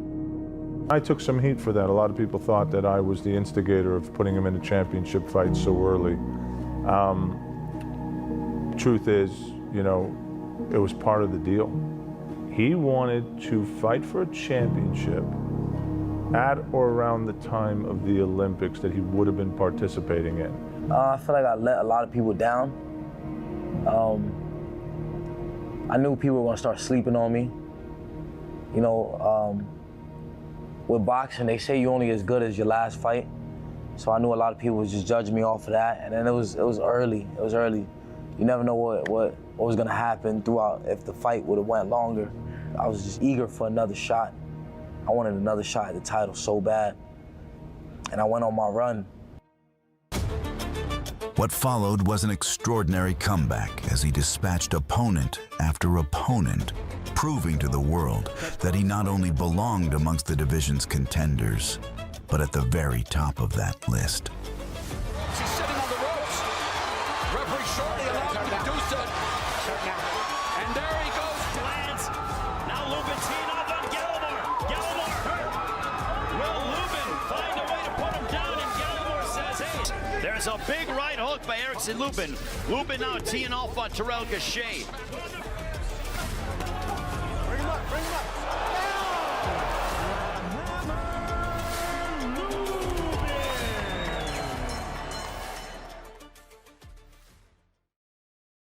After 6 impressive wins in a row, Lubin was set to face Sebastian Fundora for the WBC interim title.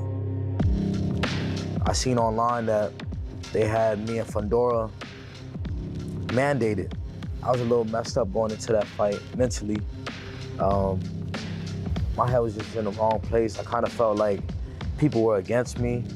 Kind of felt like they wanted Fundora to be the next guy. I kind of felt like they wanted him to take that spot. They wanted him to take the #1 spot. Because I sat at #1 for so long. I mean, after the Goucher fight, I was #1. That was a title eliminator. Then I fought Rosario, that was a title eliminator. Then I fought Fundora, that was a an interim title fight, but it was also a title eliminator. When I fought R2, that was a title eliminator. Like, there was so many title eliminators that I kind of felt like every fight was just gonna be that. You know, I was getting to run around a little bit. I told myself, no matter what, bro, just keep fighting these title eliminators, and by the time you get to that title, there's gonna be nobody left. You're gonna have wiped out the whole group. You know, fast forward to our fight. When I went in there, I was boxing him a little bit. The first punch I probably threw was a body shot because I saw Sergio Garcia hurting him to the body and stuff. When I went back to the corner after the first round, I wasn't really listening to my trainer. I was just like, you know, Kevin was telling me different things like, do this, do that, do this. I really didn't even hear him. Like, I was just like, it's time to stop him. It's time to, like, this is going into the second round. I'm thinking already, like, it was too easy to hit him. I'm mixing it up with him in the second round, and he drops me, boom. When he drops me, my mind, I black out. I literally blacked out. In my head, I lost the fight already. I lost the fight because I felt like you got dropped, and these people are already against you. I felt like this is the next big thing to them. I was just like, I gotta stop him. In my head, I'm like, I gotta stop him. We just going at it basically the whole time. I'm fighting the wrong fight. He's hitting me with a million uppercuts, the same uppercut. I'm not getting out the way of it. I'm just trying to hurt him no matter what, just trying to get the knockout. I was watching the fight from home, and I'm always rooting for him. And, you know, it looks like it's a close fight. It's going back and forth, but he's getting hit. He's getting hit with a lot of stuff. Probably more than, obviously more than what you would like. Maybe it was between the third round and the fourth round. It was like, I just did a double take. Like maybe something was wrong with me or my eyes, because next thing you know, he just looked like, you know, a whole different person. It sounds crude, but it reminded me of Elephant Man. And I was just like, it bothered me to watch this happen. Here we go again, big step up, big moment. And why is this freakish thing taking place with his face? He really didn't, like, he wasn't really hurting me. It's just that I knew my face was fucked up, and I knew I was getting hit a lot. So I was kind of like worried that the ref would stop the fight. I think it was after the 9th round. You know, Fundora, he was back recharged. He was like,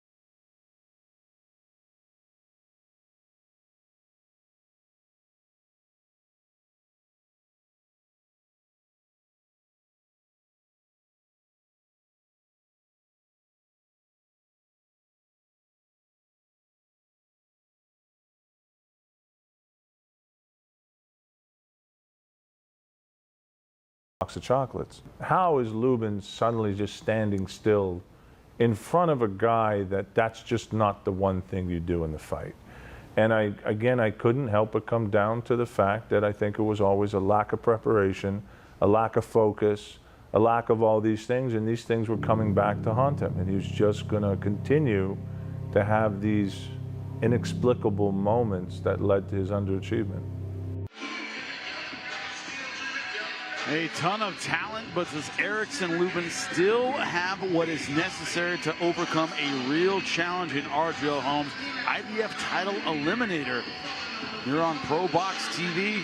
He wins tonight. He is in line for a title shot. The most important fight of Erickson Lubin's career, all the ups and downs he has been through. Tonight, he can right all the wrongs. That's why it's so important, Chris. Yeah, absolutely. I mean, listen, he's been to the top. He's faltered twice. But listen, who did he lose to? And how young was he? He's still in the mix. Yeah. This is another opportunity for him. A win here gets him another title shot, another chance at that brass ring. And a very deep division, but he's a talented guy who could really make some noise. Gary Jonas is always saying it. Look, he's 29. It's like he's lived 5 lives at this point, but still 29 years old. Could be, Paulie, he's right in his physical prime and will look better tonight than he ever has. Yeah, you know, as long as the earlier part of his career hasn't taken a lot out of him, you know, you would think that Lubin at this age still has a lot left, and plus has that veteran experience to take him to another level. It all depends on how much has his body recovered from some of the damage that he has taken, because he still has had a long professional boxing career, having turned pro at 18 years old. Both in and out of the ring, because he mentioned himself, you know, he wasn't doing all the right things that a boxer should be doing outside of the ring, and that can take years off your professional career as well. Well, now into the co-main event, you see Alan Sanchez, Mexican-American out of Fairfield, California. Mexican crowd has been yelling and screaming all night. For good reason. We've had excellent fights. And great stuff throughout. Sanchez, tall, awkward, rangy. 10 knockouts in 24 professional victories. There's a tough test in front of him tonight. Mexico versus Puerto Rico.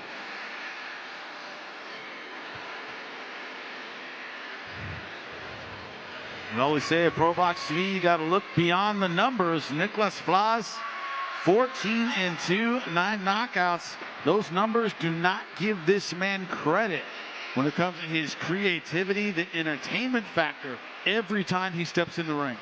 I mean, look at him. Talk about entertainment factor. Look at this ring walk.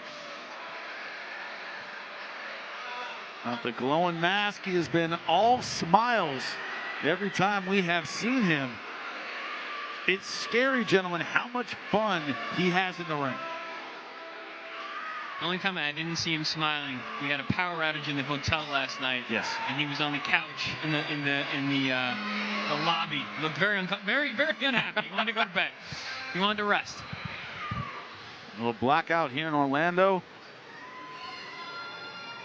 We found our way up the stairs. We were all right. Yeah, it wasn't too late either. It was. Look at the odds of Nicklaus Flaz, minus 2,000 favorites over Alan Sanchez, plus 825. We've already had one upset tonight.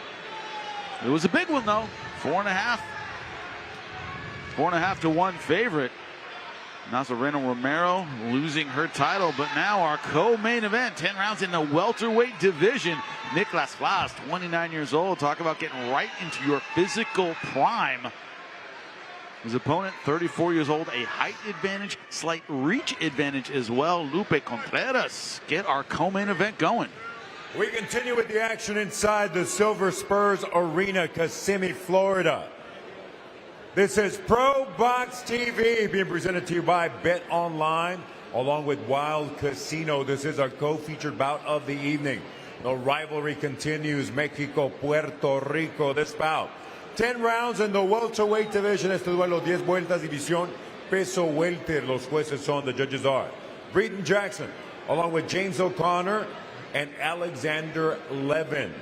Presenting first, the fighter in the blue corner, wearing white with black, presentando en la esquina azul, vestido de blanco con negro, su peso oficial, 146 libras y media, his official weight, 146.5 pounds. En 31 combates, mantiene un récord de 24 victorias, con 6 derrotas, un empate, 10 de sus victorias por la vía del cloroformo. In 31 bouts as a professional, he maintains a record of 24 victories against 6 losses, 1 bout even, 10 of those victories coming by way of KO.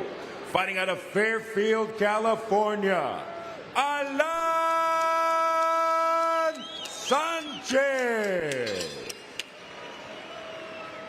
His opposition in the red corner, being presented in association with Samson Boxing, su rival en la esquina roja, vestido de los colores boricuas, rojo, azul y blanco, con vivos color guinda. He steps in wearing the colors of Puerto Rico, red, white, and blue, with maroon trim. He weighed in at the welterweight limit of 147 pounds. Detuvo la báscula al límite peso welter de 147 libras.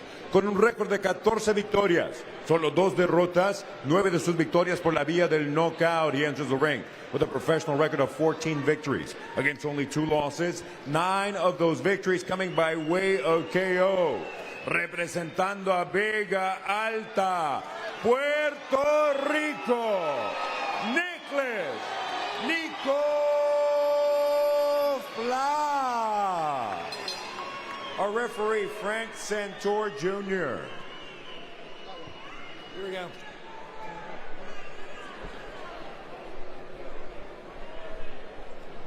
All right, guys, went over all the instructions in the dressing room. We know the rules, all right? Your trunks are about where they're supposed to be. Keep your blows here or above. Questions? Good luck, guys. Intense stare down between Puerto Rico and Mexico. No surprise there. He wasn't smiling anymore, Flaz. No. He's a man who takes his job very seriously. You're about to see it.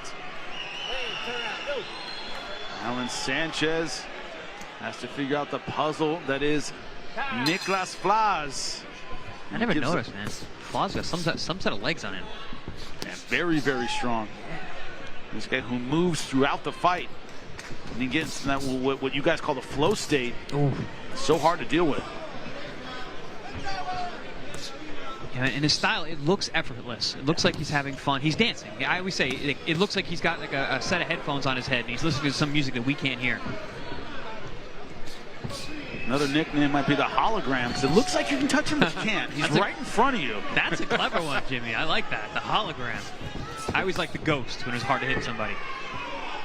So he has that subtle step back too. That's important, all that head movement and whatnot. He understands when he's got to just step back out of range and uses that momentum to step right back into range as well. But this idea that even when he's in range, it seems like you can get him and he just makes these slight adjustments and you can't. He's just not where you think he is. Yeah, exactly, Jimmy. You know, he slips, he slides. Like I said, he steps out, steps back in. And he always knows how to put himself back in position to punch after he's got you missing. Alan Sanchez talked about the importance of range. He has an awkward style, can fight from the outside and wants to keep it outside in medium range, but Flaz right now not allowing that.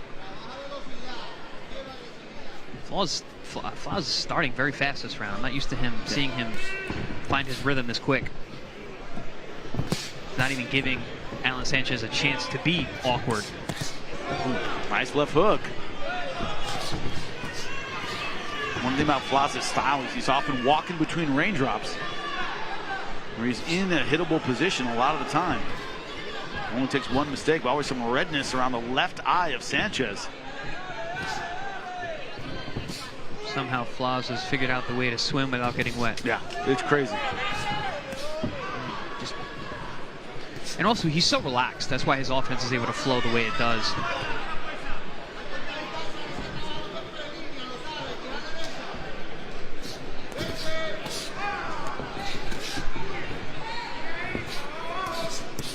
Ooh, good right hand that rocks Sanchez. Already in round number one, yeah. you talked about a fast start. It's a rare thing from Flaz. Good left hook. Yeah, he's hurting Sanchez here. I didn't think he was going to hurt Sanchez like this early like this. Yeah, Sanchez's legs are not steady underneath him, guys. He's rocked. 30 seconds left in this round. Which, when you're hurt, as you know, Chris, is an eternity. Yeah. Running southpaw here.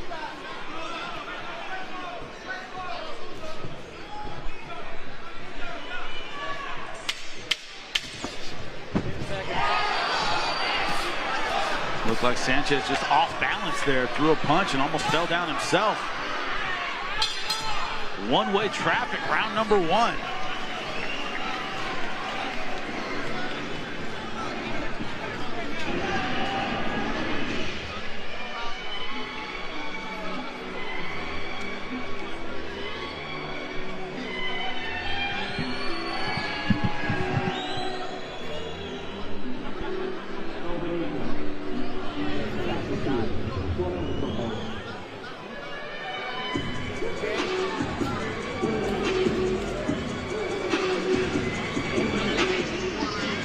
Already a bit of concern in the corner of Alan Sanchez, checking out his eye.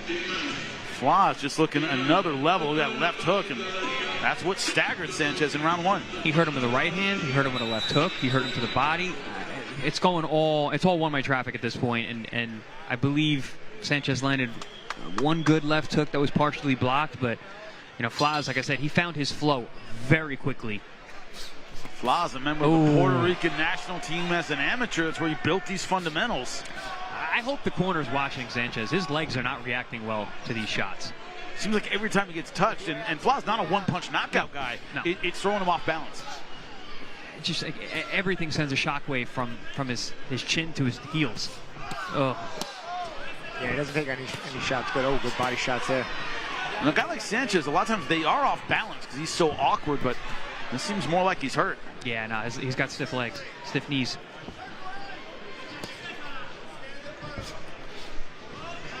And also fighting Flaz will make you off balance too, because you're reaching for shots, you think you're gonna hit him, you're not, and you don't. Also, Sanchez hasn't won by knockout since 2017, so he's not a one-shot knockout guy. He's getting back into the fight with power. And Flaz right now playing with his food. This is what you mean by flow state, right, Chris? Yeah, I mean, he's right in front of you. He's hitting you. You can't hit him. You're getting nothing but air, but also getting touched up constantly.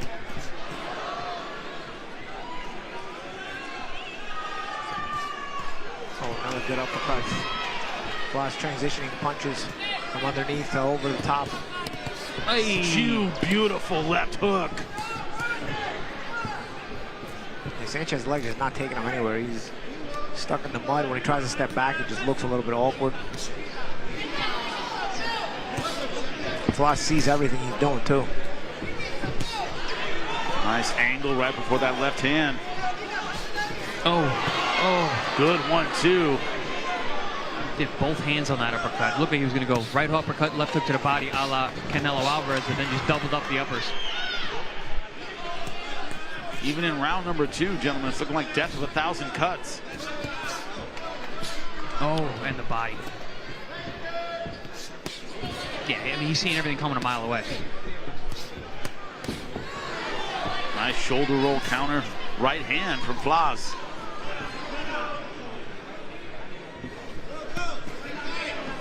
Nice uppercut on the inside there from Sanchez. He went Mike Tyson, right hook to the body, right uppercut, same side. It looks like he's drilling out there. Like it's just a weird, not a lot behind any one punch. Yeah, just, you know, the one who used to do that, Kasim Uma. Yeah, Kasim Uma. He used to just beat you up. Dunk, dunk, dunk, dunk, dunk. You know, in MMA, we got the Diaz brothers. Just go ding, ding, ding, ding. No real power behind anything. You start wearing down. Yeah, you wear it down. But also, especially in boxing at close range, because you can't grab like in MMA. You can just get into that flow state with those little shots. And listen, those little gloves, man, even those little shots, they add up, they hurt. And also, you start mixing power, because then all of a sudden you put a shot that's hard in there, then you go back to that flow, then you put a hard shot in there. See the awareness of Flaz there? He stepped back and started walking to his corner before the bell rang. Yeah, he did last round too.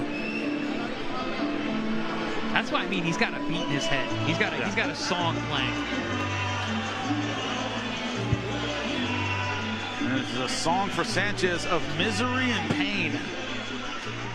Because, man, that eye swelling up, his offense has been completely ineffective. And look at the dance from Nicklaus Flaz, gentlemen. Yeah, I mean, it's been smooth, it's been pretty, he's been having a good time. Sanchez is not having a good time. He's been taking a lot of shots. He did put some leather on Flaz that round, which I think the first round barely landed anything, but it did nothing to stem the tide of Flaz's flow, his rhythm, his timing. Another day in the office or another day in the dance floor for Nicklaus Flaz in the discoteca. Beautiful short punches once again by Nicklaus Flaz. As I mentioned, a member of the Puerto Rican national team. Medaled internationally for them, so definitely has the fundamentals, but took a couple losses early in his career. Gary Jonas always says he was just matched up tough. He's been matched up tough his entire career. I know this is only his 17th pro fight. He's 14-2. He has those 2 losses on there, but he has some really big wins against guys who even in hindsight, have aged better because those guys have been really on a tear. That's Shahai Tucker, Brian Sabalo, guys that highly touted New York prospects. Oh my God! Nice slide. Literally boxing circles around Sanchez.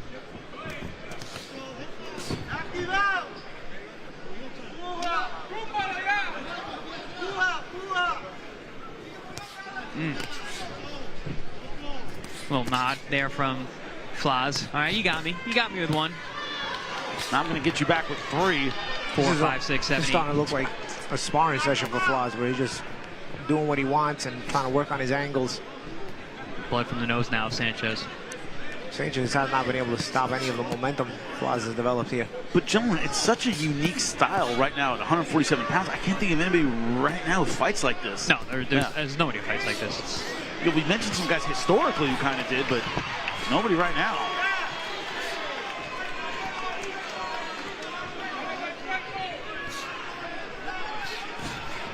You know, what's so impressive is it looks like it's so easy. Like, it makes you think of like Aaron Pryor a bit, but Aaron Pryor was explosive and mean. Yeah, like, he was throwing hard. He tried to kill you with everything he threw. Flaz is not like that. Flaz conserves a lot of energy doing this, you know, because it's flow right off his flow. He's not putting everything on the shots.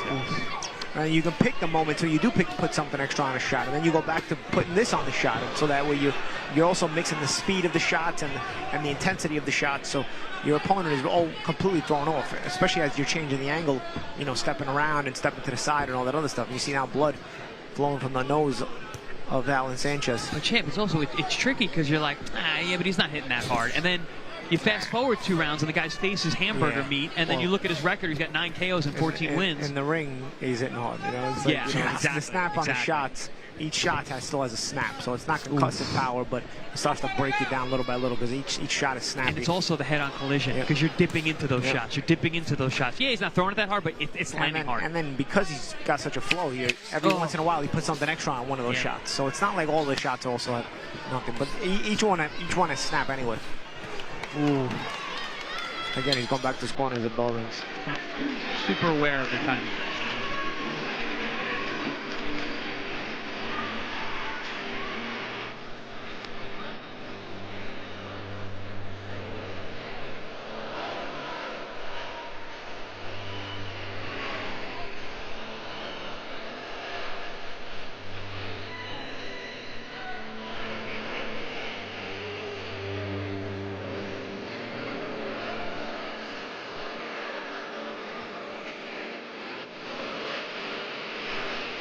A second ago, I took out my headset, turned to Chris, and went, Sweet Pea? Sweet Pea Whitaker? He's a little different level. That's a Hall of Famer. I'm going to say Emmanuel Augustus. That's who probably the drunken master. That's who comes to mind historically. Yeah, I don't see Whitaker with the rhythm. Crazy Emmanuel Augustus. Yeah. It was almost like Looney with the way he would move. Google it, kids, if you haven't seen it before. But Emmanuel Augustus also was high a lot of his fights. He failed multiple cannabis drug tests. Like every time. Yeah, it was multiple fights. Back, by the way, when they tested for like 2 things. He's puffing the Magic Dragon. That's stupid. I don't think anyone should lose a fight on their record for that. But absolutely unbelievable. But right now, Nicklaus Flaz. Right now, hopefully fighting clean, certainly boxing clean. So this has been an incredible performance. The young Puerto Rican fighter.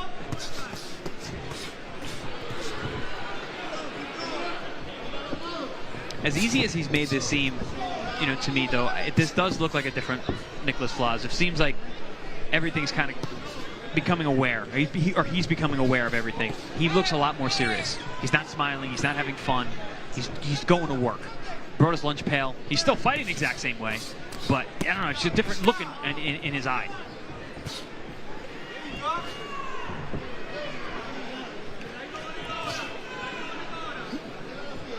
Val Sanchez so far having no real answer for this offense. Hasn't changed his style. Occasionally he wings a big punch, but hasn't really gotten him anywhere.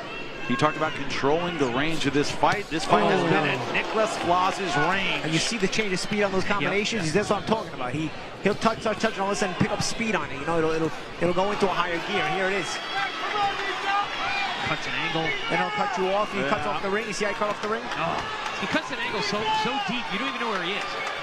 Sanchez has, I think, lost the will to fight. You saw him walking away as he's getting punched. Oh. Referee taking a close look at this one. Corner is standing up. There's a towel in his hand. His style makes you not even want to punch back because then you just get hit more. Yeah, you end up getting put in position, a worse position, and you counter more.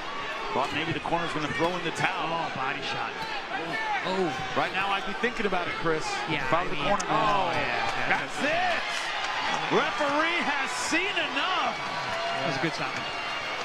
Unbelievable performance from Nicklaus Flaz. It was only going to keep getting worse, guys. And Flaz, he could have stepped on the gas at any time and done that. No one punch did it, gentlemen. It was an avalanche of rocks.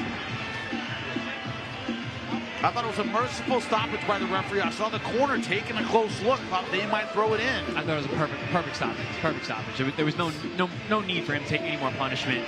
He wasn't fighting back. Like we mentioned, he couldn't even punch back because it just opened him up to get hit more. So good stoppage by the referee there. Some of the all-time greats, you always think, oh, why didn't their opponents throw more? Because when they throw, they get hit. Nicklaus Flaz coming over to us, touching gloves. Fantastic performance for the young man from Puerto Rico. Hard not to root for this kid. Again, he's got 10 knockouts in his 15 wins. That's a good knockout percentage record, man. It's not 1-1 punch, but listen, by the end of the rounds, you look at the guy's face, you get stopped. He's hitting hard enough. Paulie, you have said this guy could beat some of the world champions right now. I think so. I think he beats some of the champions right now. I think he's good. He deserves a world title fight right now. To me, I know you got to keep him busy in the meantime until he gets a world title fight, but you put him in a world title fight tomorrow, and he's very dangerous and could very well win a world championship. And I think some of the champions at 147 he would beat right now. Right, but outside of Boots Ennis, who's separated himself from the division, not a lot of guys could deal with that kind of style. Mario Barrios, who fights very much over his front foot, I think would be food for this kid. Yeah. Brian Norman Jr., he's developing still. He's really young.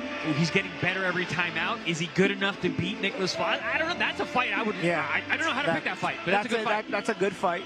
But Barrios, he actually beats pretty easily, in my opinion. I think so too. Stylistically, does not match up well.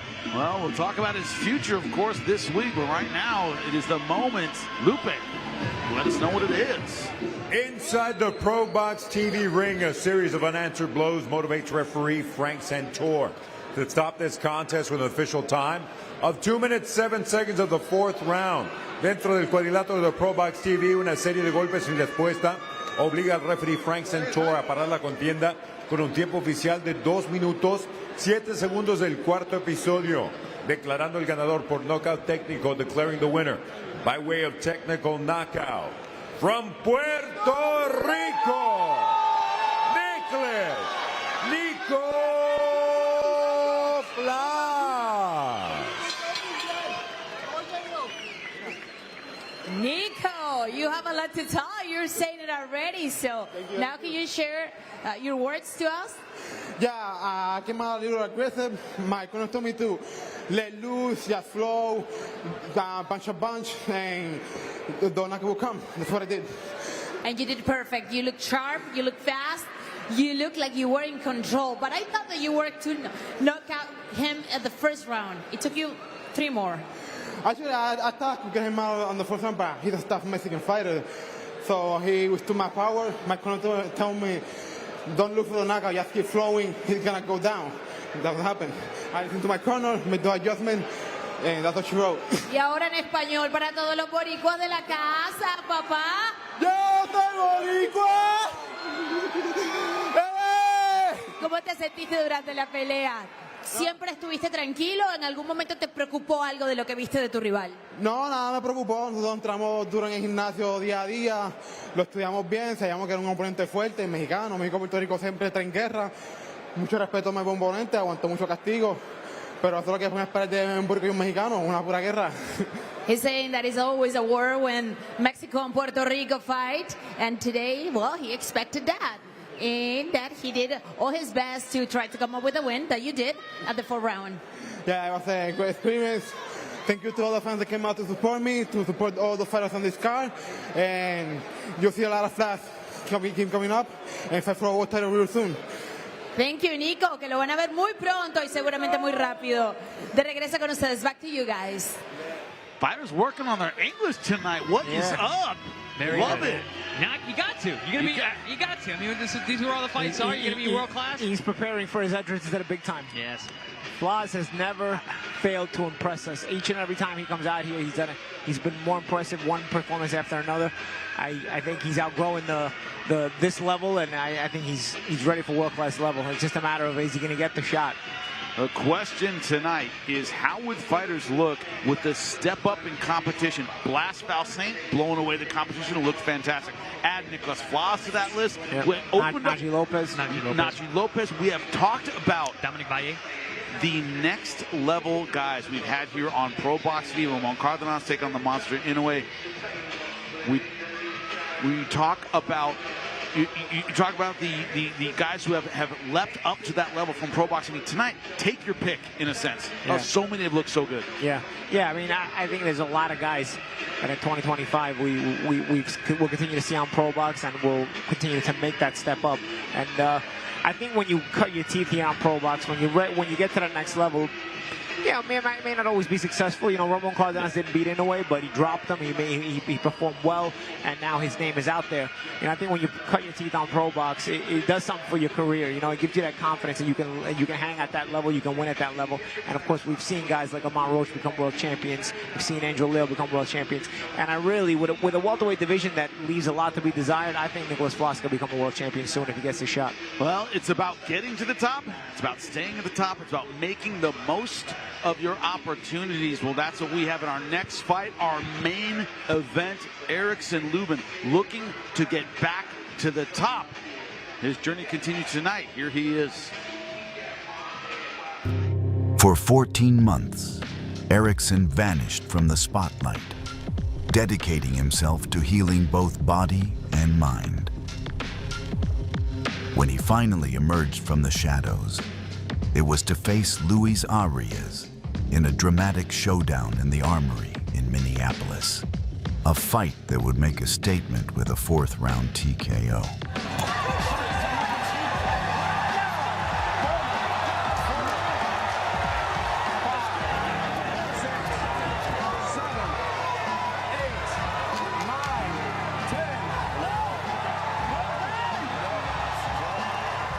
I was the first one to stop him, so I felt like I was back. I felt very confident on what was next. They called me to fight 3 months later to fight Jesus Ramos, a young kid. I kind of felt disrespected a little bit because, you know, this is a young kid on the rise, and, you know, I kind of feel like they kind of thought I was like some type of stepping stone or something. So I kind of had I felt like I had a point to prove. But going into that fight, I was ill. I was going to the doctors during camp. I almost put out the fight. I was just very my body was very messed up. My body felt just tore down. Going into the fight, it was still feeling the same way. You know, I don't like to make no excuses. I know a lot of people say that before they make an excuse, but you know, there's no excuse because I still feel like I won the fight. You know, it's called boxing for a reason. You hit and don't get hit. It was a unanimous decision. That means every judge on the fucking card was like, Lubin won, Lubin won. When they raised my hand and declared me the winner, he's shaking his head. He's lumped up. His face is all lumped up. I'm fresh. You just seen how I fought Fundora. You seen how my face was all lumped up. I'm gonna have fucking hemoglobins and all this type of shit coming out of my face. But you see me versus Ramos, I don't have a scratch on my face. My birthday was that night too. I was not going to my birthday lumped up. So we walk into the locker room, I'm full of excitement, and everybody's just like, yeah, man, we got that shit right, man. The judges got that shit right, man. We all just happy, and then the only person not saying a word was Gary.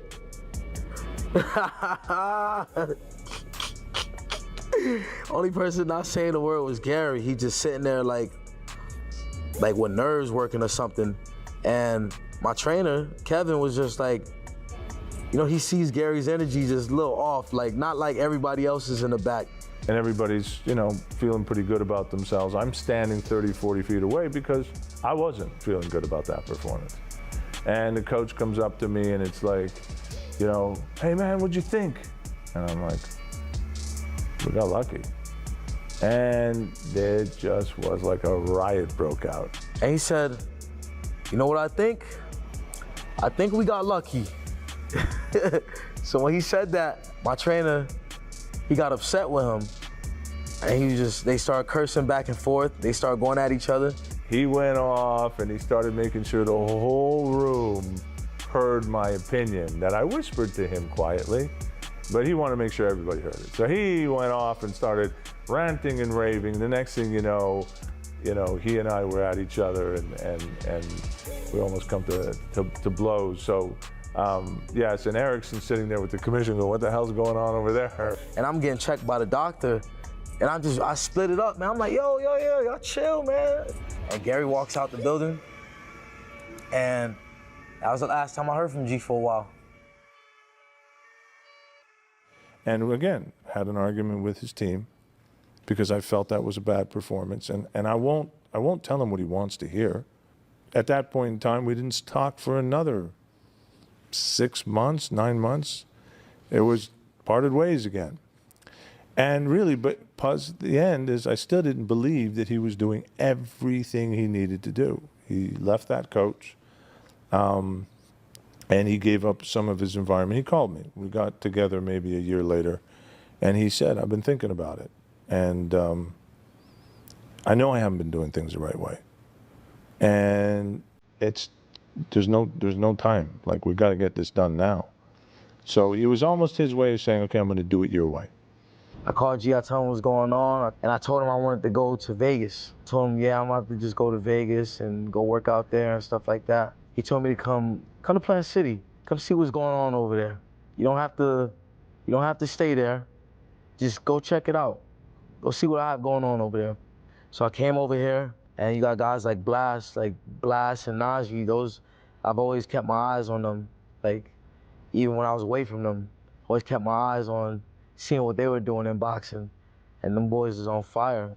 Being over here year round is like living in camp almost every day, so this was kind of like good for me. You know, being around these dudes is just like, it felt great. And then like Mark Ferre, having conversations with him, it was just like I related to somebody so well, and he knew what to tell me, how to overcome certain things I was going through.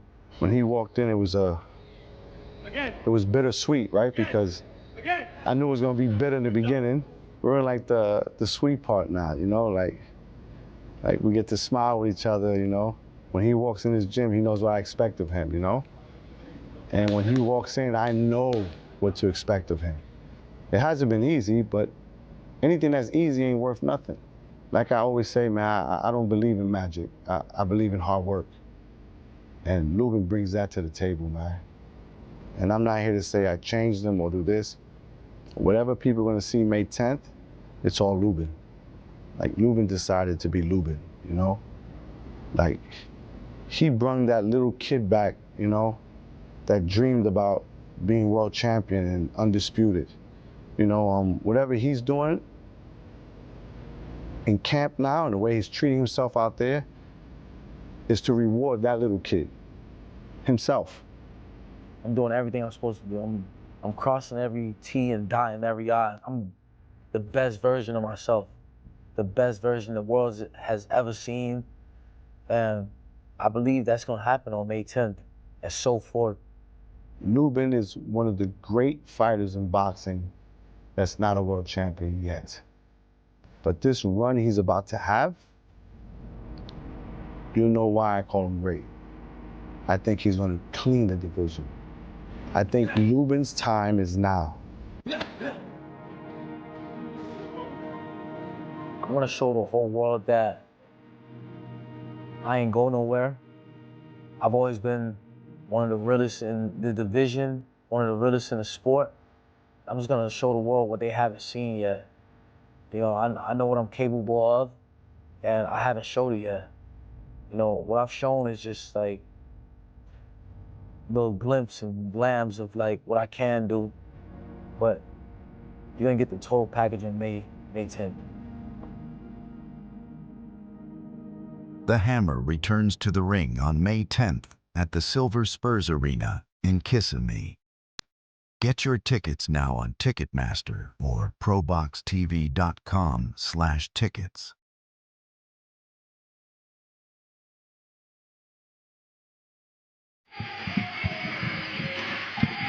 We know about the future champions here at ProBox TV. Well, we also know about the current champions. Big announcement to make, Angelo Leo. ProBox TV fighter will be in Tokyo defending his title against Tomoki Kameda. That is May 24th. Jimmy Smith alongside the champs, Chris Algieri, Paulie Malignaggi. Gentlemen, how you guys like getting up early to call fights? I love boxing and breakfast, so I'm not going to complain. I mean, we're going to be about 4. Nothing a little espresso can't fix. Come on, man. A little? A lot of. Defending his IBF title in Tokyo. We know how fun that's going to be, Paul. Yeah, and Kameda's a fun guy to watch, too, you know, so he's a colorful opponent. You know, he's got a lot of experience. The Kameda brothers have been very controversial over in Japan as well. Good fighters, and, you know, this should be an interesting defense here for Angelo Leo. Angelo Leo went from ProBox TV to not just becoming a world champion, of course, the IBF featherweight champion, but also knockout of the year contender last year. He didn't just win it, Chris, he won it with style. Yeah, and Angelo Leo is one of those guys who came on our air. He was the first one I looked at. I go, whoa, this guy's a different level than what we're used to here. He's world class. He was a former world champion then.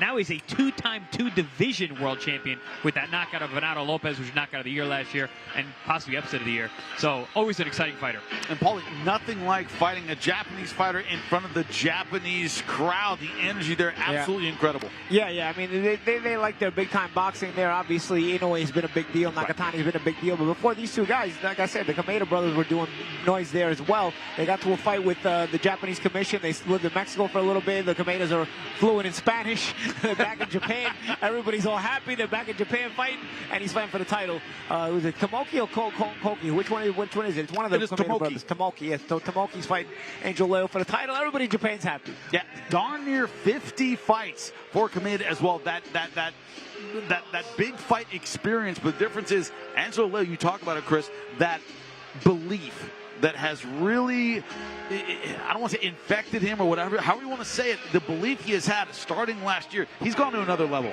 Now, he's got a really interesting story. You know, he was out of the ring for a couple of years after, you know, his only loss to Stephen Fulton, who's a fantastic fighter. But he stayed in the gym. He improved. He got better. Came back in our air, got his feet wet, and then, listen, gets a title shot, big underdog, goes out there and shocks the world. That'll be May 24th, breakfast here at ProBox TV. It's going to be live from Japan. We'll be getting up early. Paulie, a little of that espresso, a little of Italian coffee, you ready to go? What do we got? The whole main event? Yeah, what do we do? I'll bring the bacon, you bring the espresso. No, sounds good. Right that pot. Make that coffee to go. Take it to go. You're late to your own funeral. Anyway, you know it's going to be May 24th right here. ProBox TV. Once again, Angelo Leo defending his title in Tokyo. Well, speaking of co-main events and main events, our main event about to walk now. Ardreal Holmes Jr. knows that this is the biggest opportunity of his career. You can be undefeated. You can be 17-0, but to be able to knock off a talent like Erickson Lubin, biggest challenge of his career. Paul, you say it all the time.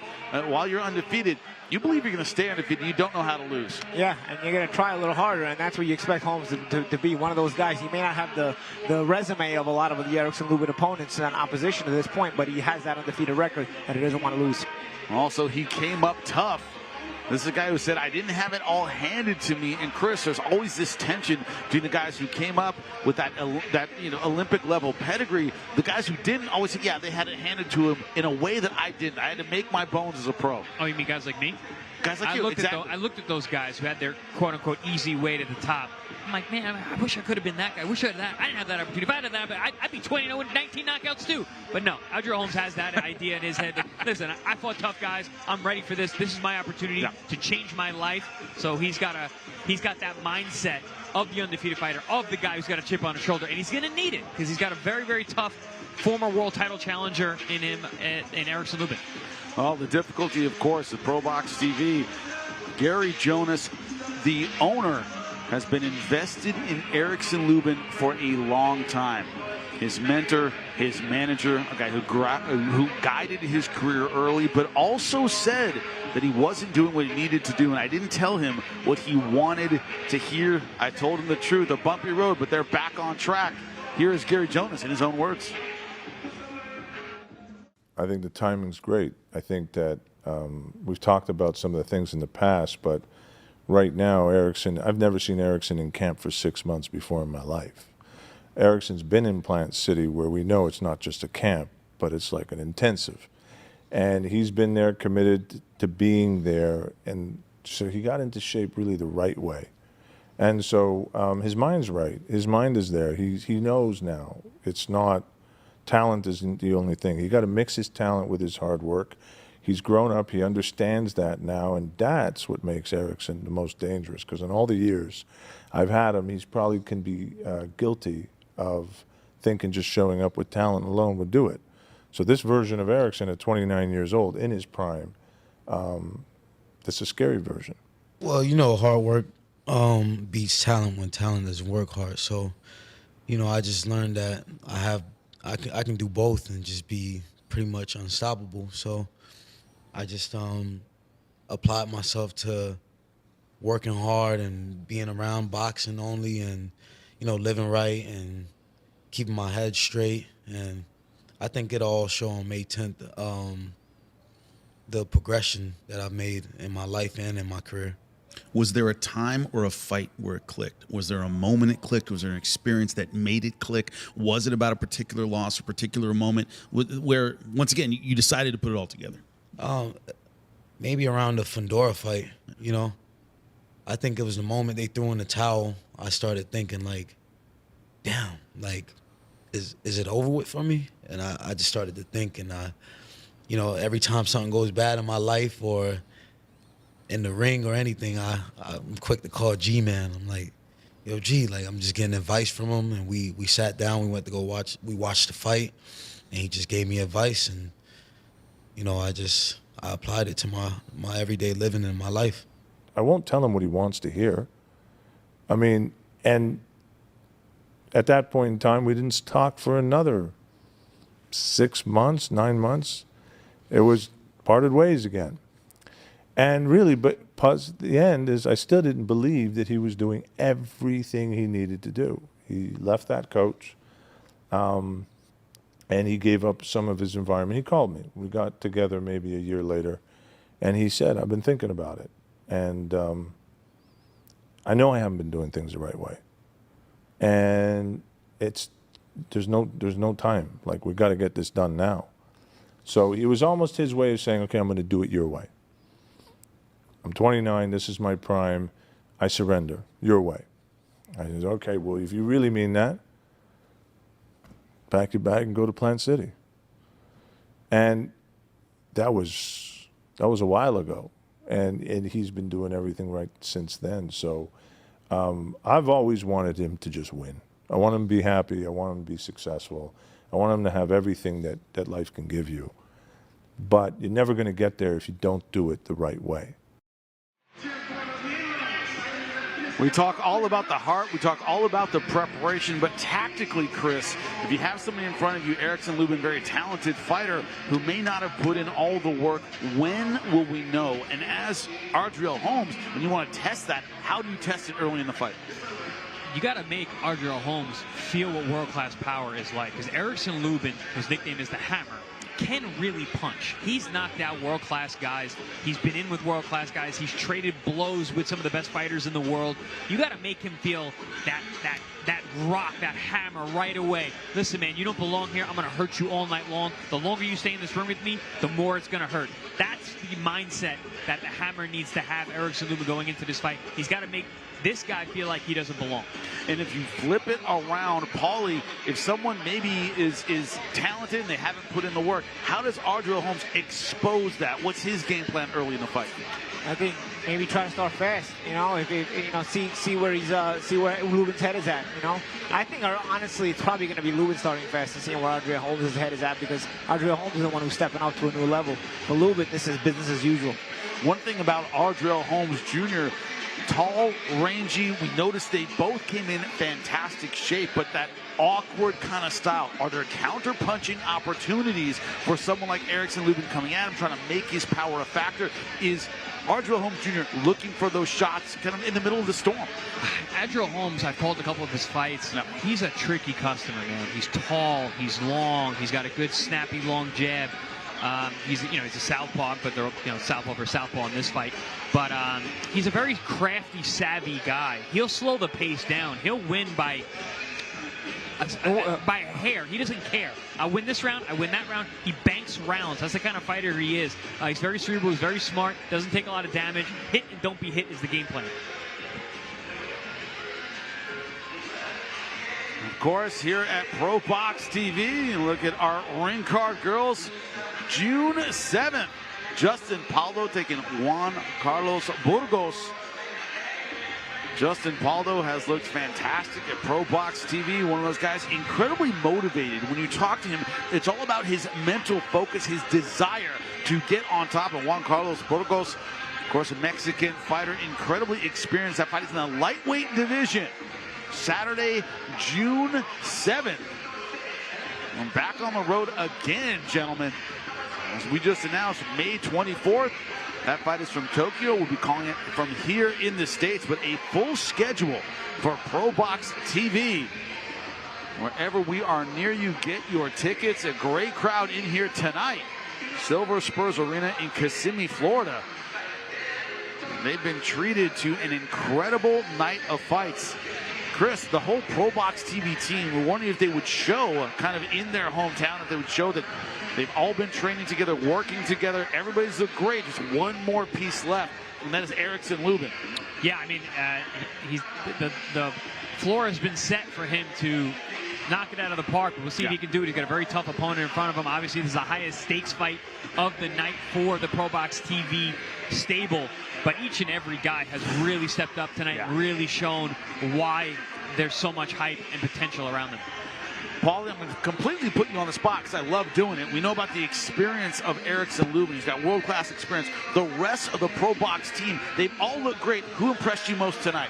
I'll tell you what. I got to say Dominic Valle earlier tonight. Looked great. Dominic Valle looked great. You know, Val Saint fought a very poised, smart fight. Najee Lopez was explosive, but I felt like it was almost too quick to appreciate. Yeah. But Dominic Valle really put on a performance where, you know, it was a mature, poised performance from start to finish against the guy who wasn't quitting, against the guy who kept trying, against the guy who kept making himself dangerous, against the guy who was trying to stress him. He really, really looked good to me. Yeah, Nicklaus Flaz in our co-main event had one of those almost like Matrix-like performances where you wonder if he's on the same level as his opponent. He wasn't. He was a couple levels ahead. Yeah, and I think that's more and more the case. It doesn't matter who you match him up with.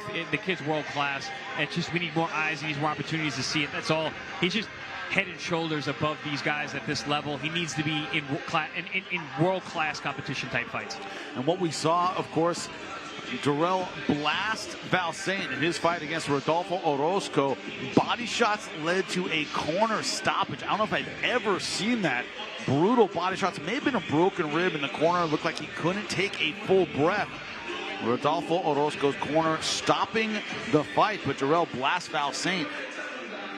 You see why the ceiling's so high. We also had a world title fight, 10 rounds in the super bantamweight division for the WBA World Super Bantamweight title.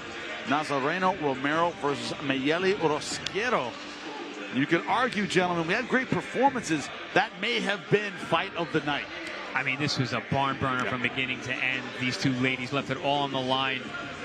Different stylistic matchup, different body types. I mean, but it was the grit and will of Rosquero just coming forward, walking through hellfire to get that title off of Romero's back. And man, she did it. Romero was coming on early, landing some really big shots, but she was just overwhelmed with the intensity and the drive and the chin and will of the Mexican fighter. I mean, but great action through and through. Also may have had a broken nose. I believe it was round number 6. And after that, Rosquero looked like it was turning the tide a bit, and Rosquero able to come back after She apparently broke Romero's nose, was aggressive after that, and finished very, very strong. Incredible. Both ladies said it would be fight of the night. I argued that it was. Seeing some great performances, but that was nothing short of an absolute war. Naji Lopez versus Gerardo Osuna. You said it, Paulie, 22-2, 20 knockouts in those fights. We thought maybe the power punch was able to get something done, but Naji Lopez looking phenomenal from beginning to end. Yeah, it was his power punching that actually got something done. And backed up Romero, and he was never really able to do anything. Naji Lopez, a big light heavyweight, looking absolutely outstanding. Have more highlights for you here at ProBox TV. It was Darrelle Blas Valsaint, Rodolfo Orozco, big fighter from Sinaloa, Mexico. But Darrelle Blas Valsaint, Paulie, talk about the patience of his performance tonight. That boxing IQ definitely on display. Yeah, I thought he fought a very smart, intelligent fight. He had to marinate on his opponent tonight. His opponent was very durable, very diligent, very stubborn, very physical, kept bringing pressure.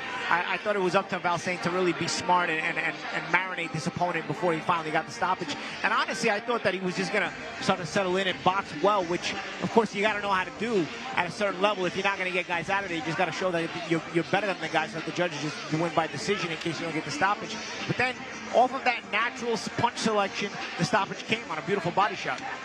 Absolutely beautiful. The corner stopping the fight. Thought there might be a broken rib, but Val Saint. Well, the funny thing is when we interviewed both fighters about the key to this fight, they both mentioned body work. Both Orozco and Val Saint said they were going to work the body.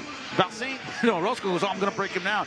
And Val Saint went, yeah, I can break a guy down too. And he was the one who got the body shot knockout. Really impressive stuff, Chris. Yeah, Val Saint is, wildly impressive. I've been saying that for a long time, but he's just so versatile. Head, body, left side, right side. He switches stance seamlessly. He's able to be effective from either direction. We saw that on display tonight as well. But yeah, the body, both guys, of course, are going to say the body.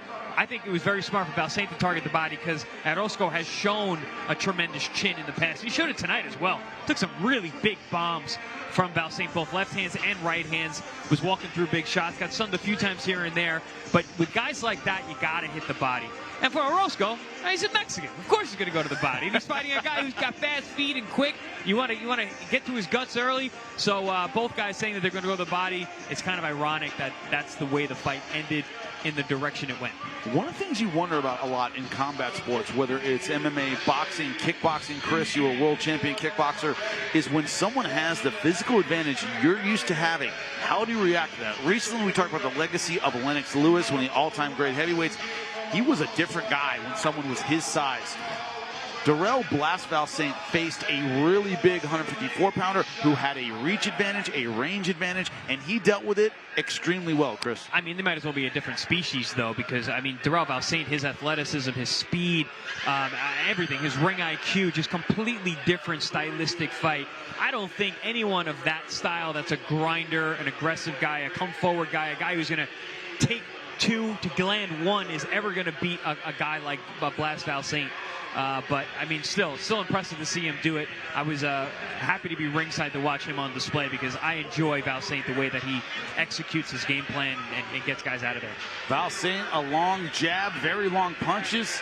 He had the disparity in that fight and was able to make the right adjustments. And finally, we're seeing the walk of the main event. Apparently, he was warming up. Ardreal Bossman Holmes Jr. out of Flint, Michigan. 17-0. Facing the biggest challenge of his career. They got into it. Of course, him and Erickson, Lubin, every time they're in the same place, a little bit of John Paul Diaz. You say you like a little spice in a fight. There's been some spice between these two guys. There has been, now they get to settle it. That's why it makes you look forward to watching a fight like this, They met as long as they bring that same energy. I can't say when guys argue and then they go in there and they play patty cakes for 12 rounds. I don't think we're going to see patty cake here. You talked about the punching power of Erickson Lubin. Here comes the hammer. As an amateur, it doesn't get a whole lot better.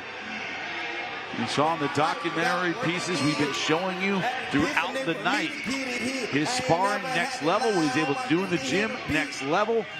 But can he get another opportunity at a world title? Should he win a shot at the IBF title for that man, Erickson Lubin? He has been to the top. He has been back at the bottom, looking to make the climb again. At 154 pounds, probably the deepest division right now in boxing. Odds makers don't do great when it comes to ProBox TV, and Erickson Lubin, just about a 3-1 favorite, minus 325. Ardreal Holmes Jr. plus 237. The numbers don't matter. It matters who brings the fight in the ring tonight. Let's take a look at the tail of the tape. Similar age, 29 and 30. As I said, they met as amateurs. Huge height advantage for Ardreal Holmes Jr. Also a 5-inch reach advantage. Can he make it a factor, or can the hammer get inside and make his power the difference? Lupe Contreras, get our main event going. We continue with the action inside of Silver Spurs Arena. This is ProBox TV, proudly presented to you by Bet Online, along with Wild Casino and Experience Kissimmee. This contest, 12 rounds, an IBF Super Welterweight World Title Eliminator. Este duelo, pactado a 10 vueltas, un combate eliminatorio en la categoría peso super welter de la FIB. IBF Supervisor Carlos Ortiz Jr. Our judges scoring at ringside, we have Efrain Lebron, along with Michael Ross and David DeYoung. And now, ladies and gentlemen, the war of words is over. Kissimmee, Florida, the ProBox main event is on now. Presenting first, the fighter standing in the blue corner. He enters wearing gold with purple and silver trim, presentando la esquina azul. Vestido de dorado con plateado y morado. Su peso oficial, 154 libras, his official weight, 154 pounds tonight. He enters the danger zone, the place where no O is safe, the ProBox TV ring, and puts his undefeated record on the line, consisting of 17 victories. 6 of those victories coming by way of KO. Esta noche entra a la zona de peligro y pone en juego su récord invicto de 17 victorias, 6 de sus victorias por la vía del knockout. Being presented in association with Salida Promotions and fighting out of Flint, Michigan, the Bossman, Ardreal Holmes Jr. His opposition across the ring, the right corner. Su posición en la esquina roja, vestido de azul con color plateado. He steps in wearing blue with silver trim. He weighed in at 153.5 pounds. Su peso oficial, 153 libras y media. Tonight, this two-time world title challenger makes his long-awaited homecoming as he looks to return to the highest levels of the sport with an outstanding record of 26 victories against only 2 losses. 18 of those victories coming by way of KO. Esta noche, este 2 veces retador de campeonato mundial regresa a casa con un récord de 26 victorias, solo 2 derrotas, 18 de sus victorias por la vía del knockout. Representing O-Town and fighting out of Kissimmee, Florida, Erickson, the Hammer Lubin. With final instructions, referee Christopher Young. Listen, everything up here, I'm considered good, okay? Jimmy, you know what time it is. This is IBF Title Eliminator. Fight hard, fight clean, touch him up. We are ready to go in our main event. It's been a long time coming. Jerry Jonas said Erickson Lubin now doing things the right way. If he hasn't, we will find out very, very quickly. Title Eliminator, we're underway, round number 1. A few fights ago, we had mentioned 6'3" is tall for middleweight. This is junior middleweight, and Ardreal Holmes also 6'3".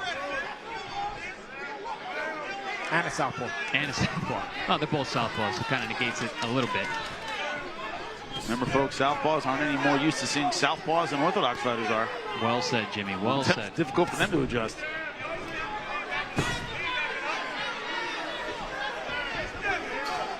Lubin doing a good job controlling the center of the ring. He's going to want to make this ring very small. Haunted by losses to Sebastian Fundora, Jamel Charlo. Yeah, I think what Holmes has to do is he has to start acting and not just reacting. You know, with a guy with his height and his jab, he can control center ring. Will give him a big advantage at that height. And he cannot allow Holmes, he cannot allow Lubin to start getting on first and start closing the gap. Heard Lubin's coach say that the run he is about to go on will show why he is #1 in the world. Now, Holmes has that kind of Tommy Hearns build, even with the trunks, kind of looks a little bit like Kronk color, but the colors. And he's from Michigan. And he's from Michigan, but does not have the punch that Tommy the Hitman's Hearns possess. The power puncher here tonight is Erickson Lubin.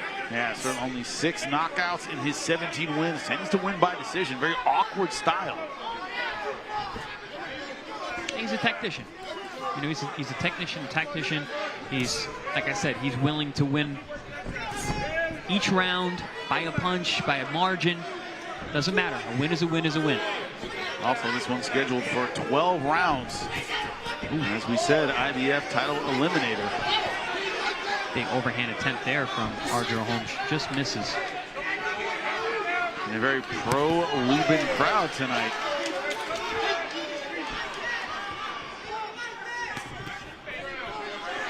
Holmes being more active, like you said, champ. You want him to lead a little more. You're starting to see that. He's feeling a little more comfortable popping that lead hand. Threw a couple power shots. Yeah, if he's left to his distance, you know, he can start to gain grow a little bit in confidence. But it's up to Lubin to also take that space away from him and keep him growing in confidence. Holmes is that kind of guy. This is his first time at this level in a fight of this magnitude. It's up to Lubin to really make him feel uncomfortable at this level. Now, Holmes is the kind of guy, if you let him get in his groove and feel comfortable, he's going to be a problem all night long.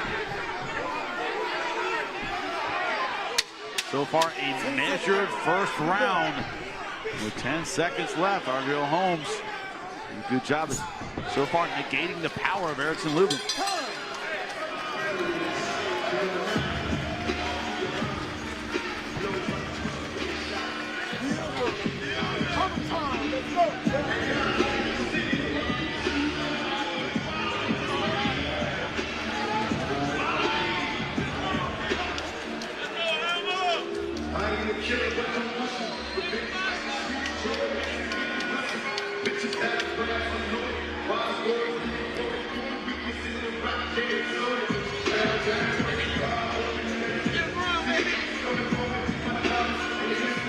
Welcome back inside the Silver Spurs Arena in Kissimmee, Florida. Our main event, Erickson Lubin taking on Ardreal Holmes Jr. Erickson Lubin hasn't fought in a home in a long time, since 2016. First time fighting in Kissimmee. Also, the homecoming has a lot of the crowd support tonight, but very measured in round #1. Yeah, Holmes wants to change that reputation tonight from being just a sort of a stinker spoiler guy to, you know, a bona fide contender. And in an IBF Eliminator, he's got a chance of the biggest win of his career. But is Lubin going to let him sort of spoil things? Is Lubin going to let him sort of stink out the joint here? Because Holmes, like I said, like you said, champ, he's the guy who will do just a bare minimum. Yeah, he'll win by margin. I have no problem winning just by the bare minimum margin. Which I don't know how against Bakhram Murtazaliev that gameplay works out. Hey, but listen, if you win enough rounds and you get to the end. But he goes after you. Yeah. This is true. Murtazaliev, of course, the IBF champion, 154 pounds right now. Will fight the winner of this fight. Big right hook there from Hammer over the top.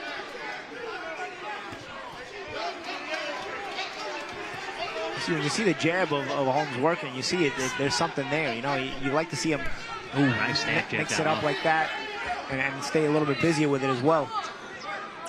I mean, he's 6'3" with a 75-inch reach. Great numbers to fight at range. So he did there. He smothered. Saw Lubin getting closer. He stepped in and smothered. Smart, and also how bladed he is too. He's not giving Lubin a lot of real estate to work with. When a guy is that bladed, though, you can't hit him with lead hooks. That's something Lubin tried about a minute ago, right? And Lubin has a good right hook. A lot of southpaws are one-handed fighters in terms of power punches. Lubin's not. He can punch with both hands.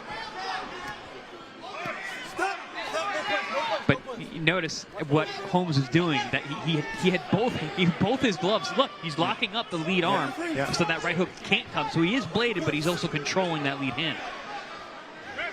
That's that craftiness that I was speaking about. You don't want to be in those little spiderweb punches with him.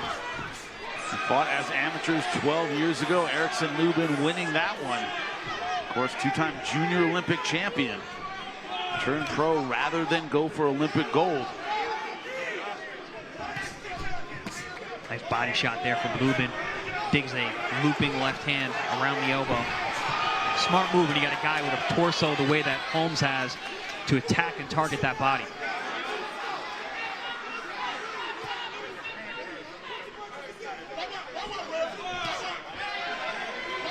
Lubin needs to be careful not to get into a staring contest. Yeah, taking pictures, we used to call that, posing back and forth. Hanging out in that middle distance range.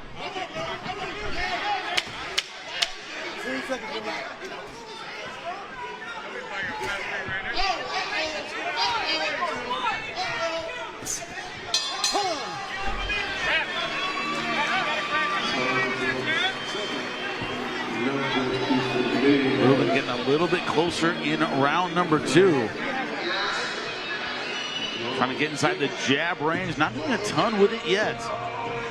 Certainly fighting like a veteran, taking his time, gentlemen. I'd like to see Lubin creep his way into the position where he can throw combinations. Because when Lubin lets his hands go, he comes with power, he comes with speed. The technique is there. Holmes more of a control, slow the pace type of guy. If you can get him into firefights, Lubin is going to have the advantage. But he's got to get his feet into the position to be able to do that.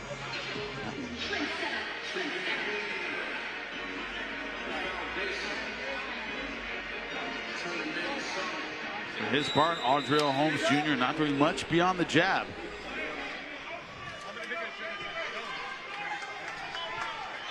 The question, of course, is that going to be enough to win rounds? He is not the established name.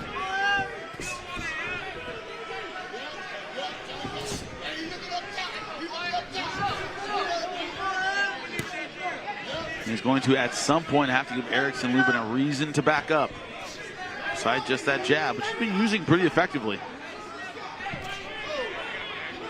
And it's not a nothing jab. You know, he's sticking that thing. He's doing it high, he's doing it low. He's landing some really nice stab jabs down low, right to the pit of the stomach. Yeah, what it does, it establishes range too. Lubin's gonna have to try to start countering that jab.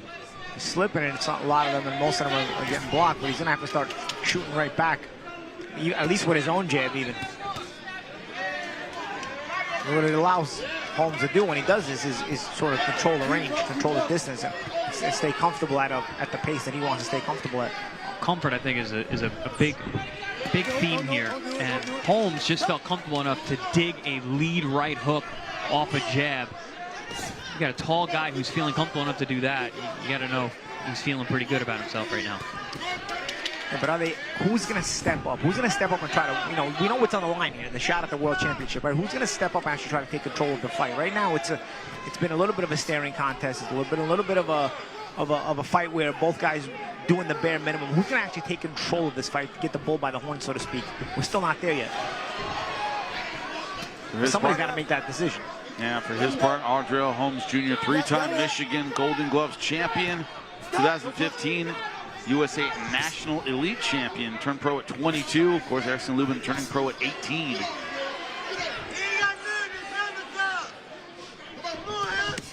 Nice body shot there. Lubin caught a nice angle outside that foot, came in with a double jab and a mean left hook to the body around the elbow. But then Holmes was able to shoulder the puncher back.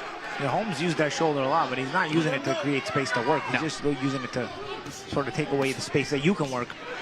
And he's also using it to take some of the power off the puncher, pushing him back so he has to be on his back foot to punch. It's a little bit of a your turn, my turn fight, which I didn't expect really, you know? Both guys sort of taking turns punching. Nobody's trying to punch in between. I didn't expect Lubin to show this much respect for Holmes. I thought he was going to kind of come forward more, be a little more aggressive, start faster.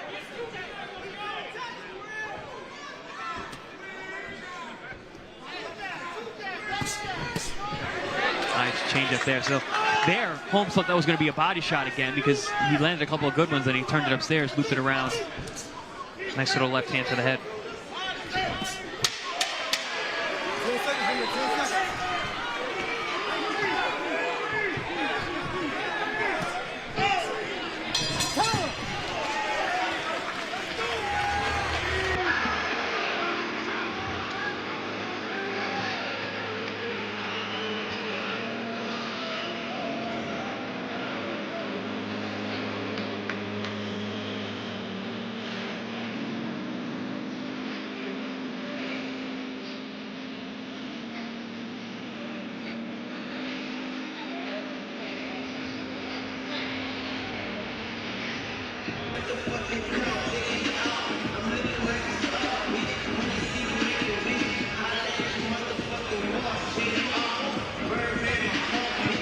And we are back, round number 4 about to begin.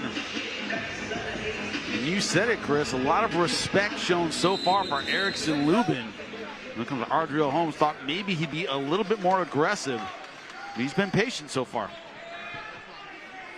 12 round fight though, so there is more time. Championship level. And just as we mentioned it, Erickson Lubin throwing that double jab, getting inside, turning up just a little bit more. But Ardreal Holmes, he's a disruptor. He's trying to get those combinations going. He'll step in, he'll smother you, he'll tie you up, he'll spin you.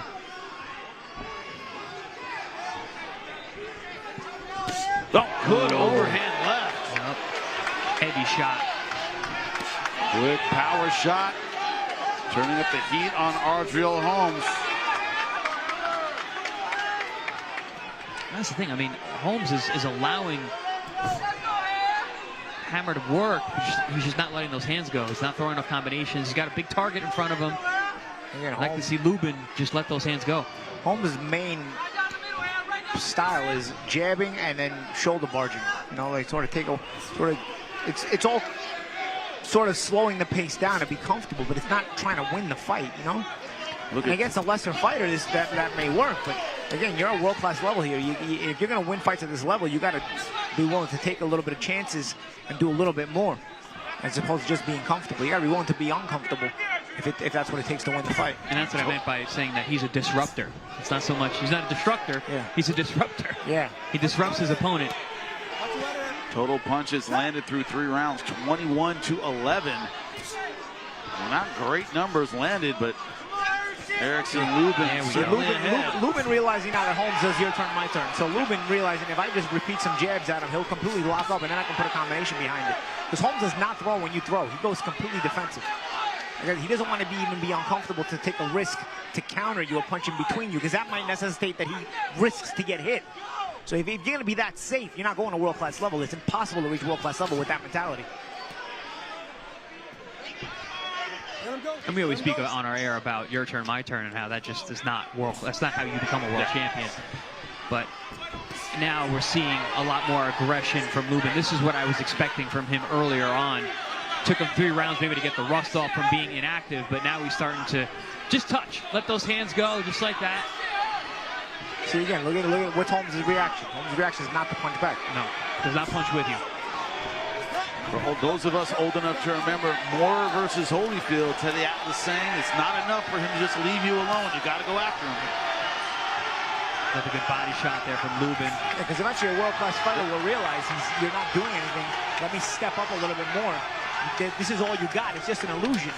So what Holmes shows is just an illusion. That's all he's got. So Lubin's realizing, like, you know what, let me step more and test this out. And you know what? Holmes is not reacting in any way. Finally tried to punch back a little bit, but Lubin is brimming with confidence at the end of that round. Walk back to his corner, nodding his head. Paulie, you called it, that double and triple jab. Let him get inside, and that was it. Yeah, so just like that. Because he realized it doesn't even have to be hard, but if you're just punching at Holmes, he's not going to punch back. So if you get him to lock up, then you can open up to the rest of the combination you want to throw as well. It makes life easier for you. You give the guy the my turn, my turn. Yeah, exactly. Yeah, if it's ever your turn, my turn, then well, then you make it always your turn.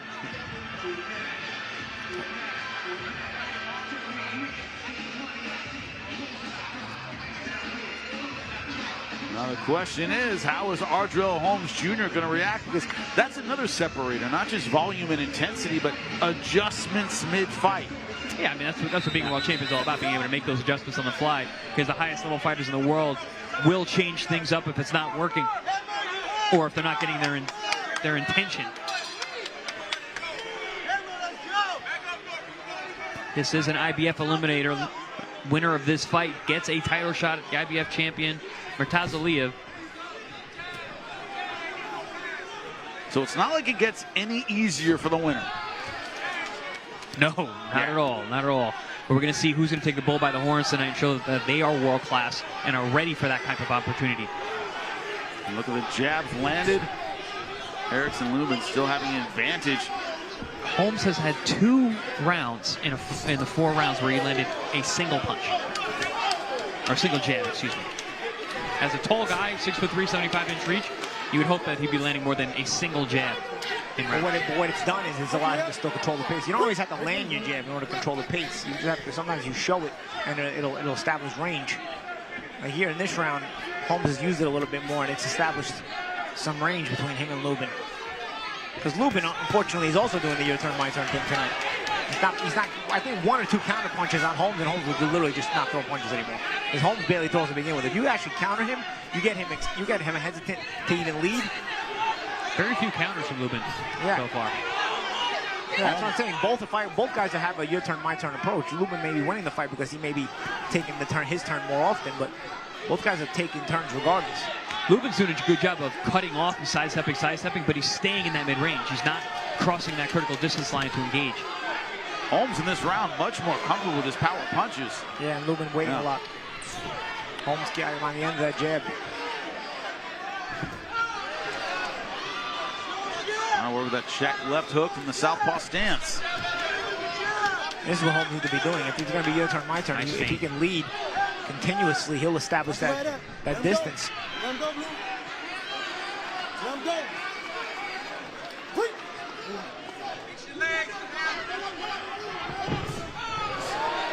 Big overhand left attempt there. Holmes got under it, which you don't normally see a 6'3" guy undershots. That's because he's ducking like that every time, so I think he's getting used to going down, getting low. Seeing Lubin makes that adjustment to rip those uppercuts. Very dangerous for a tall guy to give up his height, put his head over his front foot. Way less activity from Erickson Lubin in this 5th round. He's really let Ardreal Holmes back into the fight. Yeah, I mean, he had a great round last round by just letting his hands go. This round, he went back to what was not really working before. But I'll tell you what, Holmes also started the round trying to establish the jab more. He was leading first with his lead hand a lot more early in this round. Good body work here from Holmes and a good shot upstairs. Fight is breaking out at the end of round number 5. A little bit of John Ruiz to Holmes, where he lands and holds.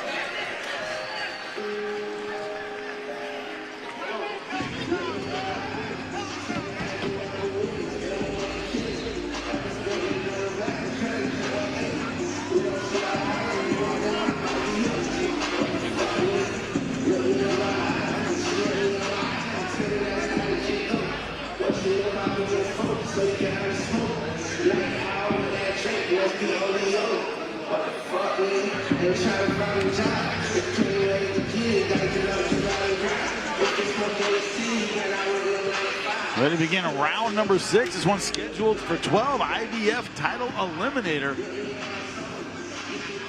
And Ardreal Holmes turning it up a little in that last round. Good finish by Erickson Lubin, but yeah, better round for Holmes for sure. After a very good round for Lubin in the 3rd. Well, it's been back and forth. One thing, Ardreal Holmes doesn't look like he's been overwhelmed by the moment necessarily, gentlemen. No, not at all. Yeah. But also, Lubin has allowed him to get comfortable in those first couple of rounds by starting at a slow pace. Yeah, I mentioned Jimmy at the outset, like for Lubin to show off his power early on and let Holmes know that he's stepping up to the big leads, but he didn't do that and allowed Holmes into this fight right away.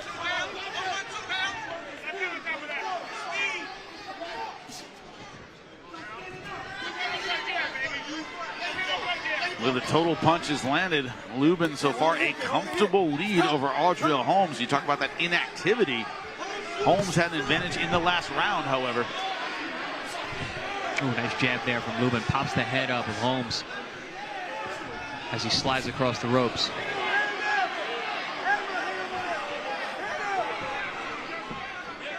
All week, Erickson Lubin has been talking to us about showing these on a different level than Ardreal Holmes Jr. Called him a pretender at this level.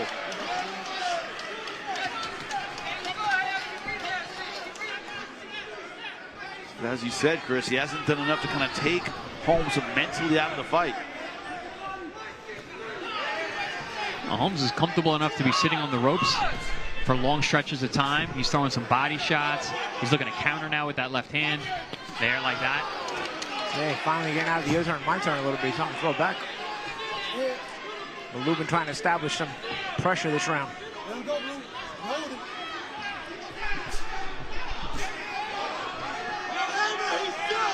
Let him go. Watch your head out. Watch your head. More smothering here on the inside.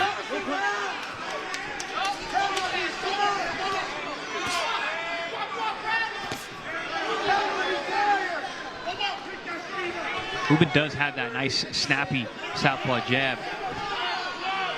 Hasn't really committed to his power punches, however. Little shots like that, but hasn't thrown a lot in combination. Good uppercut. There's a combination. You mentioned the uppercut a couple rounds ago, champ. Holmes ducks a lot, and you see if Lubin starts using it.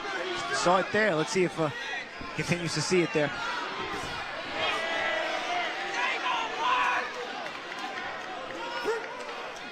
Holmes has never put anything sustained together, though, because anytime he does put something together, his next move is to hold instead of to follow it up.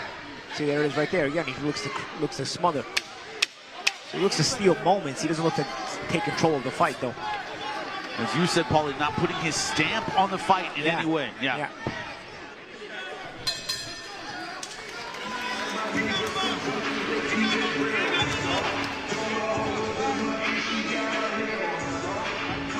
Take a look at some of the action from the previous round. Yeah, there you saw Holmes going at the ropes with that left hand. Lubin came right back with his right hook over the top. There was that uppercut that you were speaking about, champ. Making that adjustment because Holmes is getting hit in front of those, getting over those that front foot. Halfway through this 12-round fight. And Paulie, would you expect from Ardreal Holmes in his corner a little bit more urgency, a little more sense of, hey, you know, you're kind of letting this fight slip away round by round? Okay. I would, but I guess they see that Lubin also isn't really woken up, so they think maybe they can steal these rounds the way they've been stealing the rounds a lot of the ways they've done it in their career thus far. But again, I just feel like when you're at world-class level, you got to know how to take the bull by the horns. You're not going anywhere if you can fight like this at world-class level. And also, Paulie, there are times when you've been the name, and there are times when you haven't been the name. And you got to know which side you're on. Erickson Lubin certainly the name. The idea that Ardreal Holmes has minimal output and wins rounds. But guys, you know, Ardreal Holmes is used to fighting at home. He is not home now. He's been fighting in Flint, Michigan. He's been fighting in the area over there. Now we're in the backyard of Erickson Lubin.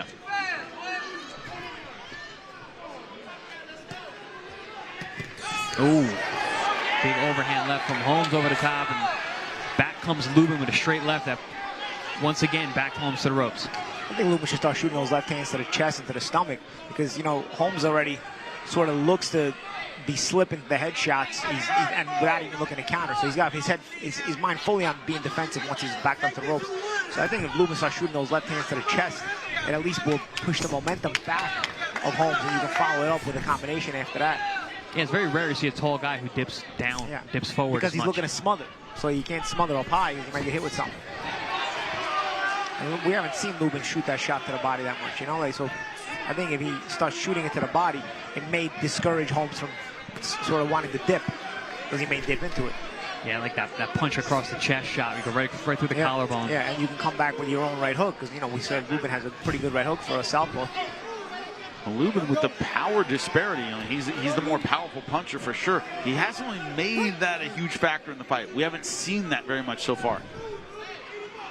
And when he has put punches together, he's effective, and it shuts Holmes down. But it's too far and few between for me. So again, he tries to counter left, touches it a little bit, but then he looks to smother instead of following up. Does Holmes? Oh, good left hand again, there. Left hand, where'd he go? Yeah. You want to step out, that's fine, but you step out 40 feet away, that's not going to do you anything, you know? Again, you gotta be willing to control the fight. At this level, you gotta know how to take control of the fight. You gotta take those chances. Smart chances, but calculated chances, but you gotta take those chances. Right, and Holmes is just sort of sleepwalking through it. Yeah, pot shot and then take himself out of play, Paulie.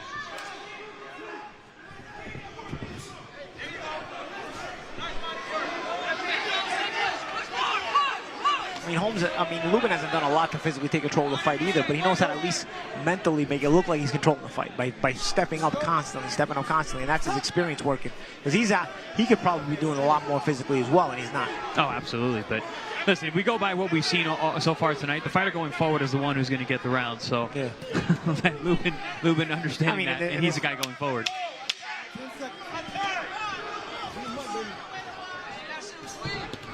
Oh, good left hand there by Holmes, but he wound up on the other side of the ring in third.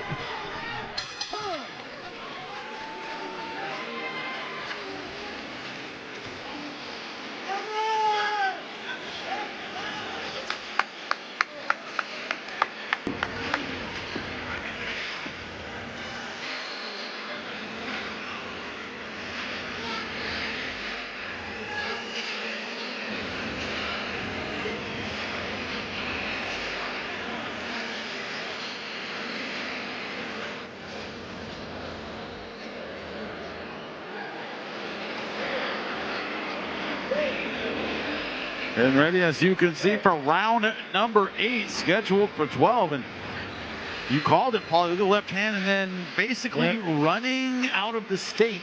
Yeah. We're in North Florida. He led 2 of those that round and did the same thing on both. Lands a shot and then was halfway around the ring before the punch even lands. You know, both of you guys coached very, very well in your pro careers. Coaches always tell you, know when you're in play and out of play, and don't take yourself out of play if you don't have to. Yeah, but the position game is so important.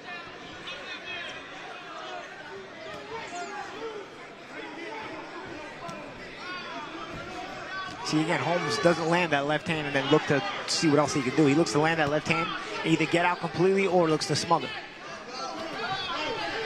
Body shots there, both hands down low. But he's already on his way out as he's throwing them, so you're not getting anything on them. Power punch lead for Erickson Lubin. Holmes actually landed more power punches, a grand total of 4 in the last round, but only 2 from Erickson Lubin.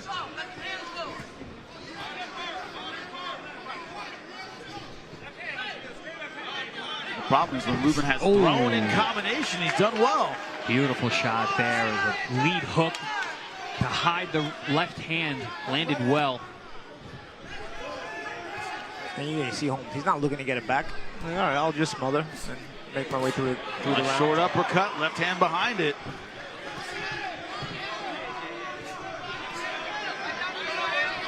That's one thing. Another asset that Lubin has in this fight is that he's more explosive. And he can use that explosiveness when Holmes stops and stands still. Now throwing in combination is Erickson Lubin. Ardreal Holmes just bowling forward. But not looking to throw punches. He's just looking to smother, take away space. Smother steps in. He hasn't thrown a single punch in these smother attempts. And this is what I was expecting from Lubin. Again, a guy who's not punching back, just punch through everything. Nice spin off there. Now he's looking like a matador. He's gonna, how many punches is he gonna throw?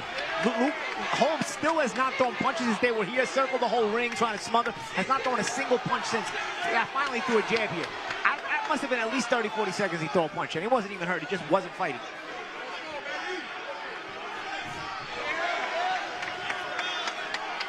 Lubin finding home for a variety of punches here. It's almost as if Ardreal Holmes thought he could get through this fight without getting hit. And then, it's kind of how that's the thing. That's the problem. His main focus on a fight is to take less damage as possible instead of to win the fight. And then whatever damage you don't take, okay, fine. But your main focus should always be to let me do what I got to do to win the fight. His mentality, you can see his body language throughout the whole fight, and then his boxing style in general is to, let me take as little damage as possible, and if I can win, that's good too. That will work to a certain level. At world-class level, it will not work. You've got to prioritize winning the fight if you want to win at this level. As a great man once said, it rains, you get wet. And right now, Lubin turning it on.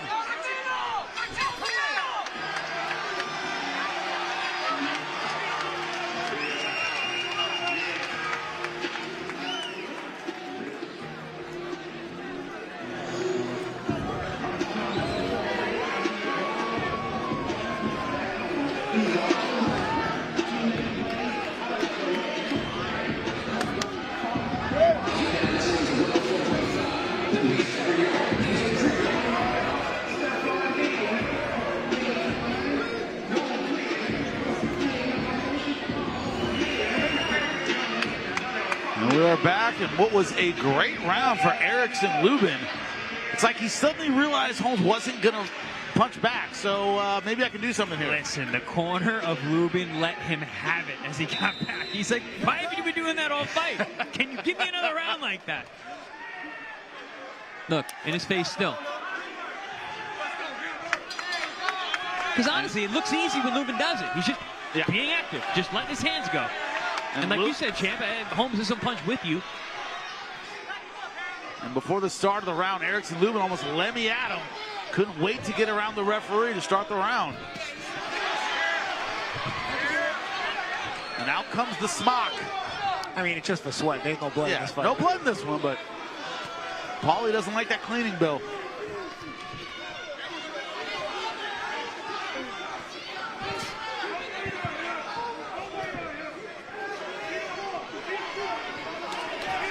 Lubin is walking into position, not jabbing into position, not firing into position, just walking Holmes down. Holmes throwing a stay off me jab, not a controlling jab. Lubin talking to him.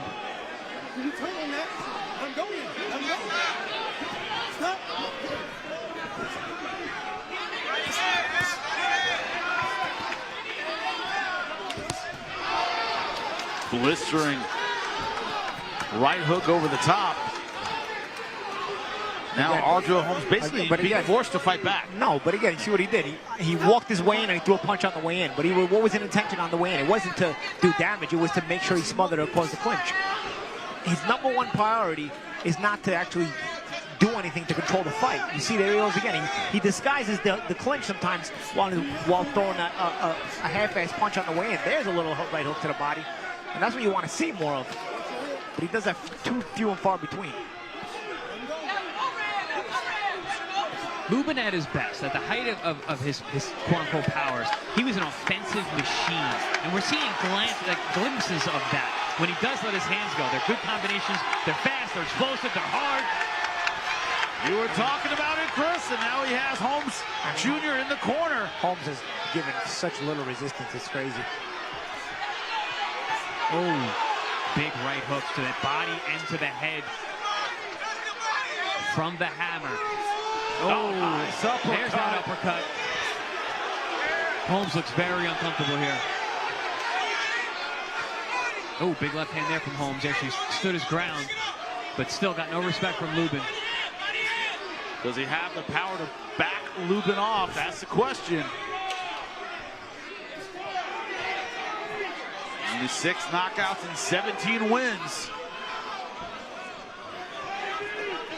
He may be built like Tommy Hearns, but doesn't have a quarter of the power. Doesn't believe in himself either. Really, the way he throws his punches.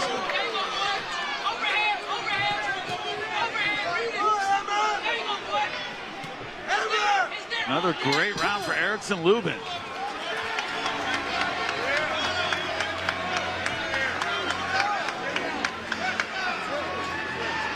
It's like he suddenly realized what we've seen all fight, that, hey, if I just turn it on, this guy will only throw, as you said, Chris, get off me punches, not real stiff jabs and power shots. I don't know how much is him realizing or him actually listening to his corner. His corner's telling him, like, listen, man, just do it. Just go out there and let your hands go.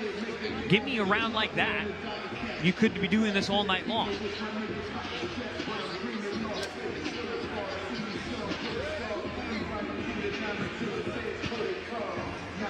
Three rounds to go in this 12-round fight.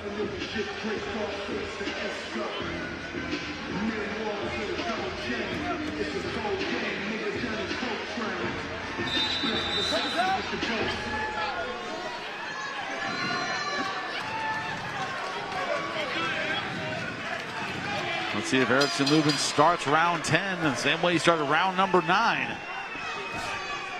Physical pressure and combinations. Getting late into the fight now. We're in the championship rounds.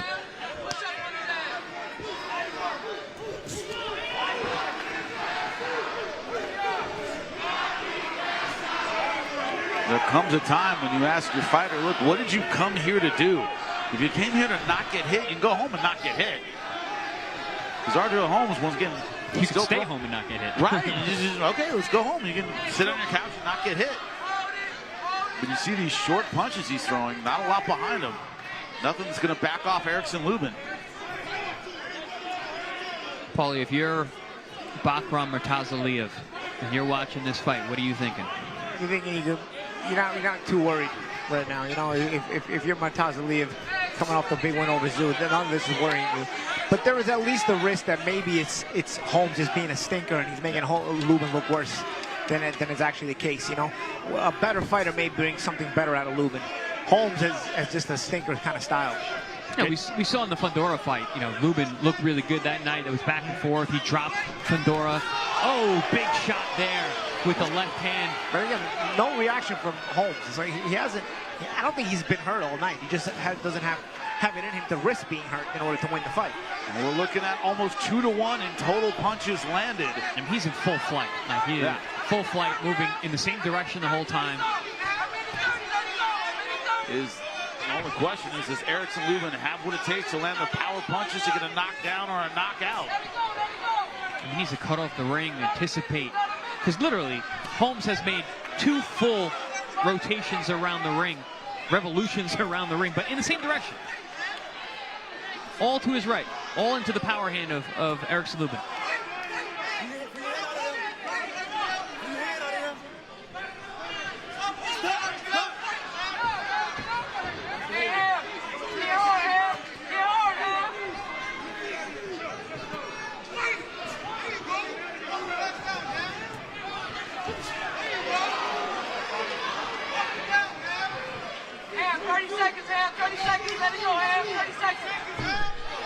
Nice jab pull there from Hammer. Holmes comes back with his left hand, but not a whole lot on it.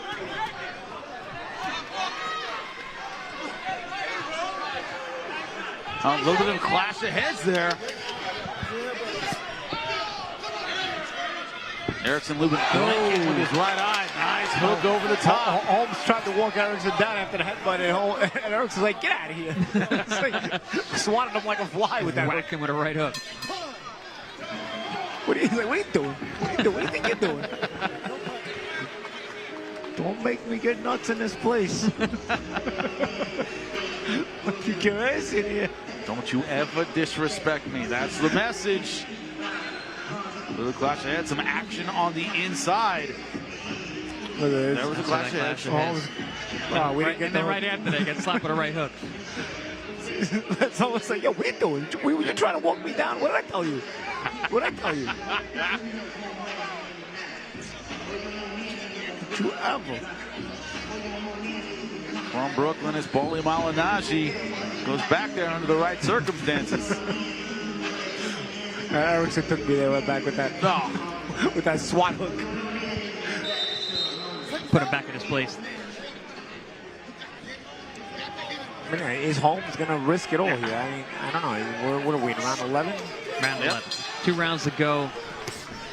Championship rounds, and Erickson Lubin is really walking away with this one.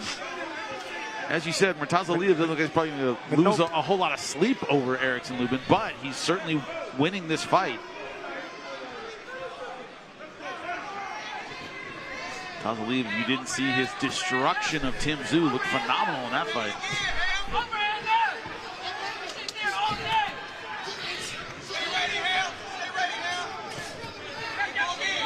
In between rounds, his corner exhorting him to fight. Beautiful left hand there, set up by the jab from Lubin. Ardreal Holmes has to turn it on in order to get this fight back. Good overhand left. And it's all coming off the jab. All coming off the jab. I'd still like to see the left hand to the body, though, guys. I'd still like to see Lubin get to the body. Shoot that cross right downstairs. Now, good shot. Nice disguise. That's a good one. That hurt Holmes. That one finally hurt. For the first time, he's been hurt by a single shot. No, because Lubin got deceptive. He used his jab to land the left hook. He used the right hook to land the left hook. Yep. Holmes looking close. Holmes not punching. Holmes not punching. You can try to stop this fight. First knockdown of the fight in round number 11. Holmes is wobbly. Can he get back to his feet? And he does. Yeah, he looks weak. He looks weak in the legs. Not good body posture. There's still a lot of time left. Only halfway through the round. I mean, Holmes doesn't want to fight. So you just got to push him out the door here. Yeah, it's not going to take much. He hasn't really, even when he was good, he wasn't really fighting. So at this point, when he's getting hurt. He just needs a little shove out the door. And if Lubin can give it to him, he'll get the TKO he wants at least. He wants out of this fight. He's not to be smothered anymore. He's not punching back. He wants to be saved at this point. Erickson Lubin wanting to get back to a title opportunity, and he does it! An 11th round TKO for Erickson Lubin. And that's at least in a bit of a dud of a fight. That's the statement you at least want to make, is they get the stoppage and move on from a guy like this. And now you're going to get your title shot. And that's what Lubin at a certain point decided to do. I'm better than this guy. Forget all the ABCs of boxing. Let me just take it to him and beat on him. And he stopped him. And Holmes never resisted. That's the disappointment about Holmes. You work your whole life to get to Eliminator, fight for a world championship. You get through your undefeated phase of your career, all this stuff, and this is how you fight. He never, ever, ever tried to even... He never, ever tried to win the fight. Jimmy, excuse my French, you know, but he didn't, I don't know, I am lost. I'm at a loss for words. The whole time, he never tried to win the fight. At the end of the day, in a very forgettable fight, the only thing that's going to matter is that he scored a TKO in round 11. At the end of the day, we're going to look at this, you're going to go, oh, got a TKO in round 11 in the last fight. He went 11 rounds and he got a knockout. So. But the disappointment with Holmes is, you know, you got here, you never tried to win the fight. You know, with Lubin, it's like, okay, it took him a little while to warm up. To read an awkward guy. But then I like what he did with him after. He's like, you know what, forget this guy. You know, like, I thought he was going to do it there early. I really did. From watching these guys and knowing both these guys well, I thought Erickson Lubin was going to come out of the gate like we saw in round 10 and 11. Once Lubin turned into fifth gear, look at those numbers. Once Lubin 2-1. Once Lubin turned into fifth gear, Holmes still didn't wake up. No. And it's like, all right, bro. So you were hoping that this would be something you could sleepwalk through, and you were going to get a title shot based off a fight you could sleepwalk through. That is mind-boggling to me. Yeah, but at the end of it, he wanted that fight to stay. He wanted to get stopped. He wasn't trying to. Too uncomfortable. That was it. He wasn't trying to smother him anymore. He wasn't trying to punch with him anymore. Holmes was never trying to be uncomfortable the whole fight, which I don't know how you get to a fight of this magnitude and expect to never have to walk through an uncomfortable point in the fight. But he was trying to hope to never be uncomfortable, and as soon as it got too uncomfortable, he got stopped. What do champions do? They deal with adversity well. The only adversity for Lubin was, you know, the range, the jab, a little feeling out process early, but Chris, I'm right there with you. I thought Lubin would have maybe in round 2 or 3 turned it up and all right, let's see what this guy's got. Waited till late in the fight to do that. Yeah, I think we would have saw round 11 and round 3 or 4. You know, I don't think it would have taken all that much because, like you said, Champ, the resistance coming back at him was next to none. And Lubin obviously had the advantages in the explosiveness, the speed, the power. It's been a long time coming, but redemption for Erickson Lubin. Lupe Contreras make it official. Ladies and gentlemen, inside the ProBox TV ring, referee Christopher Young halts this contest with an official time of 2 minutes of the 11th and penultimate round. Damas y caballeros, dentro del cuadrilátero de ProBox TV, el referee Christopher Young detiene la contienda con un tiempo oficial de 2 minutos del 11º y penúltimo asalto, declarando el vencedor por knockout técnico, declaring the winner by way of technical knockout. Representing O-Town, the Hammer, Erickson Lubin.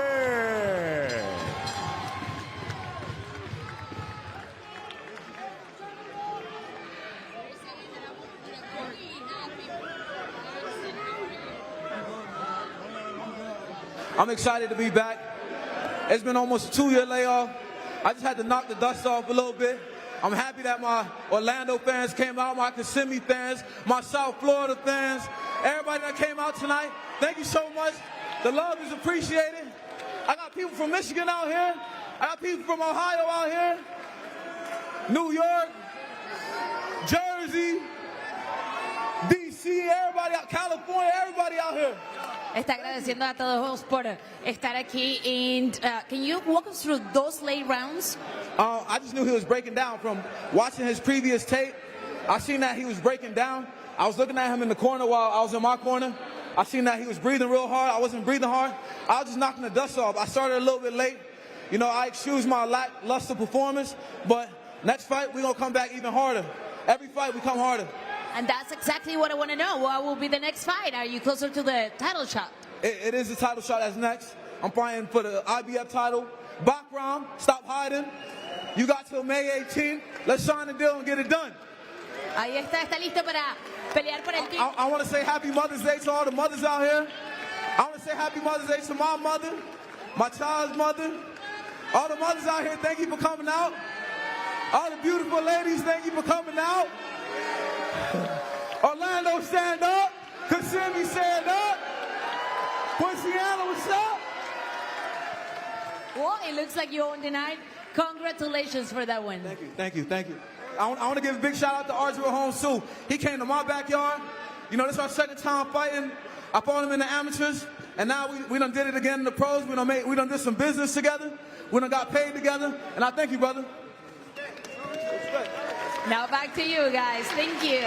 You heard it. Bakhram Murtazaliev is next. IBF title on the line. He said, can't wait for it. Stop running. This is one of those you want to put behind you. You know, there's a term, you know, when somebody's not on your level, they can't carry your jockstrap. Holmes couldn't carry Lubin's jockstrap tonight. You ever tried? So you know what? You want to move on from it. I like that Lubin is talking about the Bakhram Murtazaliev fight. I like that he gave Holmes the respect, of course, for showing up and fighting, but ultimately this is one you want to put in the rearview mirror. 2-year layoff, not right. The rust. You got some rounds in. Now the big fight. This is going to be a tough one. But for Lubin, it's the one he's been waiting for. Right, exactly. Earned the opportunity against a very awkward opponent who had fought him before in the amateurs, so knew more about his style. But Lubin, we waited the whole fight for that power differential to show, and once it did, Chris, that turned the tide. Well, there were flashes of it. You could see Lubin every once in a while. He would let something go, and the explosiveness was there, with the power was there, the combination punching was there. Once he just put it together, and with a sustained attack, Ardreal Holmes had nothing for him, just like you said, champ. So, and that's why the corner was so vocal when they were talking to Lubin in the corner. They're saying, man, come on, man, you can do this. Give me another round. Give me another round. Because the fight's going to be over. You put 2-3 rounds together, the fight ends. And it's exactly what happened. I think he could have done that at any point tonight.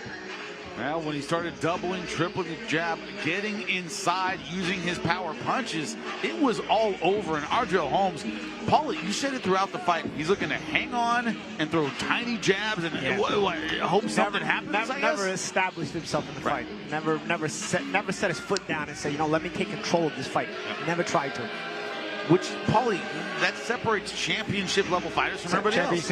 Separates you and also shows your hunger, shows your determination, shows how bad you want it. You know, you got to be willing to take some chances. Their chances are calculated, they're intelligent, but you got to take chances in order to achieve a world-class status in the sport. Erickson Lubin knew already, you know. He was just shaking off the rust. At a certain point, he's like, you know what, this guy doesn't want to take chances. He doesn't belong in the ring with me. Let me get him out of here. That's exactly what he did. But that ability, of course, to overcome a rangy opponent. who had a good jab but had nothing else for Erickson Lubin throughout this fight. Next time, of course, June 7th, Saturday, Justin Paldo taking on Juan Carlos Burgos in the lightweight division. Looking forward to that one. Also, May 24th, we'll be calling Angelo Leo's title defense in Tokyo. Getting up early, plenty of caffeine. It'll be breakfast with ProBox TV May 24th. Breakfast and ProBox.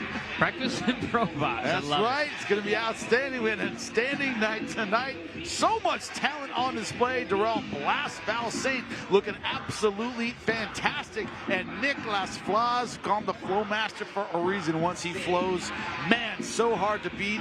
TKO win for him as well in our co-main event. And Erickson Lubin. It took him a little while to warm up, but once he got there, power punches on display in round number 11. Ardreal Holmes Jr., no answer for the offense of a man who came into his pro career with so much hype. We can get back to the top, an IBF title eliminator. Holmes had a jab and a little bit of movement, but nothing else for the power punching of Erickson Lubin. For the champs, Chris Algieri, Paulie Malignaggi, I'm Jimmy Smith. For everybody behind the scenes, thank you so much for watching. We'll see you next time on ProBox TV.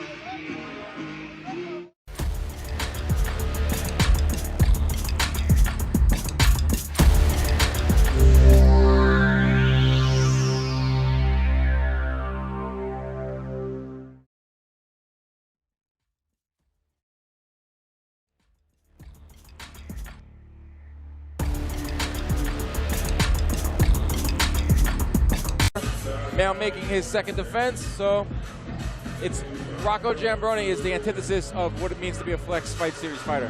Yeah, he's the definition of a champion. You know, the chips were down at a crossroads in his career, and he knew it was either put up or shut up, and he's put up 4 in a row.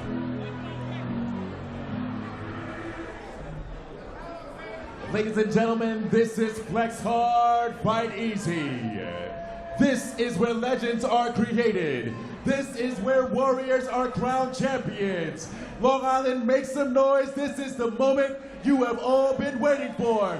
This is the main event of the evening. Let's get it on.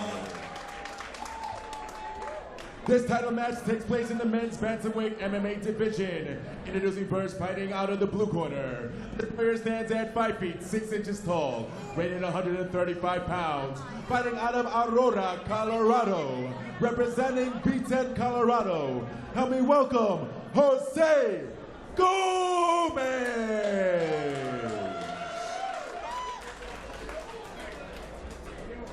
Introducing his opponent, fighting out of the red corner. This warrior stands at 6 feet 7 inches tall, weighing 141 pounds. Fighting out of Astoria, Queens, get the money, New York. Representing Enzo Gracie, New York City. Help me welcome the champion, Rocco Giambrone.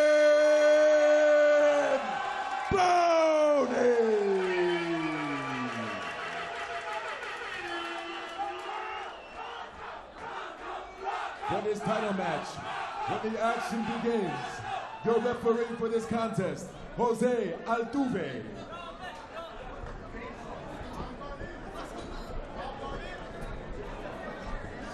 All right, main event, here we go. Rocco Giambrone